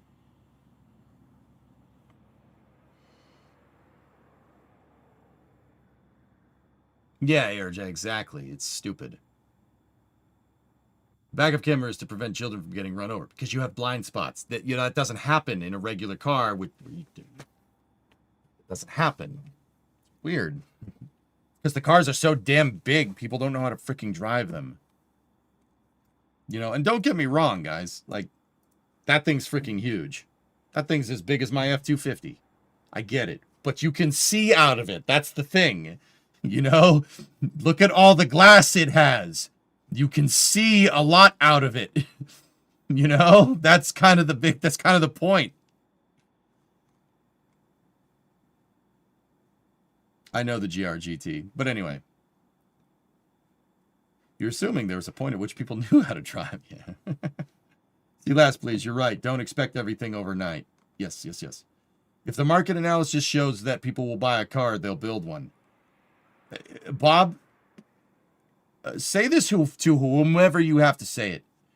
If Chevy just said screw it and brought back the SS, the Chevy SS, and just made that the new Impala instead of whatever that front-wheel drive piece of trash they call an Impala now is, right? Or the Malibu or whatever.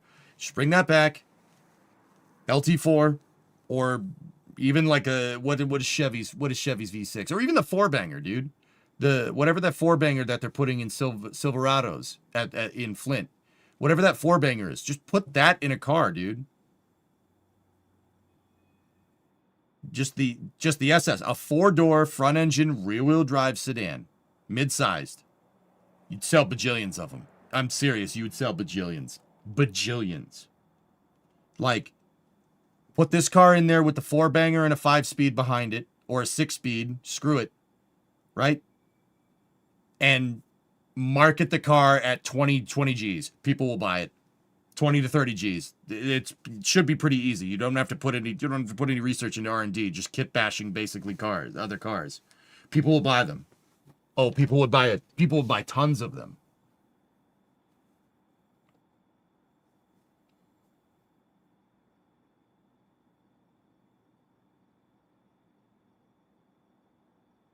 Oh, nice, Hellfish. That's cool. I'm telling you, man. Tell whomever at GM that, dude, if they did that, you'd be rich. That plant would be going 24/7, 365 for years. I'm over here looking at Fifth Avenue. It's a nice car.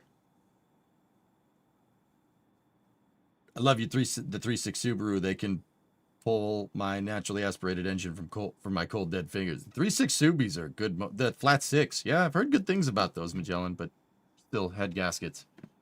I want this car badly. Yeah, yes. Dude, just Bandit. So I understand that that's the Chevy SS, right? It's a Monaro for the Australians that watch the stream. It's a Monaro. They marketed it over here as a Chevy SS. Bring back a chassis just like this, just like that, and give it a V8, a V6, and an inline 4. That's it. With a 10-speed behind it. That's it. Seriously, put a truck transmission behind it. People will buy it. And maybe have an all-wheel drive package. Maybe. Big maybe. Supercharged? No. The inline 4 would be turbo.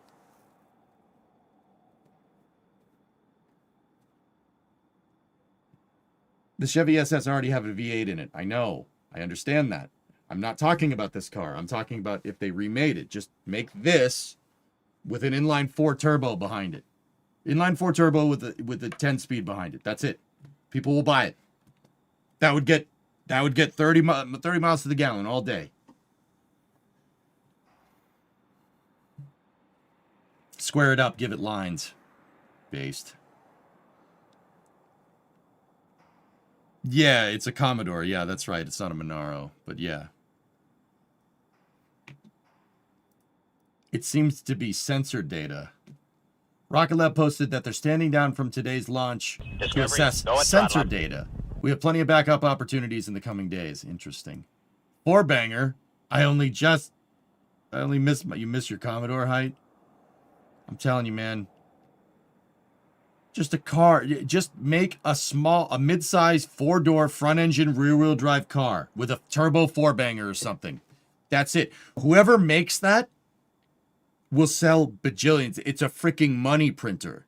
But once again, we were talking about how they just went lax with regulations on cars in the United States, and how we should see stuff like this. It's just going to take time. I've got the inline 4 turbo, 27 miles per gallon with a little pep. Not too terrible as a daily driver. That's what I'm saying, dude. You get 27 miles per gallon and they're putting it in Silverados. If you put that in a mid-sized car, it'll get 35 miles to the gallon. You got to remember, guys, 4-bangers make 300 horsepower nowadays. 4-bangers make 300 horse. And like 200 foot-pounds of torque. That's perfect for a daily driver. It's perfect.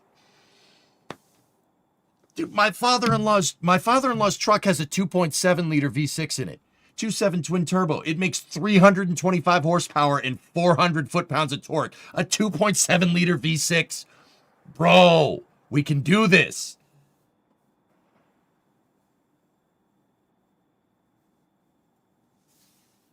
Your Camry blows the doors off your stock 82 Camaro. That's what I'm saying, man.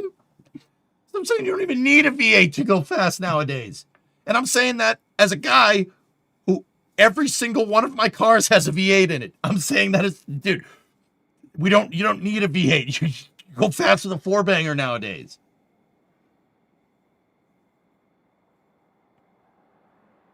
Those 2.7s are infinitely more complex and expensive to make.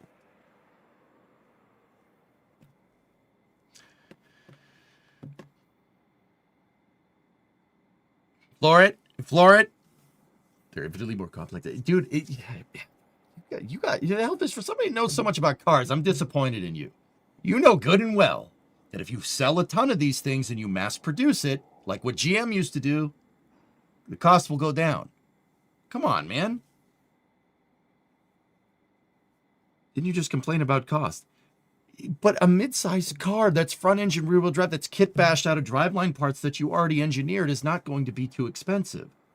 If I were Ford, man, or Chevy, bring back the Malibu, the front-engine rear-wheel drive Malibu, or heck, even the Corvair, but maybe not the Corvair. Yeah, we don't want to do that.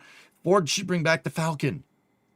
Bring the Falcon back to replace the Fusion. Mid-sized car, put the 2.7 turbo in it, or the inline, the 2.3 turbo from the Mustang, put that in there. Geek, I mean, I kind of played off what you were saying, dude. Can you imagine if Ford made a small car, like maybe something the size of an Impreza or a Lancer or something, 2.3 turbo, 4 doors in it? You'd sell a bajillion of them. You'd have a chip shortage because so many people want these damn cars.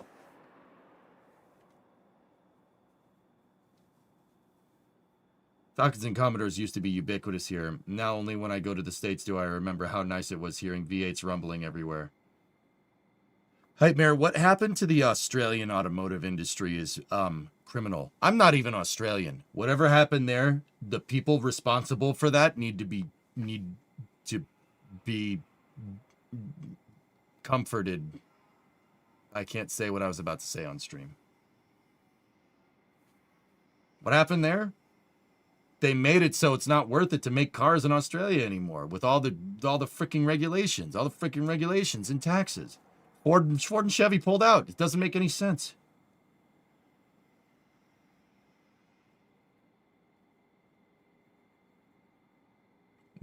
Yeah, they go in Minecraft, yes. They need to be fired from their jobs.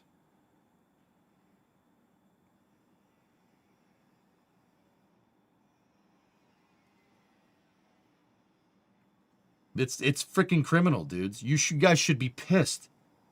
I mean, you probably are, but whatever. I don't know. That's just from an American. That's just from an outside observer. I would be mad. Tarred and feathered. You know what, dude? We've been reading about the revolution. Yes, tar and feathered. Let's go with that. Sure, that's fine.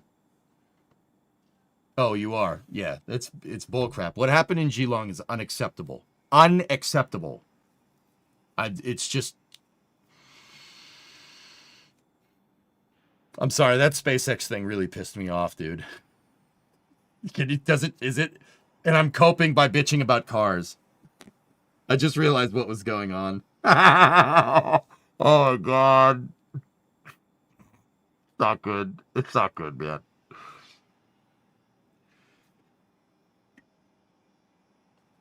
Yeah, Blinga, it's stupid. Stupid. What's the big deal about rear-wheel drive? It's simpler to make. Simpler to make, dude. Your mood change. Been trying to keep it going. Have I seen the newest Gymkhana? No, I haven't, dude. No. You just said I'm going to rant about everything I don't like, dude. You have no idea how bad that SpaceX news is. It's not good. It's not a good idea. At least you're consistent. Yep. Already mad and now you want to play Battlefield? It'll probably be better to focus my efforts on something like that. Yeah. Wait, why is it simpler? Man,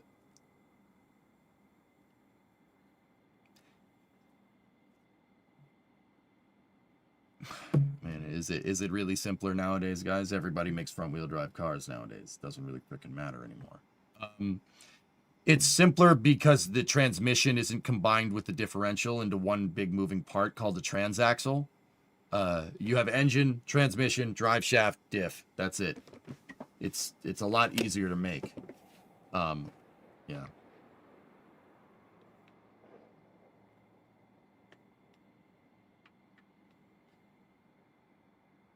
Nice, Slackster. There you go. Was in a meeting with a couple of VPs and one president a few weeks ago. Everybody misses the old muscle cars. It's not even about muscle cars, Bob. I have a whole rant in my head about dude, okay. If I could be in a room with like Mary Barra right now, I'd be like, where's your 1985 Caprice? Where's your 96 Impala? Where's your comfortable car? Everything is Euro touring trash nonsense. Where's your comfortable car? Well, I want to bring back comfortable cars, first of all. Like, you don't have to fold it over itself to get it to fit. Bingo. I personally think that front-engine rear-wheel drive cars are so much easier to work on. They're easier to assemble. They're easier to work on. Yeah.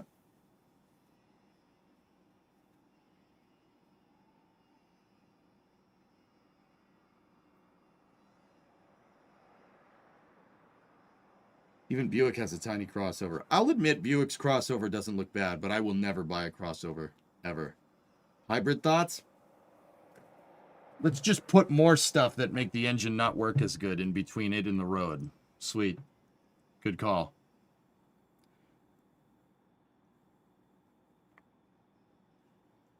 Why wouldn't GM just say, look at our Cadillac? Well, Cadillac is the Bandit, that's fair. And Cadillac is nice, dude. I like Caddies, dude. I'm not a Chevy or a GM guy. I love Cadillacs. I love them. Even now. Even the new stuff. That Blackwing, oh. Now that's a freaking car, dude. With the twin scroll turbos. That's a car. Where's the low buck version of that, dude? Old school Chevy would have taken that same chassis, put a 4-banger in it, and put Chevy logos on it. And that made the car not 50 G's, not 80 G's, it made it 30 G's. Chevy was the affordable option. Where's the down trim version of that, dude? The Blackwing is genius. The Blackwing is the only caddy car left. Yeah, exactly, dude. Where's the Chevy? Dude, start there. Start there. Make a low buck version of that with a 4-banger in it. Not the ATS4 or the butt-to-mouth 6 or whatever they freaking call the Cadillac. No. No. Have the Blackwing, flagship, Cadillac. Then a Buick, and then a Chevy. Buick has a V6 in it. Chevy has the inline 4 in it. Boom. There you go. Done. Done. That's it. Not even a gas-electric style like on locomotives. Turbine, or yeah, using using a gasoline engine as a generator for your car, yeah, sure. I don't mind that, Seacracken, sure. To be honest with you, dude, yeah, butt to mouth 6 or whatever. I was gonna say something else, Panda. I should not. I'm really happy in saying something else. So, oops. Company charge less. Why would they do that? Yeah, I know, Aqualex. You know. Like, once again, dudes, look at that Coronet brochure, man. Look at this. Make the most amount of car you can make with the least amount of freaking engineering. So, i.e., engineer one excellent chassis and then just make as many freaking cars as you could out of it. Why don't we do that? Just do that. It's not hard. It's right there. We did it for the longest time. We did it for freaking 80 years. And then we just were like, no, let's build eggs instead. Yeah, let's build a car that looks like an egg. Like, VW does it with the MQV chassis. The Germans understand doing this. They probably learned it from us. The Germans understand with the Audi. So the Audi A4, the Audi A4 is just a Volkswagen Jetta. It's the same car. It's just the Audi one is just a little bit nicer. Weird.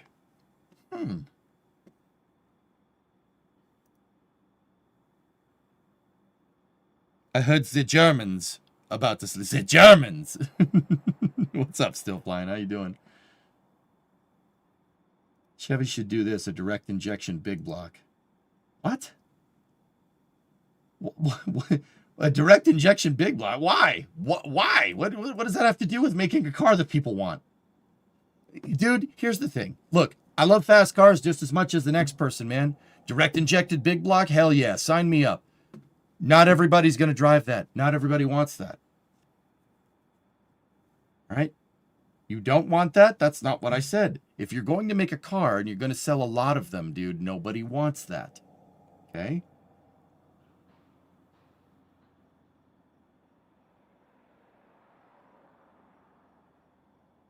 To be fair, the customers wanted this. We limped along the Malibu, cutting production till it didn't make money anymore because we couldn't sell them. Dude, a front-engine V6 car is... I mean, granted, I do like the Malibus. The new Malibu is a nice-looking car. It's really not bad. Like... Actually, hold on. Maybe that's the new Impala.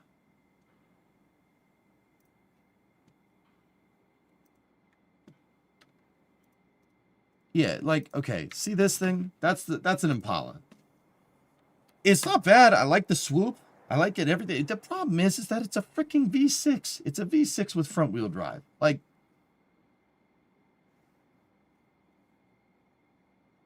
bro, you're Chevy. Chevy is trying to make a rip-off Toyota Camry. Bob, do you see why people don't buy this? See why people don't buy that? That's a freaking rental car, okay? Yeah, Shmamaron, we hashed that out pretty well. Is it wrong that I'm really considering an Ioniq? I give credit to Hyundai. Hyundai makes cars that they're avant-garde with their design style, and they make cars that are unique looking. I will not fault them for that. That's actually pretty cool. That's funny. Very much a rental car. Brother, where is this? Where is the modern version of this? And before people say, well, it's a muscle car. No, it's not. The Impala is not a muscle car. It was a common car. That was the Toyota Camry of the time. That was the Ford Crown Vic of the time. The Impala in the 60s was the best-selling car in the United States, bar none, for like all of the 60s. That's just a regular car. Look at how much character that freaking thing has. It's beautiful. Just like the Coronet. They're beautiful.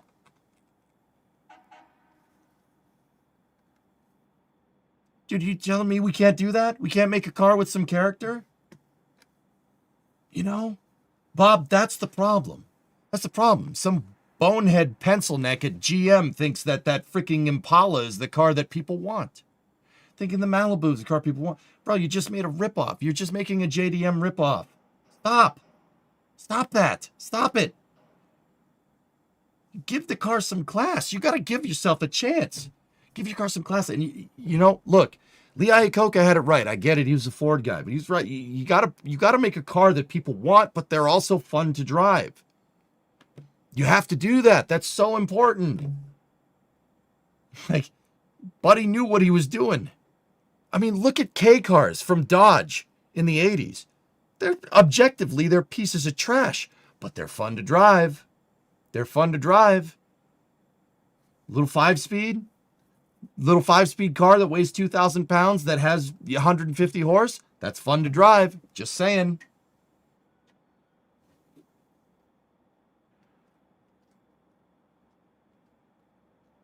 It's fun to drive, brother. Cars all look the same nowadays. Yeah, exactly. I'm with you. A little more size wouldn't be bad either. There's nothing fun about K cars. Hey, man. Convertible LeBarons are cool. All right? They're cool. But that's what people needed. That's what people needed at the time. All right? Fiesta ST. Bingo. Great example. That is a cool car. Does it make a lot of power? No. Is it fun as hell to drive? Yes. Was it affordable at the time, Too Shy? Hell yeah, it was affordable. That's what I'm talking about, dude. You got to make a car like that. You have to make cars that are fun. Right? You can't make another goddamn rental car. Look, that was the rental car from the 60s. That right there. That is a regular car. This is the Honda Civic of the 1960s. The K car saved Chrysler. Yeah, it's a Lee Iacocca idea. He knew very well about making a car that people wanted to drive, that people needed, making a car that people want. And that has to do with having fun. That's why they made the Dodge Omni Shelby GLH thingamajigger. Right? Those cars were fun. They were fun to drive. You're not putting your family in a car like that. I'm okay with them in the SUV or truck to be safe from stupid drivers out there. What? You can make a car that's safe to drive nowadays. You can do that. Like, I have Aqualex, yeah. I thought how they went about cutting the frame on that thing was a little laissez-faire, I guess. But yeah, no, it looks cool. That's a cool... Senpai is a cool project, man. First car was a classic Mini. Could not get behind the steering wheel without a grid on your face. The Mini is a great example, dude. The Mini's a great example. It's a car that you can go to the shop in. You can put your family in it, but it's also fun as hell to drive. You don't need a lot of horsepower to make a car that's fun to drive, guys. Like, you can make a car that gets 30 miles to the gallon that's fun to drive. It's totally a thing. How much does design convergence due to coefficient of drag for gas mileage have to do with the cars? That plays a little bit into it, Nader. But to be 100% honest with you, you'd be surprised about what the coefficient of drag of something like this is. You'd be surprised. It's not that much different than cars nowadays. I can say that with pretty reasonable assumption. I mean, we could do the freaking calculations if you want. But you got to remember, something like coefficient of drag is very much it's a non-dimensional coefficient of drag is a non-dimensional equation, meaning like it's like what happens in an ideal world, right? That's what non-dimensional means, right?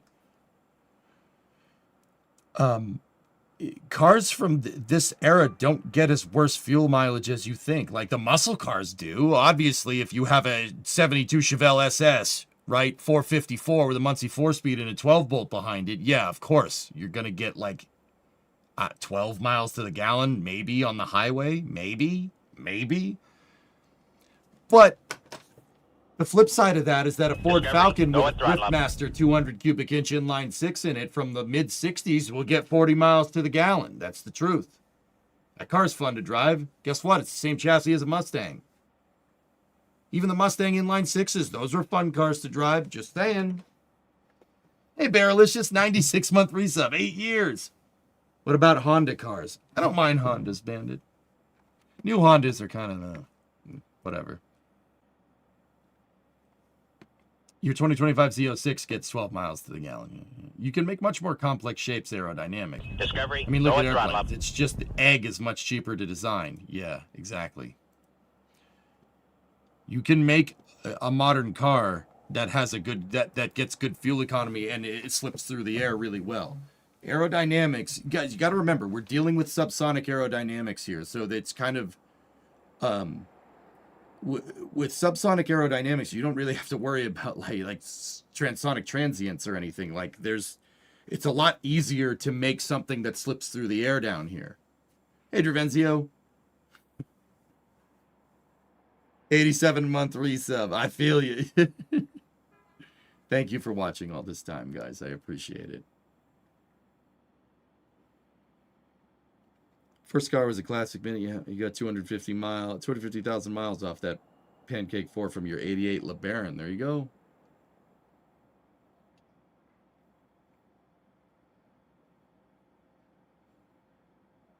Yeah, I know, Aqualux, right?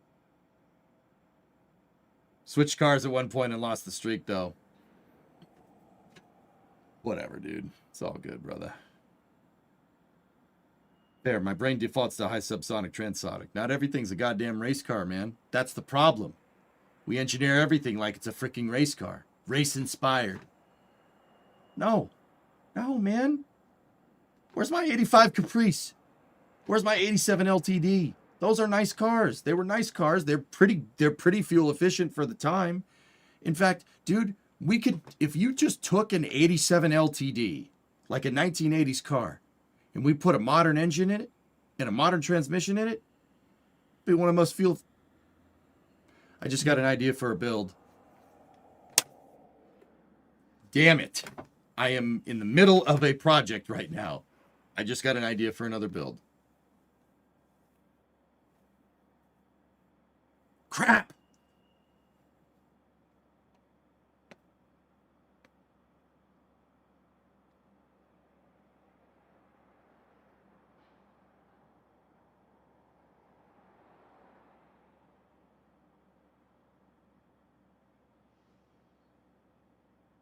'87 New Yorker, Electron. Crushed velour seats, baby.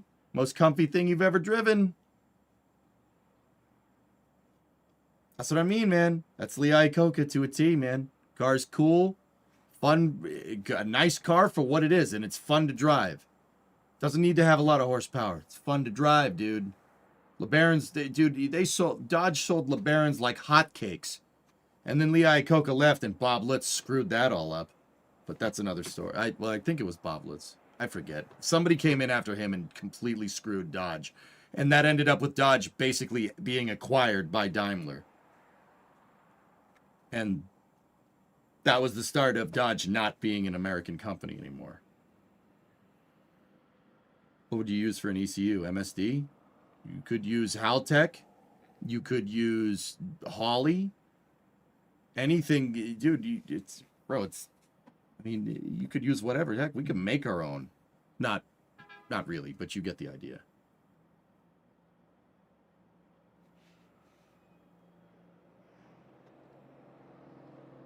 Yeah, I can't believe Lee Iacocca wasn't more pissed off than what he is, than what he did. He left Ford in 1978 and became the president of Chrysler. Chrysler was in bankruptcy in 1980.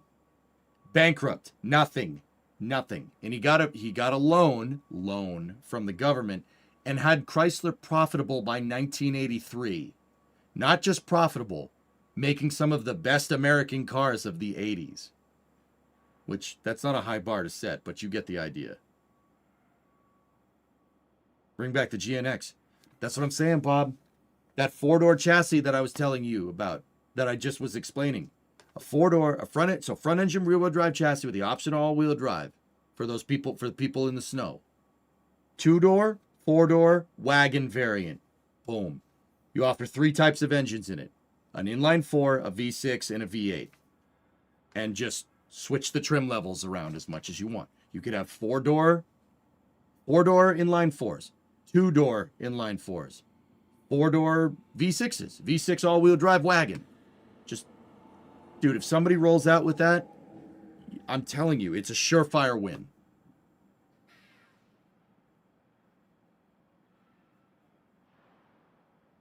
Yeah, Nader, exactly, man. Nice cars.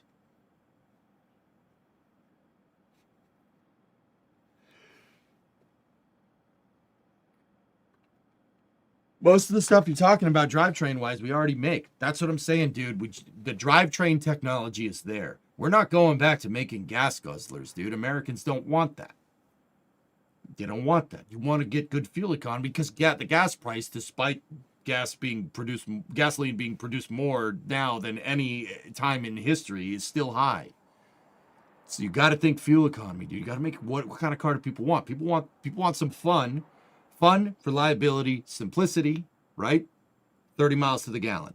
That's easy. That's easy to make with this hypothetical chassis that I'm talking about. Easy.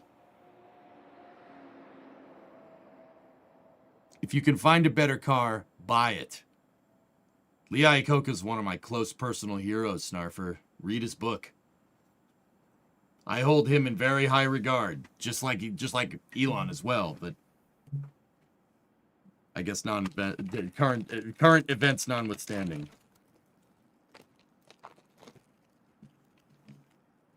Fuel economy is going to be one of my main focuses when I inevitably go car shopping next year. It's on everybody's mind, Kelly. Because even though, like I said, the tech is there. We just got to bring it all together, man. We're on the precipice of getting this right.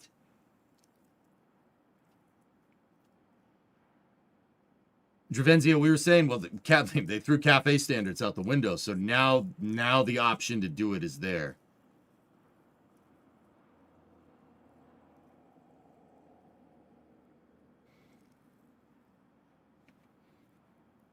$30 miles per gallon is terrible. No one cares what you think, Sig. Go back to your country. Honestly, Kelly, you like the idea that I would only like to refuel once a month. Sounds so nice, too. That's what I'm saying, man. Why is the Ford Maverick a thing now? Because the Maverick is Ford trying to do exactly what I'm talking about. They just kit bashed a bunch of Ford Escape parts and engineered a new chassis for it and made the Maverick. It's low cost, it's cheap, it's reliable. Make that in car form and you'll sell a bajillion of them.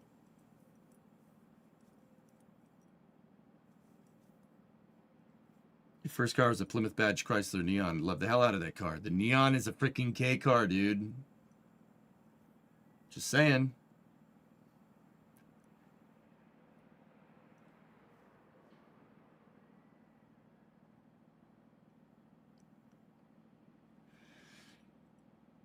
Bob, we could do it, man. Yo, Bob, put me in front of whoever. I'll go talk to whoever. I don't care if it's GM. I really don't give a frick. Just make a car that people want. I'll talk to whoever. I don't care.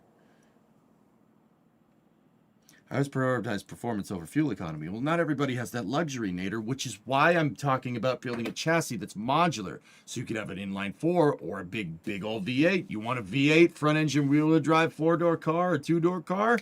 Go, baby. Have at it.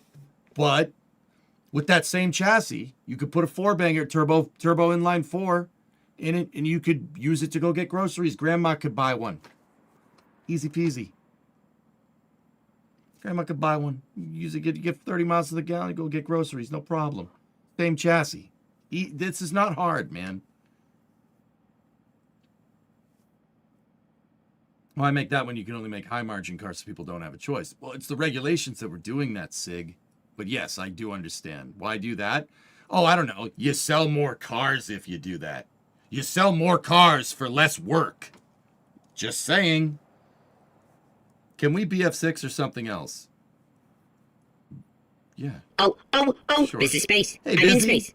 I just got a 2026 calendar and it had a coronet in it. Posted in Discord. Hell yeah. 95, 69 month resub. Go at throttle. Oh my god. Make cars modular effectively. Bro, what the hell do you think this is? What do you think that is?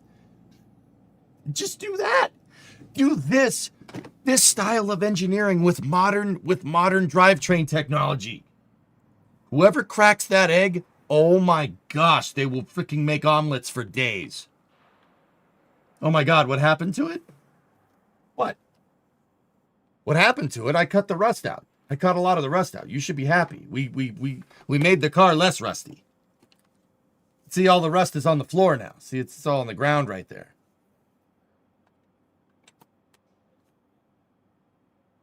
You know?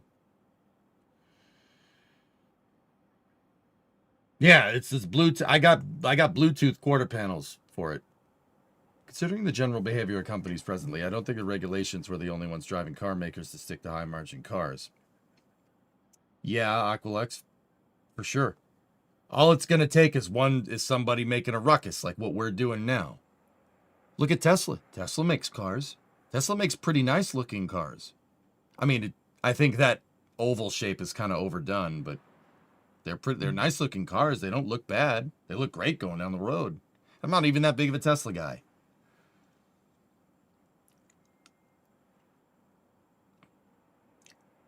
Why would they? Two or three car giants. Sig.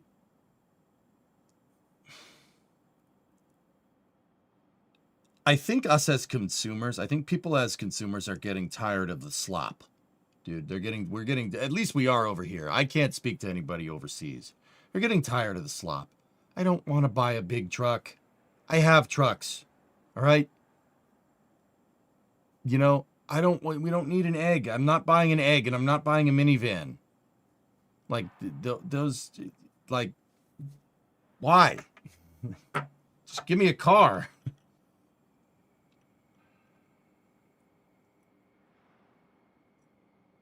That car is body on frame. These days, all cars are unibody. What, that? That's not body on frame, brother. That's a unibody car, dude. From the 1960s.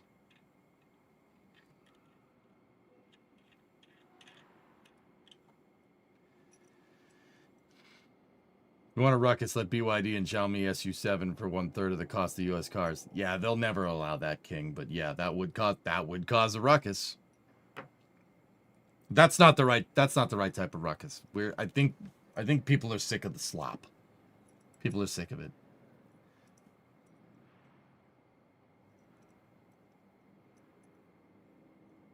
Exactly, Flykin. GM, that's what GM used to do with quite literally everything that they made. That's what GM used to do, basically until the 2000s. Make one car, design one chassis, and make it do as much as you possibly can, and make the parts as interchangeable as possible. In my design, with the inline 4, the V6 and the V8, guess what? Guess what? The inline 4, half of the V8. The 6-cylinder is just a V8 with the front cut off. Well, not actually, but like the pistons would be interchangeable between all these things. That's what I'm talking about. That's what we need to do. If somebody does that, yes, it'll take a good amount of development to get that done. But you don't ever have to develop a piston for a real long time if you do that right. You don't have to design new suspension. You don't have to design a new chassis.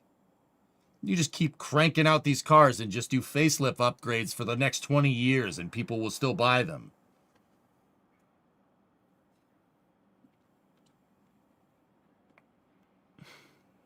Brother, look at this Coronet brochure. Like one chassis, dude. One chassis. All of that with one chassis. All the headlights are interchangeable. The grills are interchangeable. Heck, the doors are interchangeable on some of them. Like a, actually, no, I was going to say sedan doors fit in the wagon, but they don't. Look, you have a Coronet Deluxe over here, the base model. Coronet Deluxe. It has a slant 6 in it. That car will get 25 miles to the gallon, which is pretty good for a car from the 60s. And then you have the Super B over here. That gets like 8 miles to the gallon. Look at the spread with one chassis. Look at what Chrysler was able to do with one freaking chassis. Also, the wagons are mint. Yes, I agree, Hibbit. I would like one as well. But I'm happy with the sedan. The sedan's fine with me. See what I'm talking about, dude? Can we get wooden trim back? Oh, hell yeah. Well, dude, we do have wooden trim back. Teslas have wooden trim. Teslas have fake wood trim in them nowadays. People go bananas for that stuff.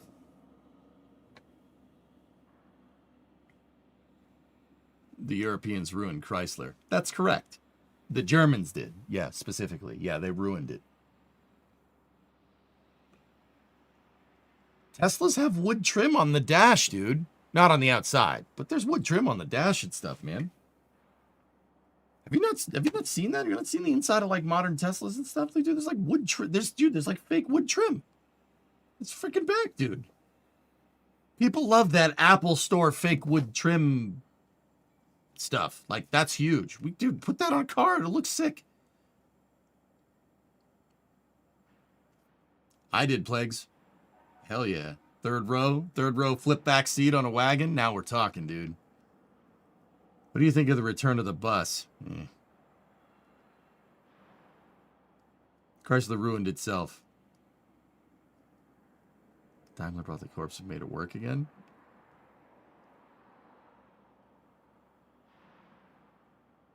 Is that what they're telling you over there, Deadbringer?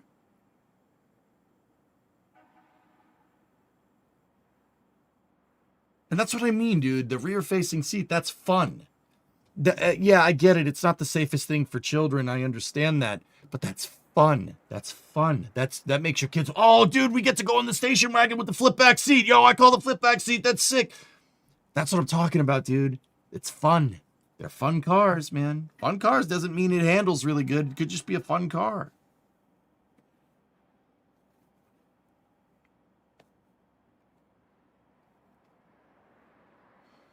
Please check Discord before you go.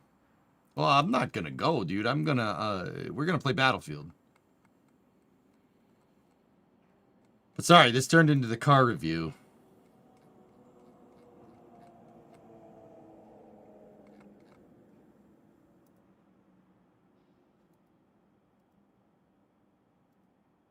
Oh, that's sick, Brandon. Look at that freaking thing, dude.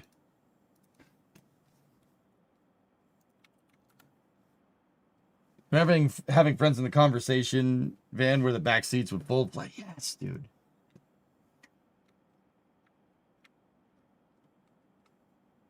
The Anthracite King. I did 67 Country Squire, man. Oh, hell yeah, James. Now that's a freaking car, dude. Dude, if we just made that with all the modern amenities, heck, even your stupid freaking backup camera, people would buy it. People would buy it. Your stupid backup camera, your stupid automatic shutoff crap. People will buy it, man. Even all the stupid bells and whistles that technology has, man, you'd sell a bajillion of those things.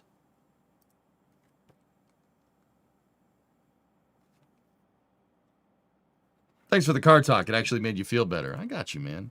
That's awesome, Brendan. That's super cool. The Eagle brand helped ruin Chrysler. Yeah. After I had Coca left, they just went back to being stupid. Which, all right.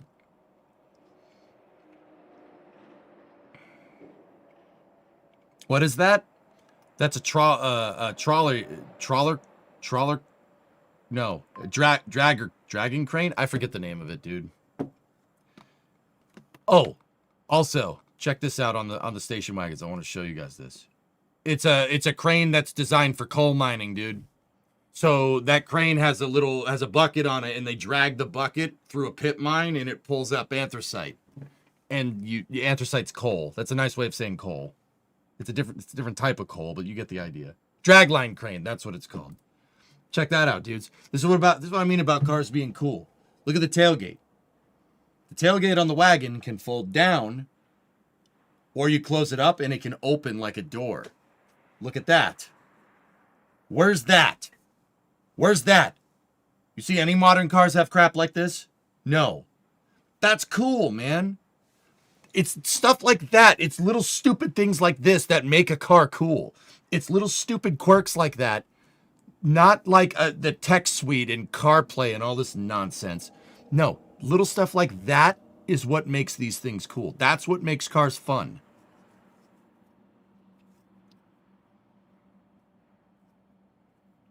Wasn't there also seats on the door? There's a third row that can flip up, dude.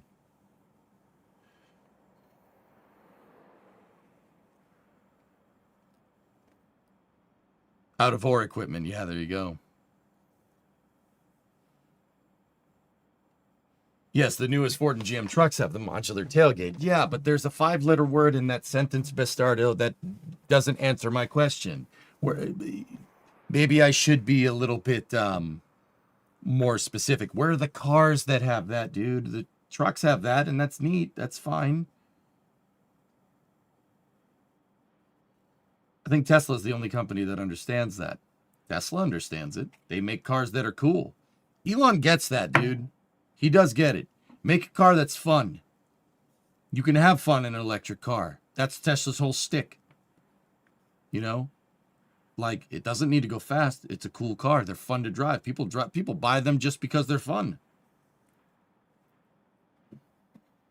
We called those seats the backpack. Yeah, the backpack. I still get nauseous thinking about it, yep.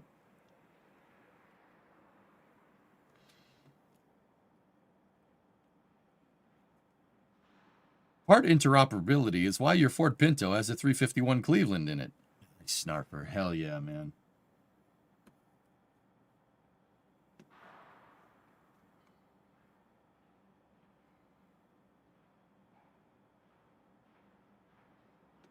And Deadbringer, like, you're talking about cars that fit our inner cities. Dude, we can make small cars.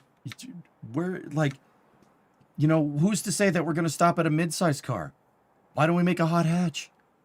Somebody make a freaking hot hatch. Make a freaking Ford Fiesta ST or Focus ST or something like a Cosworth. The Ford Sierra Cosworth RS. Make something like that.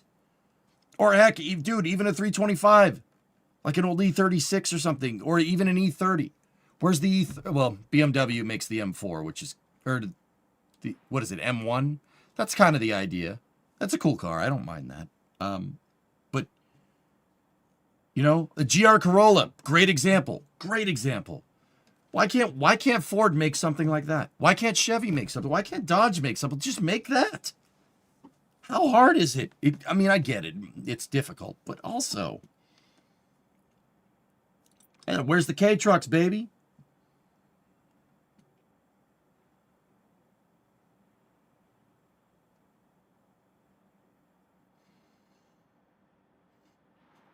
I want the car Homer Simpson designed. I'm not sure if that's going to work.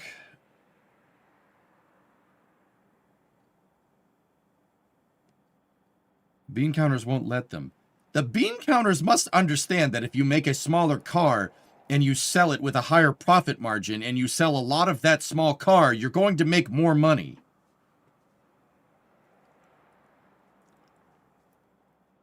Like, how do these people not get this? It's the same, guys, it feels like sometimes you're dealing with the same thing that SpaceX has to deal with. Like, you know, it's like everybody's like, oh, reusability doesn't make sense. Reusability doesn't make sense. Yeah, okay.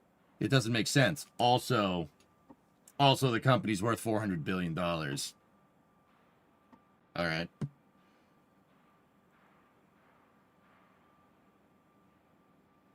Yeah, Flykin.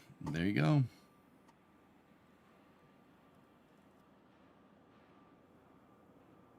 That's what I mean, Trevor. People, you know, bean counters won't let it happen, but they have to realize that people can't freaking buy a $50,000 truck.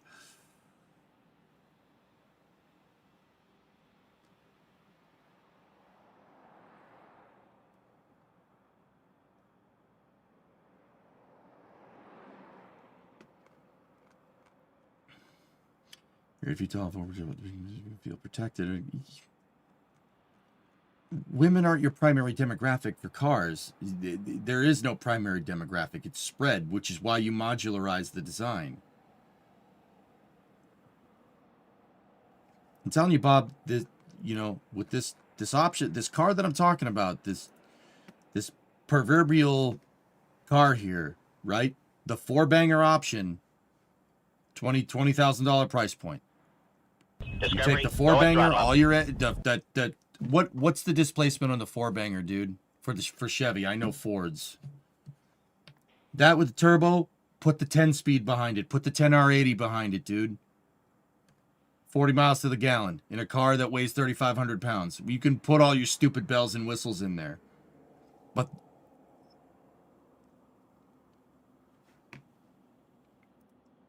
Estrena's got a new fancy mill. Oh, neat. That is nice, dude. Cool.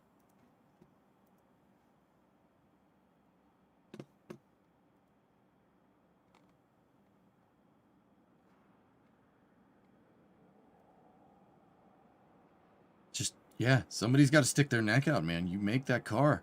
GM made that car, modularized the design. Inline 4, V6, V8. Heck, you could put an inline 6 in it, dude, and go from there. Or inline 4 and just inline 6. Screw it.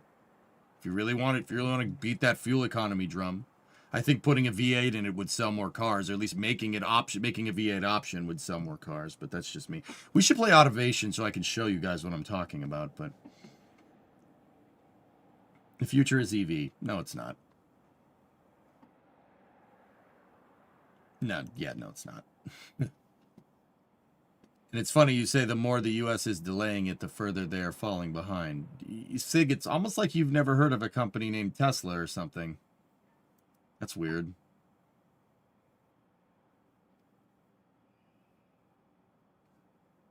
That's strange.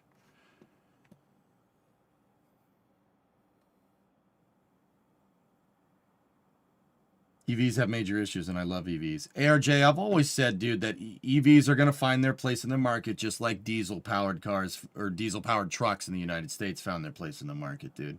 You're not getting rid of internal combustion. I'm sorry. It's not going to happen. It's just not. No, I haven't Bastardo, but I want to.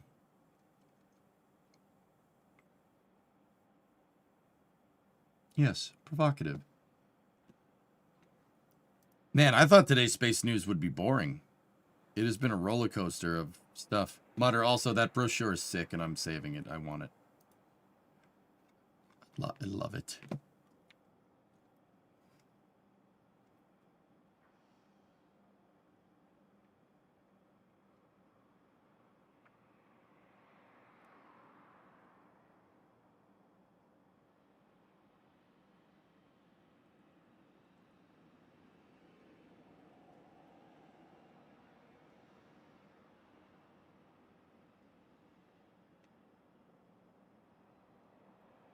I'm just looking at all the engine options here.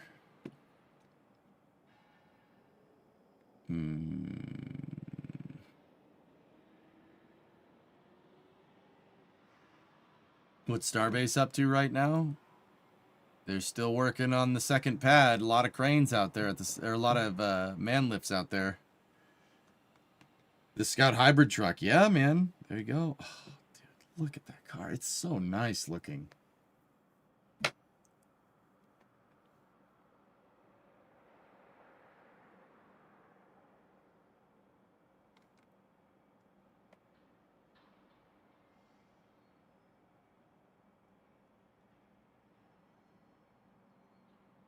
Yeah, exactly, Deadbringer. Maybe if we run out of oil. Hey, RJ, I don't think we'll ever run out of oil. Like, asterisk to that statement, dude. I think we'll run out of oil in the ground. Sure, yeah, of course. Duh, it'll probably happen. We're exhausting it way faster than it's being produced. But the flip side of that is that I also think that humans are very smart and very resourceful. We'll find ways to make more oil, dude. We're not getting rid of it. 66 GOAT? I'm more partial to the 67, but I like 66s, yes.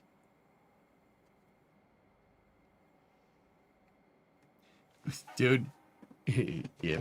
Like, for instance, dude, like, we'll find a way to make more oil. We will. Like, synthetic oil. Yeah, dude, that's what I'm saying. Like, synthetic or whatever, dude, we'll find a way to make it recyclable. We'll find ways to make it reusable. And our technology just depends on it too much, dude. Like, it's not just about cars. It's about, like, making microchips, for instance. You need oil to do that. Dude, I don't know what it is about 60s cars, and I swear this isn't rose-tinted glasses, but 60s cars have a presence about them that just, They're just beautiful. They're beautiful and elegant cars. And I swear, I wasn't even alive in the 60s. And it's not rose-tinted glasses. They're just nice-looking cars. They look great. It's just beautiful styling. And it's like, my thing about 1960s cars is that they're not crazy and they're not over the top. This car is yellow. It's bright goddamn yellow. And it still somehow looks nice and reserved. All right? How many cars do you see nowadays painted that freaking color?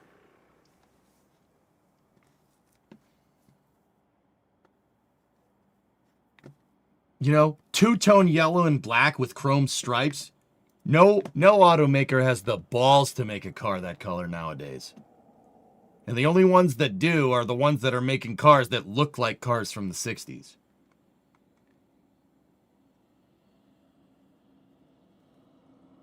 '66 Nova. Very nice. Like you wouldn't see a Toyota Camry painted that color. Hell no. Like somehow you can make these cars obnoxious freaking colors and they still look amazing. There are some cars you can't paint you paint a certain color, it looks terrible.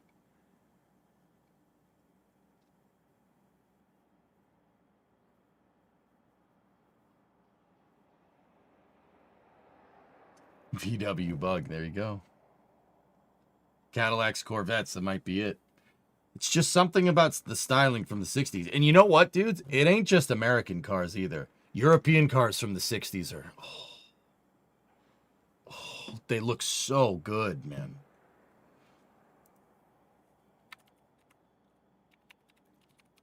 Here. I'll give you an example. Look at, what about a 65 Cortina? This was, dude, brilliant. Look at that thing. Beautiful. Beautiful freaking car. It looks great. Look at it. That car is fun as hell to drive.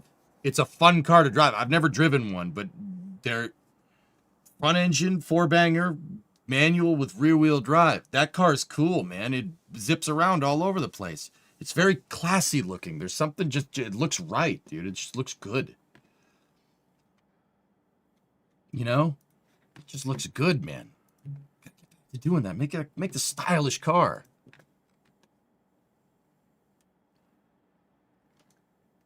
Like, modern cars just don't do that. They don't have that same elegance to them, I guess, like is the right way to say it.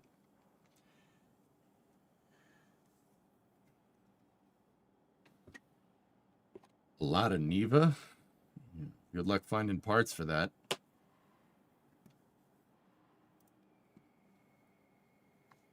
Yeah, exactly. Weather guy. I mean, car colors were just an example.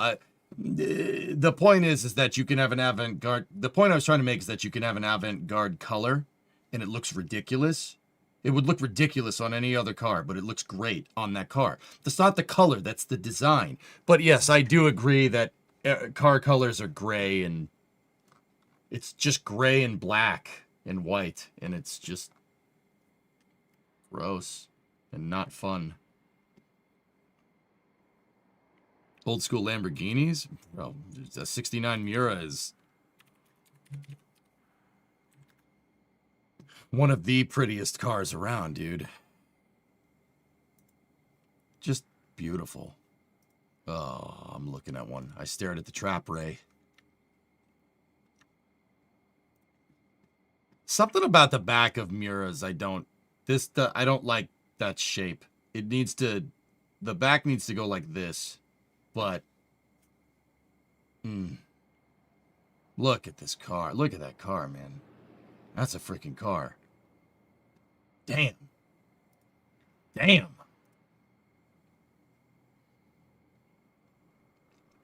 That's how they got away with Plum Crazy Purple. That's right. Dude, try to take a Ford Escape and paint it Plum Crazy Purple. People will look at you funny. But you see a Challenger moving around with Plum Crazy Purple, that's cool. They could rock that color and get away with it. That's because the styling on the cars is awesome. They really put a lot of thought into it.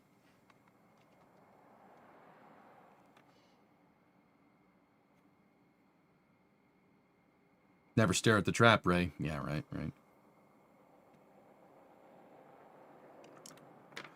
All right. I love it when people look at you funny. Bring it on. Anyway, that was a good space and car news. I'm not happy about that SpaceX thing, but I did plow through most of the news. So I hope you guys enjoyed it. It was fun. This brochure is mint, Mutter. Thank you for making me go on a 2-hour tangent about car design. I do appreciate it. I could sit here staring at this. Dude, it does look really good. You're not kidding, man. Look at that car. It's beautiful. It's just beautiful. Like, it makes, they call this like the Italian and be the designer. Like, it's just beautiful. Look at it. It's pretty. It's a pretty car. You can look at it. It's a looker. You look at that thing the same way you see a pretty girl walking down the street. You're just like, damn, dude. She's beautiful. Like, oh. You get upset about it, Like, beautiful, man.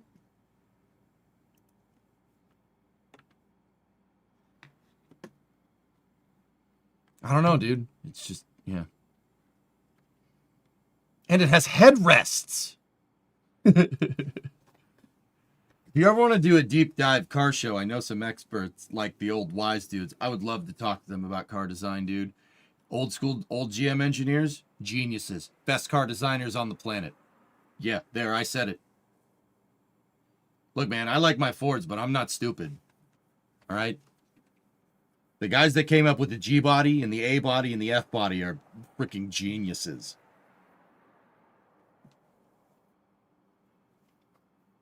I'm also not happy. 20 freaking years of talking about Mars and human spaceflight just to say, nah, never mind in an instant. Well, no good. We don't know that for sure, but...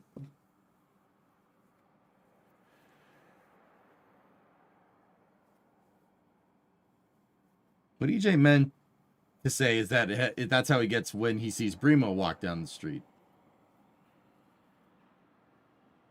Why would I be watching my wife walk down the street, RJ? Sorry, all my wise dudes are in manufacturing, not product design. Oh, all right. Well, that's good too. It's pretty cool.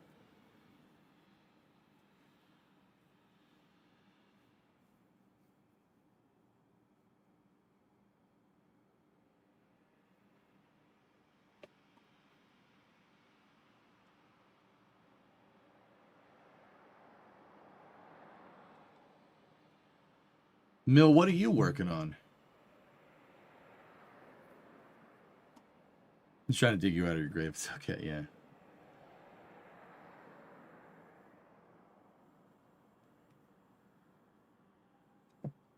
Especially with how many cars you own. He's trying to dig you out of your grave. Guys, everybody's like, oh, your wife doesn't want you looking at other women. The real key here is to appreciate the scenery with your wife.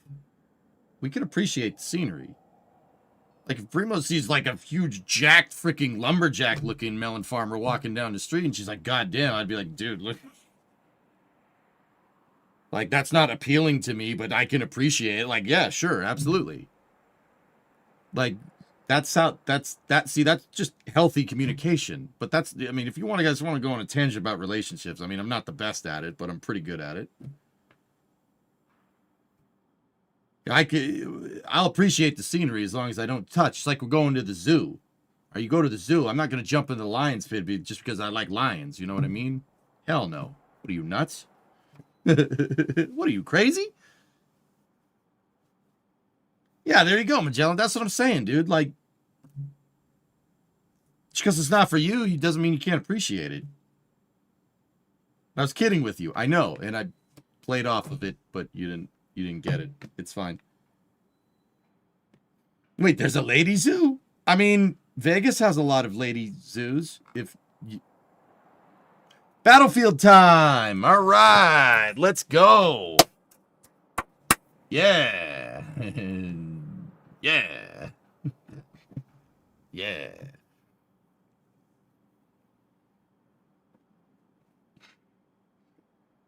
Guns and stuff. Did you see the new BeamNG update? We got to play it. Maybe do it. Maybe tee it up for Friday. Who knows?